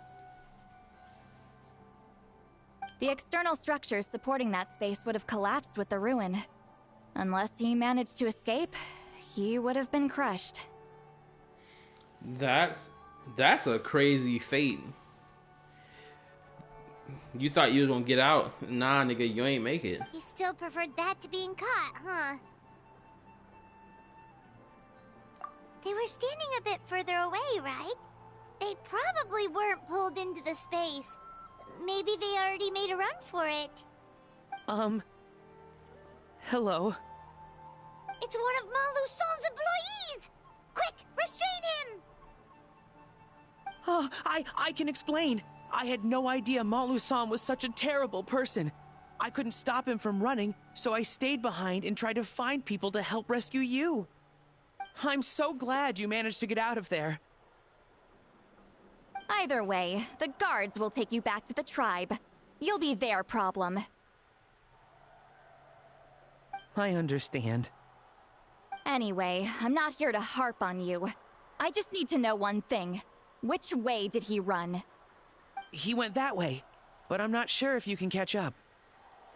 That way? Unless he suddenly grows a pair of wings, I think we're okay. Traveler, Paimon, come with me. Alright, let's get it. I'm almost done with this class. This is about to be a 5-hour stream. Rev the engines! He got caught by the animals. This nigga was cooked. Elder Tlapo and a group of Victomisaurs! They caught Something felt off about him yesterday, so I set a few things in motion. Looks like it's time for that foreshadowing to pay off. My bank balance? No! No! What's wrong with him? That's one of the tricks Claw uses to scare people.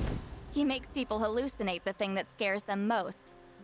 It's particularly effective on weak-minded people like him.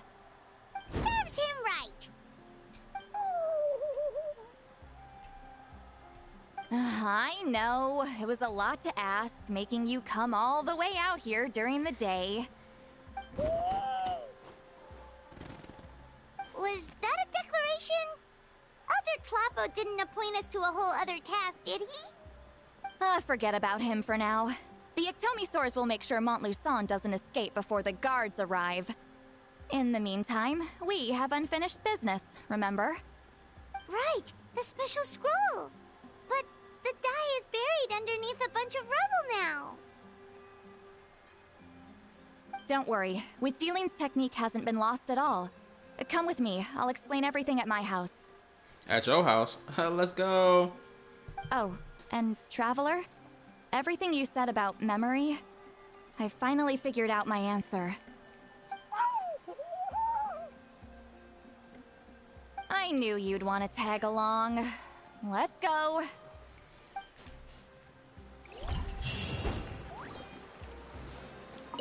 My bank balance?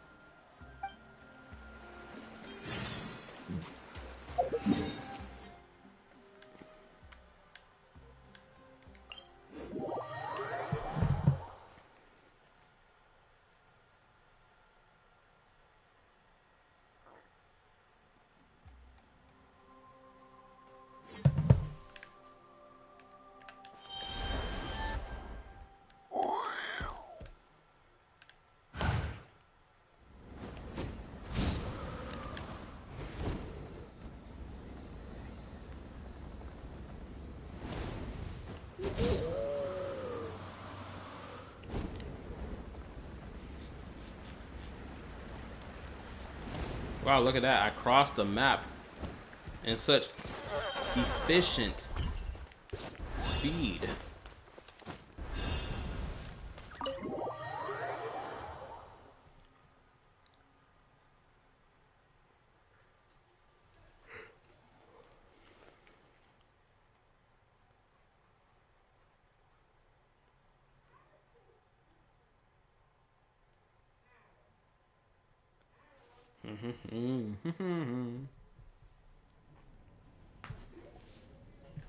Now, when it comes to weaving the scroll itself, you don't actually need to lift a finger. But if we're going to pass on Witzeline's technique, your participation is critical. What are you saying, Citlali? Follow me.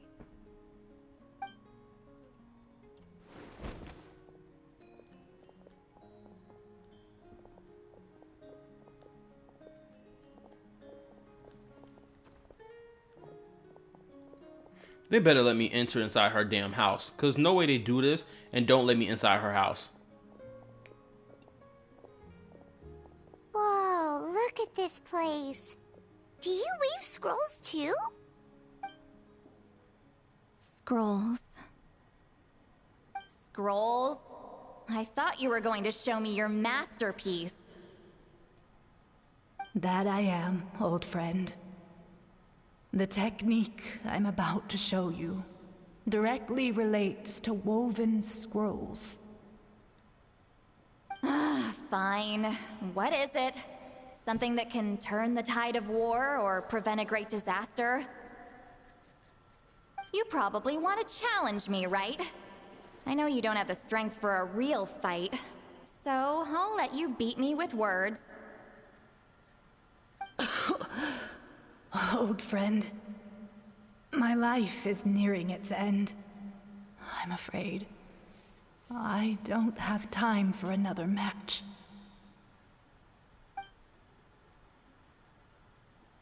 Hey. Don't worry. I trust in the belief of our tribe that death is not the end, but the beginning of a new existence in the Night Kingdom, where everything is made of memories. So, do you know why our ancestors insisted on using colorful, woven scrolls to record our history? Because history is the memory of a people. We give our scrolls an orange hue, so the dead can still feel the warmth of the setting sun. We decorate them with kernels of grain fruit, so the dead can still enjoy the abundance of our harvests. I know that, but something this important?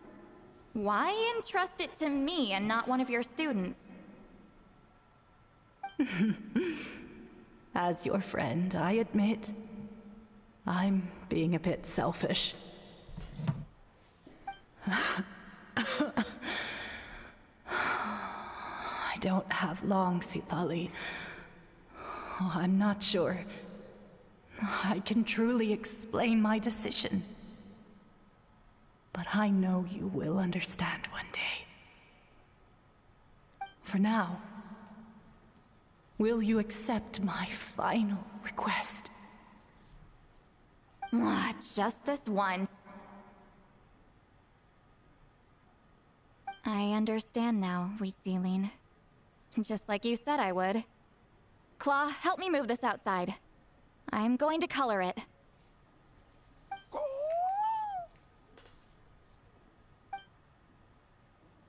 Traveler, Paimon, come with me.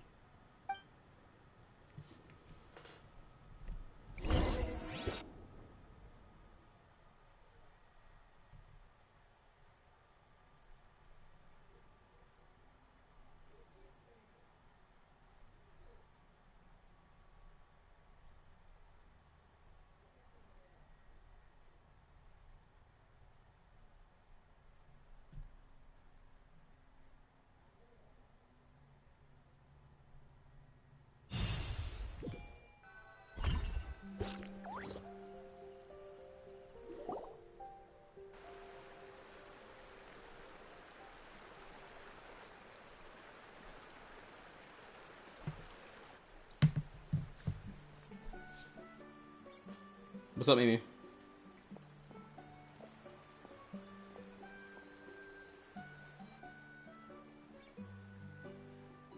We are like birds, soaring through the horizons of time.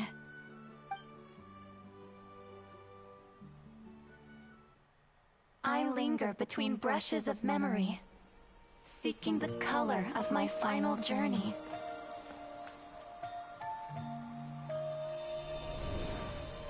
When I get there, may there be feathers to paint the sky, shades of rose.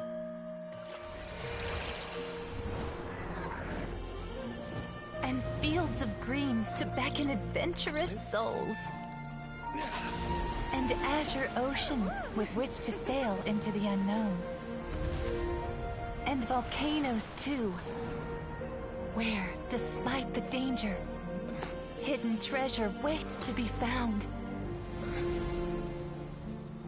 And graffiti art, of course.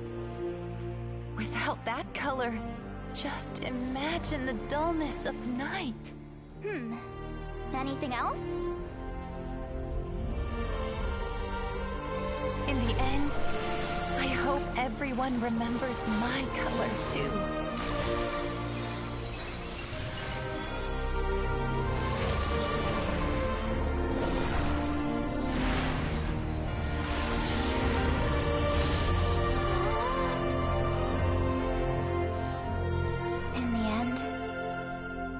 Hope everyone remembers your color too. This is awesome. All in all, it was just a technique for coloring a scroll. The task I'm entrusting to you is much more than that. Farewell, my friend.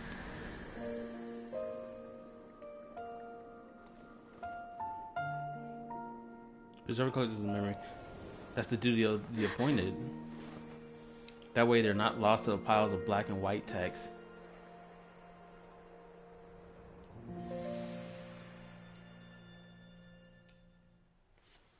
I had to read that one out loud last second. I knew you would understand. This is the special scroll. How did you know how to weave it, Citlali? Hold on. You've lived for more than 200 years. You know how to weave the special scroll. That must mean you're the one behind the gifts from the spirits.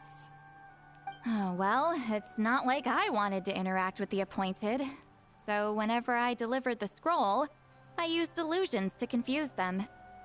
The fact that it turned into some kind of divine intervention is because no one was skilled enough to see through my tricks. Why not just tell them? You've carried the duty alone for all these years? Even if you don't like interacting with people, why not teach someone else how to do it? Because she wants to interact with these people. That's why. Because if she teaches everyone else how to do it, that means she's going to truly be alone, and she won't be able to interact with anyone. Because if everyone else knows how to do it, that means she has no place to interact with people. That's why. Called it. Traveler, you can see the special color, right? Absolutely. The essence of that color is memory. That means completing the special scroll is a process of searching for color within your memories. Passing the technique on to someone means sharing your memories with them. You need to leave traces of your color in their memory, and they must do the same. Even though I only confirmed that today, I've had suspicions for a long time. And, well, ever since Sweet Celine died, I haven't wanted to form that kind of connection with people. Oh, yeah. It was her final wish, so I kind of resigned myself to taking on the burden forever. After all, I have all the time in the world.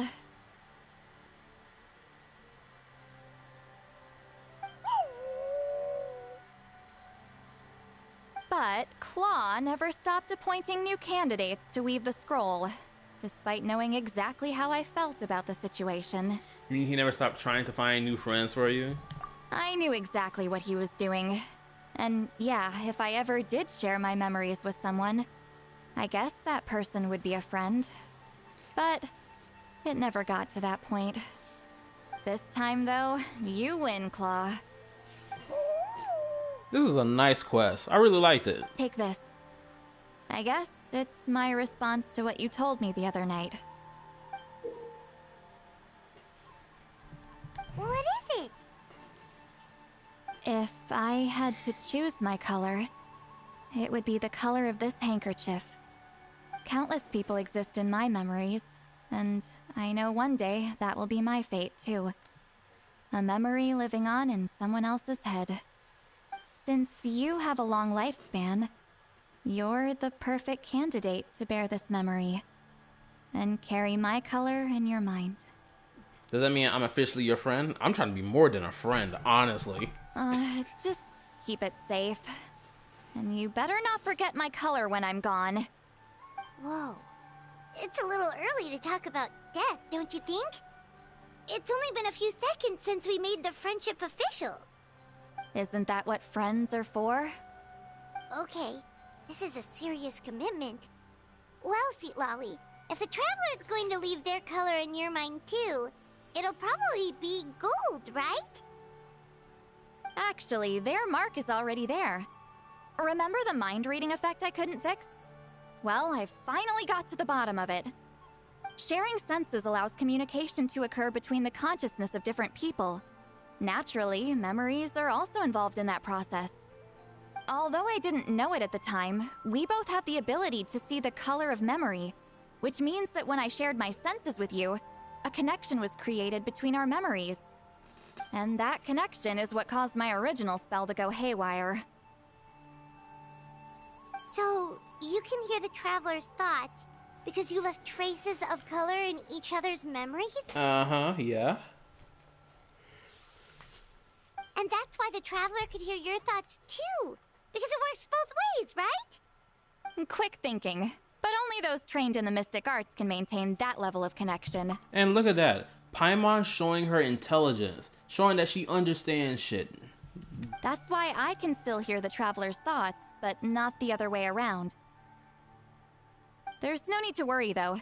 Now that I've figured out how it works, I'll get rid of it in no time. Nah, keep it, baby. Oh.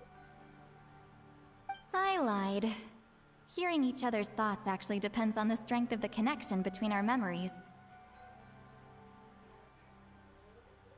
So, after everything we just went through, I bet you can hear me again. I knew it. So, is there a way to stop it? Since the connection between our memories is already there, the only way to get rid of the effect is for one of us to forget about the other. So this is the consequence of this. Just messing with you. I'm a legendary shaman of my tribe. Now that I know the cause, of course I can figure out how to fix it. Look how we just chat and have our conversation. This reminds me of the conversation we had with the Wanderer. It'll probably take some time, though. So bear with me for now. Besides, I'm an open book. It's not like you're gonna hear anything embarrassing. Oh, Paimon. I've had a few drinks. Oh, so you can turn it off. That's a shame. Oh, so you can turn it off? That's good to hear. A shame? I mean, if you ever miss this whole telepathy mess, I could always share my senses with you again. We having a full-blown conversation No without promises, Paimon. though. Some thoughts are better kept to yourself. Huh? What, can I think about beating up your booty cheeks? How about that? Can I say that out loud? Can I think about it? Which one? 8 to 12.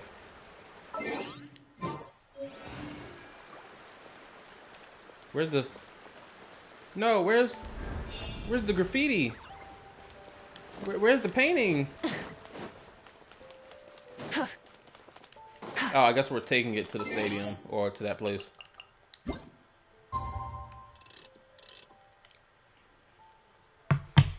Man, I'm almost done with the stream. Almost. I'm almost done. If I can get it done in the next 20 minutes.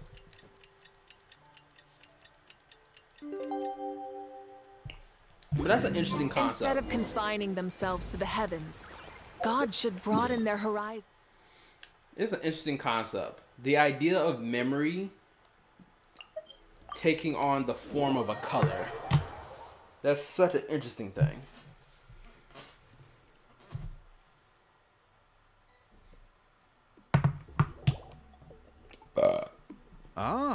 You did it? Your investigation into the Battle of Seven Colors must have been fruitful indeed. I do hope you share what you learned. Wow! The scroll is finished already! Elder Talapo's wisdom is never wrong. Yeah, we should explain. Take it away, Traveler.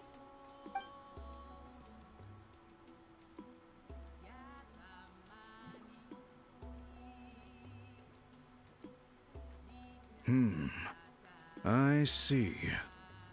You don't look surprised at all. It makes perfect sense. History is the memory of a people.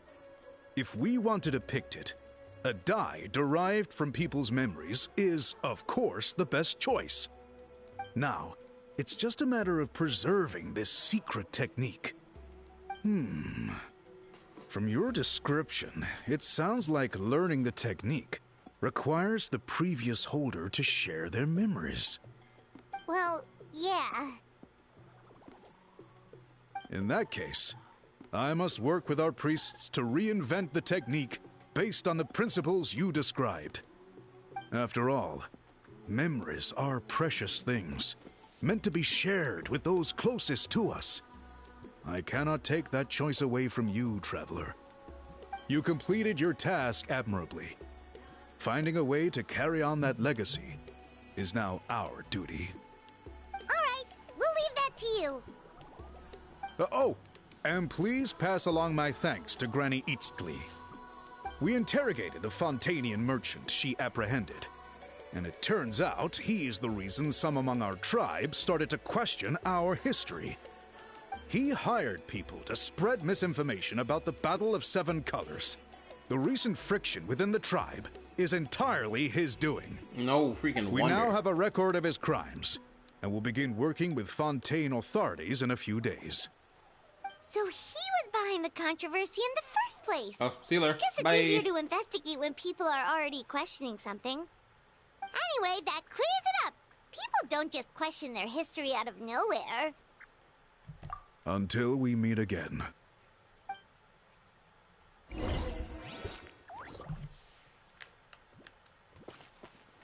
Look at that beautiful pig. Ah, Natlan's victory against the Abyss. Very fitting for a scroll like this. I wonder how long until Elder Talapo chooses the next appointed. Speaking of Elder Talapo, I heard he went missing yesterday. Do you know what happened? Elder Talapo works in mysterious ways. The meaning of his departure will become clear in time, but for now, we cannot hope to fathom it. Before I even leave this area, I am going to freaking get a picture because I need that picture. Hold up. Where's she at? Where's she at? Here we go.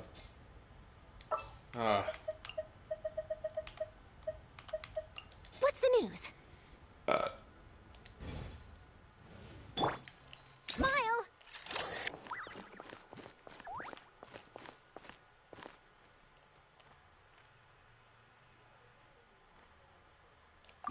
I need a better vantage point than this because this is horrible.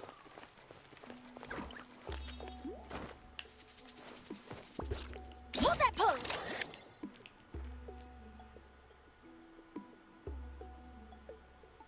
The traveler is wearing freaking light clothes. No wonder I can't see that mother effer.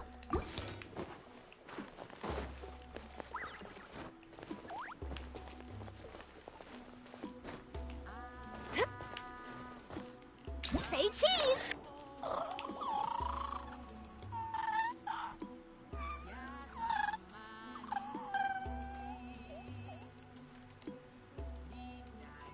The traveler is damn near non-existent.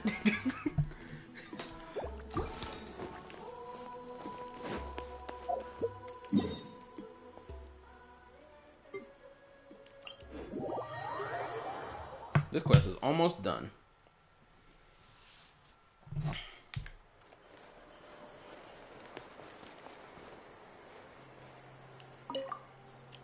Yes, Mimi. Told him everything, right? Yep, we left out the part about your contribution, but it kinda seemed like Chief Biram saw through us. You could have just said it was a gift from the spirits. The only thing non-existent is your rationale skills. What, for the topic we were talking about earlier? About the whole pulling for character thing? Because I still disagree with that. Hands down. I guess he is different from the previous chiefs. But if he figures out it was me all these years, I'm in for a world of trouble. There you are. I've been looking everywhere for you. Look at this nigga. Oh my god. It's the other Fontanian researcher. He wasn't taken away with his boss? Please, call me Allier. After questioning, the tribe absolved me of any serious wrongdoing, so here I am. I'll be heading back to Fontaine soon. No employer means no funding, after all. But I wanted to finish my investigation first. I'd like to ask some questions about Citlali. I want people outside of Natland to hear her story, but my understanding still has some holes. I still disagree with the idea that I'm wrong.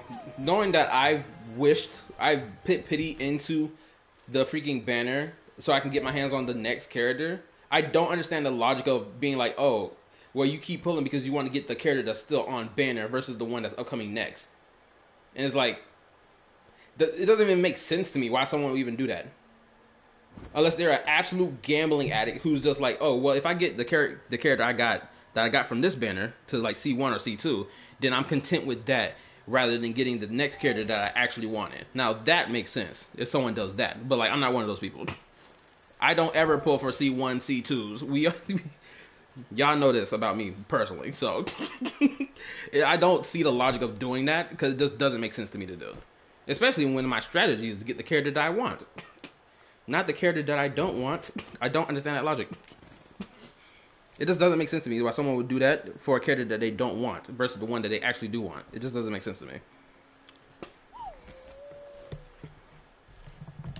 Questions? Huh. Why should I let an Outlander tell our stories?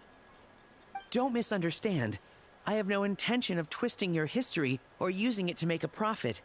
It's just honest curiosity. I assure you. I will hop into the VC after I finish this quest. I gotta finish it. I believe amazing stories deserve to be shared with the world. Culture thrives through dialogue and exchange.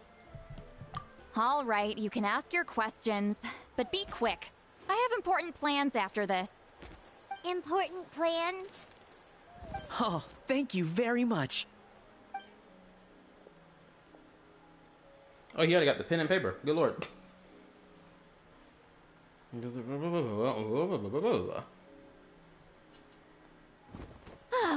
Another day, another drained social battery. Hold on. You owe me a pair of books.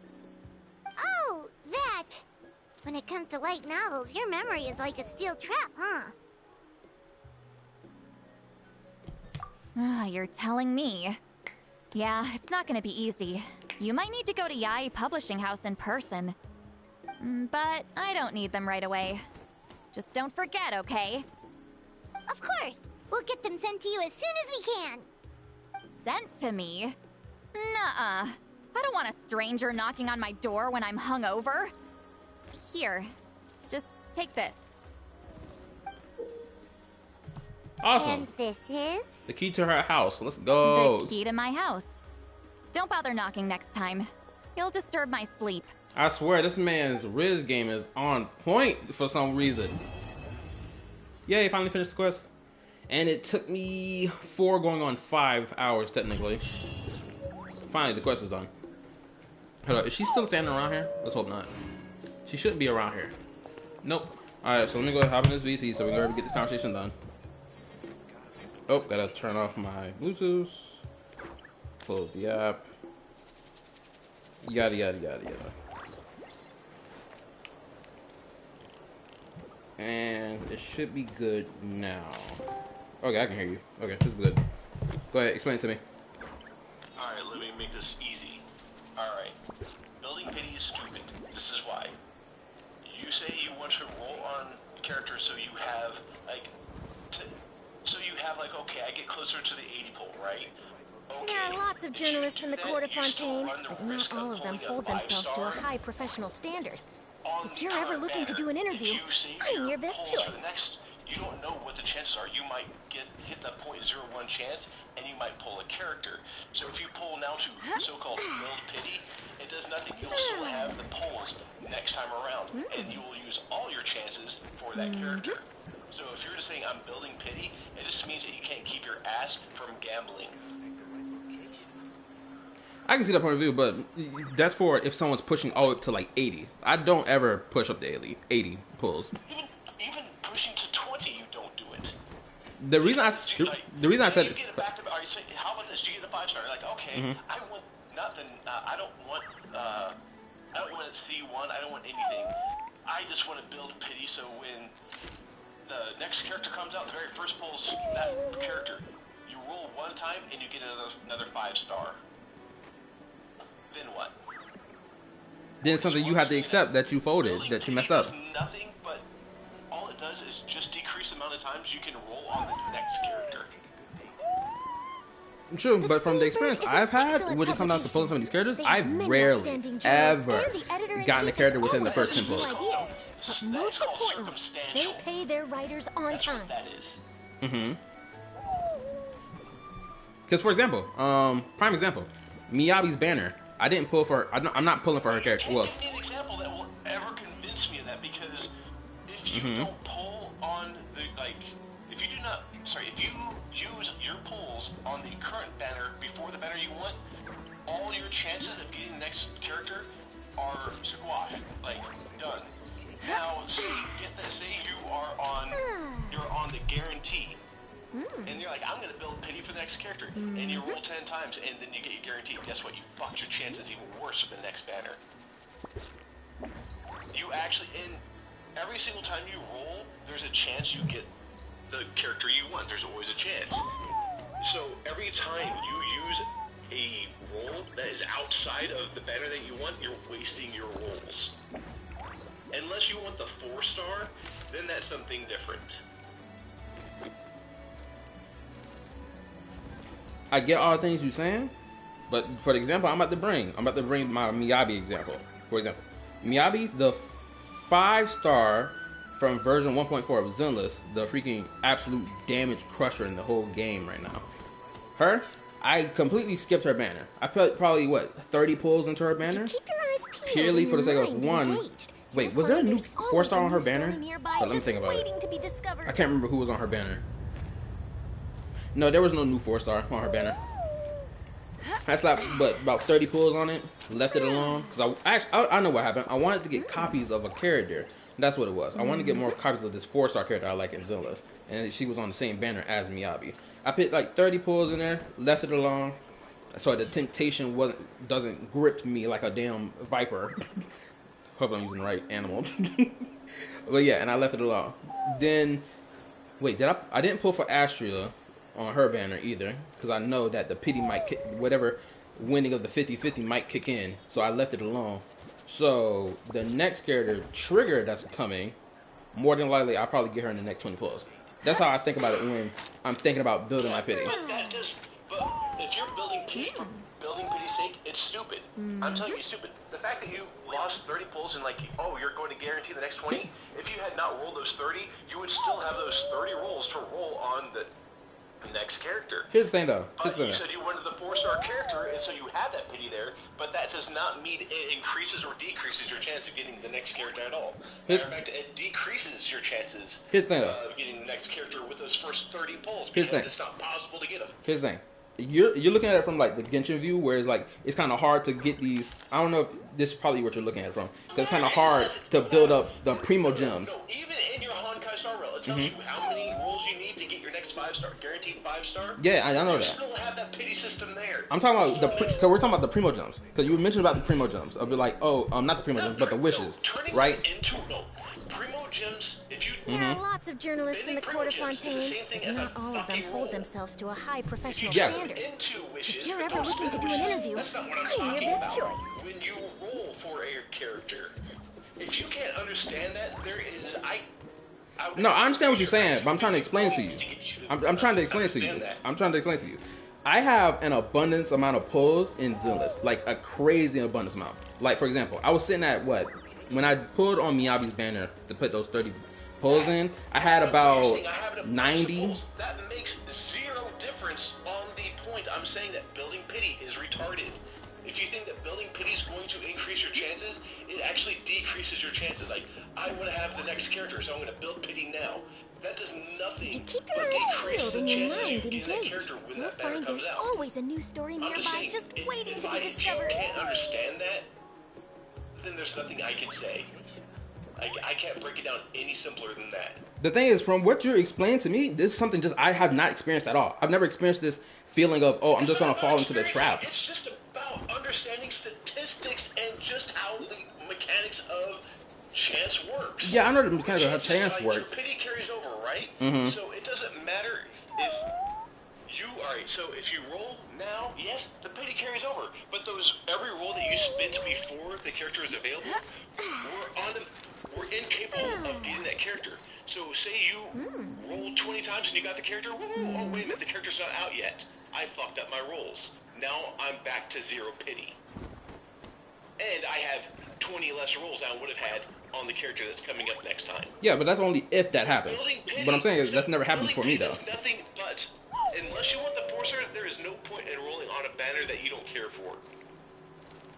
That's what I'm saying. And you saying that it actually increases your odds is the most asinine thing I've heard come out of their mouth. Oh, hold up. Let me clarify this. I don't do this for every banner, because I think that's probably what the misunderstanding is from. I don't do this when it comes down to every character banner, whether it's in Genshin, Zenless, Star Rail, or now Woo-Ah. I don't do that for every banner. I think I may have made it sound like I do that for every banner. I don't do that for every There banner. are lots of It's journalists only in the court this of Fontaine, rare but happenstance not that I all would of do them that. hold themselves to a high professional Which was standard. Miyabi, was example. If you're ever looking to do an interview, I am your best choice. 4 stars because you want the 4-star on the current banner.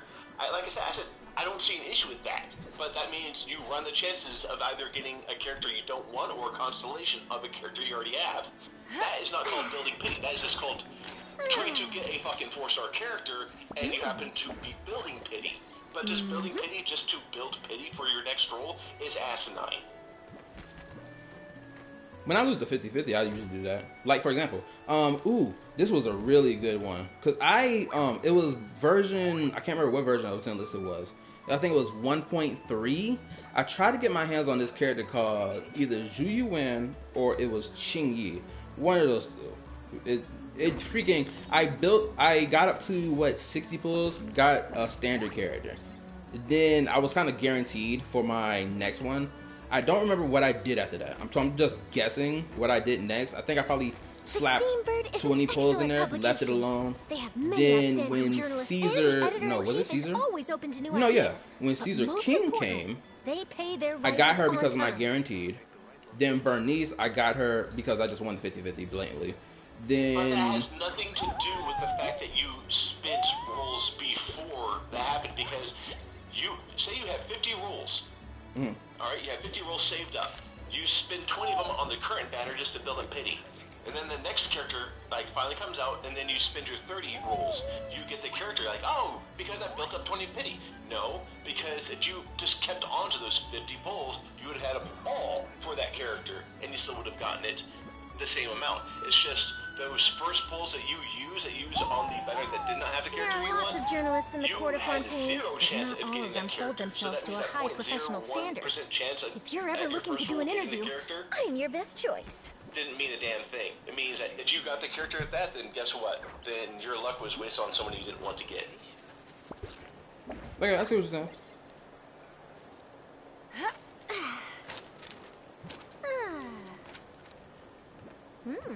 Oh, do you hear me? Hello? Oh, okay. I was wondering if my Like I mic didn't said, pick me I up. mean, I don't know how to explain it any better than that. So, if you see what I'm saying, then you understand that just building pity is asinine.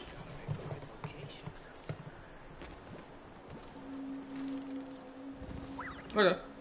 I follow. Hold on, I'm editing. Okay, give me a second. Give me 1 second. The Gotta fix this Steambird shit. is an excellent publication. They have many outstanding journalists, and the editor-in-chief is Okay, always open yeah. to new ideas. I see what you're saying. I see what you're Most saying. importantly, they pay their I guess my writers whole on thought time. process on it is just I hadn't. Well, wait, have I ever experienced that before? No, I'm sitting here trying to think about it. I pulled one time and I got a character. I'm trying to think. Did this ever happen to me? It feels like every time I pull for a character, I've always had to go deep into hard pity. Yeah, see, my luck in Genshin, let me put it this way, like this Mizuki character, it took me 79 pulls. For me, that's fucking super rare. I usually get my 5 stars within about 50 pulls, at most. And so the last few characters I've been getting beyond 60, 70, like what normal people usually experience.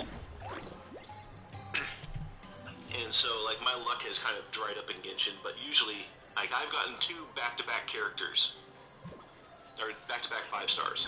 I've never had a back-to-back Spain banner character, so I've never had, like, gotten a pull, yay Miko, and then another pull, yay Miko, the next one. I've never had that. But I do get 5 stars quite often. Oh. So, like, that whole building pity, if I did that, that would be a fucking kick in the balls to me. Because I pull way too quickly. Like, you pull the moment the banner drops? Like, when the banner drops, yeah, I usually pull, like, when that banner drops, yeah. Okay. Well, also, it's a problem for you because I'm pretty sure you've admitted that you have a gambling addiction, right? Just waiting to be No, discovered. I don't have a gambling addiction. You sure? Dude, you're fucking stupid if you actually think that. Oh, my bad. I'm probably misremembering something from a while ago when we talked about when you had mentioned how you I'm pretty.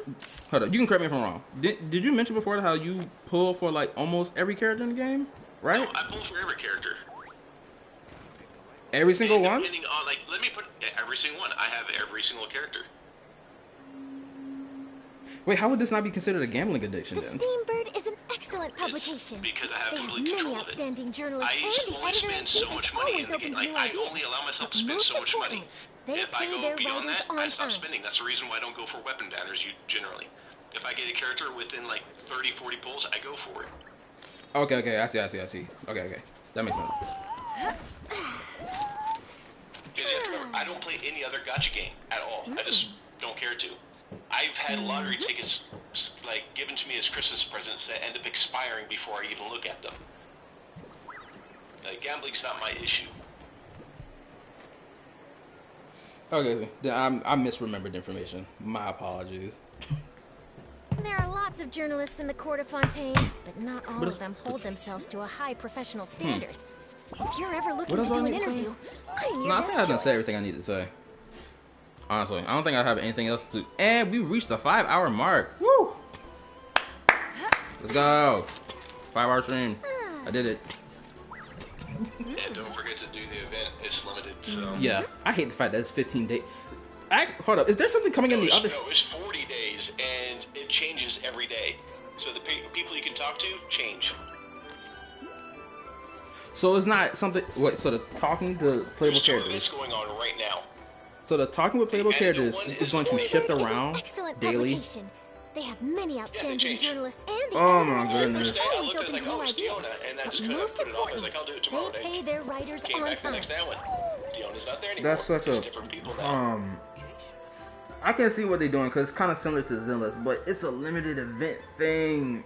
So it makes it so much worse. 40 days to do it all.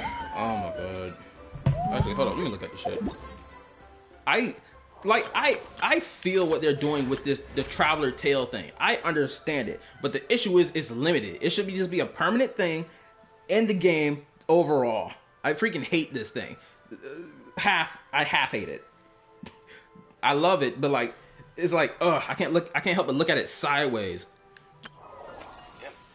But I also hate that this freaking festival for 5.4 is legitimately only 15 days long. It just, why is this 15 days long while this event is 37? I don't fucking know, dude. Cause I was thinking to myself, bro, is this patch going to be short of a time frame? Like 15 days? 42 days is the lifespan of each update, dude. Granted, I'm getting my hands on that fucking spear because I think that shit gonna be great for my Eon-san, honestly. But you do know that updates only last about 42 days. Yeah, I know it lasts about that long. It's just like my thought process on like it being 15 days long. I was like, there's no way. I was just like second guessing myself. I was like, it's no way that this thing's gonna last this long while the update is the cycle of it is like longer than this. It's like it just kind of threw my brain for a loop. Before the second half comes out. What's even coming in the second half of this update anyway? Second half of this update is going to be Risley and I think Farina. But like, what? Like, is there any other event stuff that's happening, or is it just this? I kind of during the update thing, whatever their little thing they talked about, I kind of checked out on it. It just seemed kind of very, very boring. Because I'm looking forward to the 5.5 update. Oh yeah, that's gonna be my favorite as well. Hopefully it'll be that damn volcano. Update, the fact that shit is still not fucking voiced is beyond annoying. Wait, what's not voiced in 5.4? Antidotes aren't voiced, and I think the special quests, the event one, I think Kei Miko's actually voiced in it, but there's a few others that aren't voiced. But yeah, there's still a lot in Genshin not voiced. Like Genshin is. This has been going on since 5.1. They're kind of fucked if they don't fix this soon. People are going to start checking out from Genshin. Or they're gonna start folding and just having to accept they have to play it in a different language that they don't want to play it in. Yeah, well, I like the English voice acting for the most part. I can't stand Sucrose's voice acting. I can't stand Xingqiu's voice acting. I can't stand Venti's voice acting. I think there's a few of them I can't stand, but like Yayamiko's is spot on, Zhongli's is spot on, Nubilet's is spot on, Marina's is fucking amazing. I like Ganyu's voice acting. Like, there's a lot of ace voice actors in this game. I don't want to go to fucking Japanese. Although Japanese Bennett is way better, but everyone's, even Chinese and Japanese, Zhongli and Nubilet aren't nearly as good as the American one. I can't remember what it was. I can't remember what language it was. I think it may have been the Chinese or the Japanese version of the Fontaine characters. I saw a compilation of, and I think the new version of Nubilet, the JP Nubilet, I was like, bro, what am I listening to right now? Like I said, they need to fix this because, like I said, people are losing interest real quick, and especially with all the fucking shit, like the hate campaign that Genshin's been getting even from its own fans the last few patches, they're gonna start losing people if they don't like fix this crap. The problem is though, is that the voice acting, because exploration of the contracts and they have to sign trials. with these companies, they can't get new ones. Adventuring is right up my So alley. they're kind of stuck.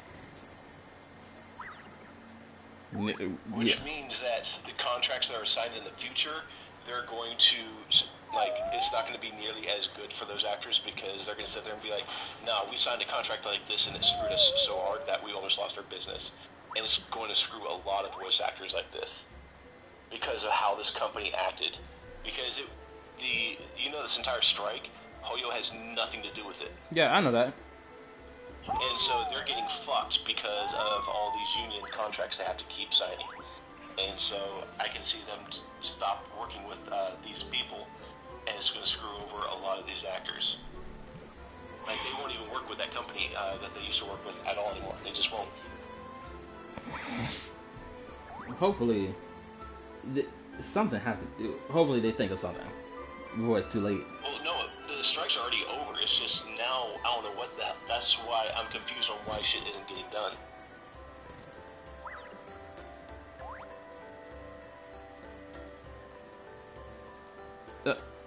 I may have to go rewatch Zach Aguilar's stream when he was talking about it for a little bit.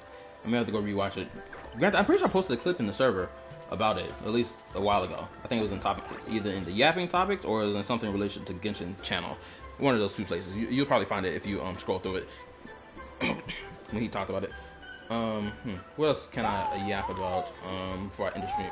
Actually, I can't continue yapping because unfortunately the bathroom is calling my name and I got to go. So this is what we're gonna do. We're gonna end the stream. I appreciate it. Yes, because I freaking ate my McDonald's probably like 2 hours ago or something. And I gotta hit the toilet. When the bathroom calls, you answer it. So I appreciate everyone here watching the stream. Appreciate you watching it, hitting the like button, all that good shit. Make sure the notification bell on, all that other dandy stuff. I'll post next week's stream schedule, probably Sunday or Monday. We gonna see what happens. And yeah, I'm out. Peace. Now what is button at? Where is it? Man, you've been streaming for how long? You don't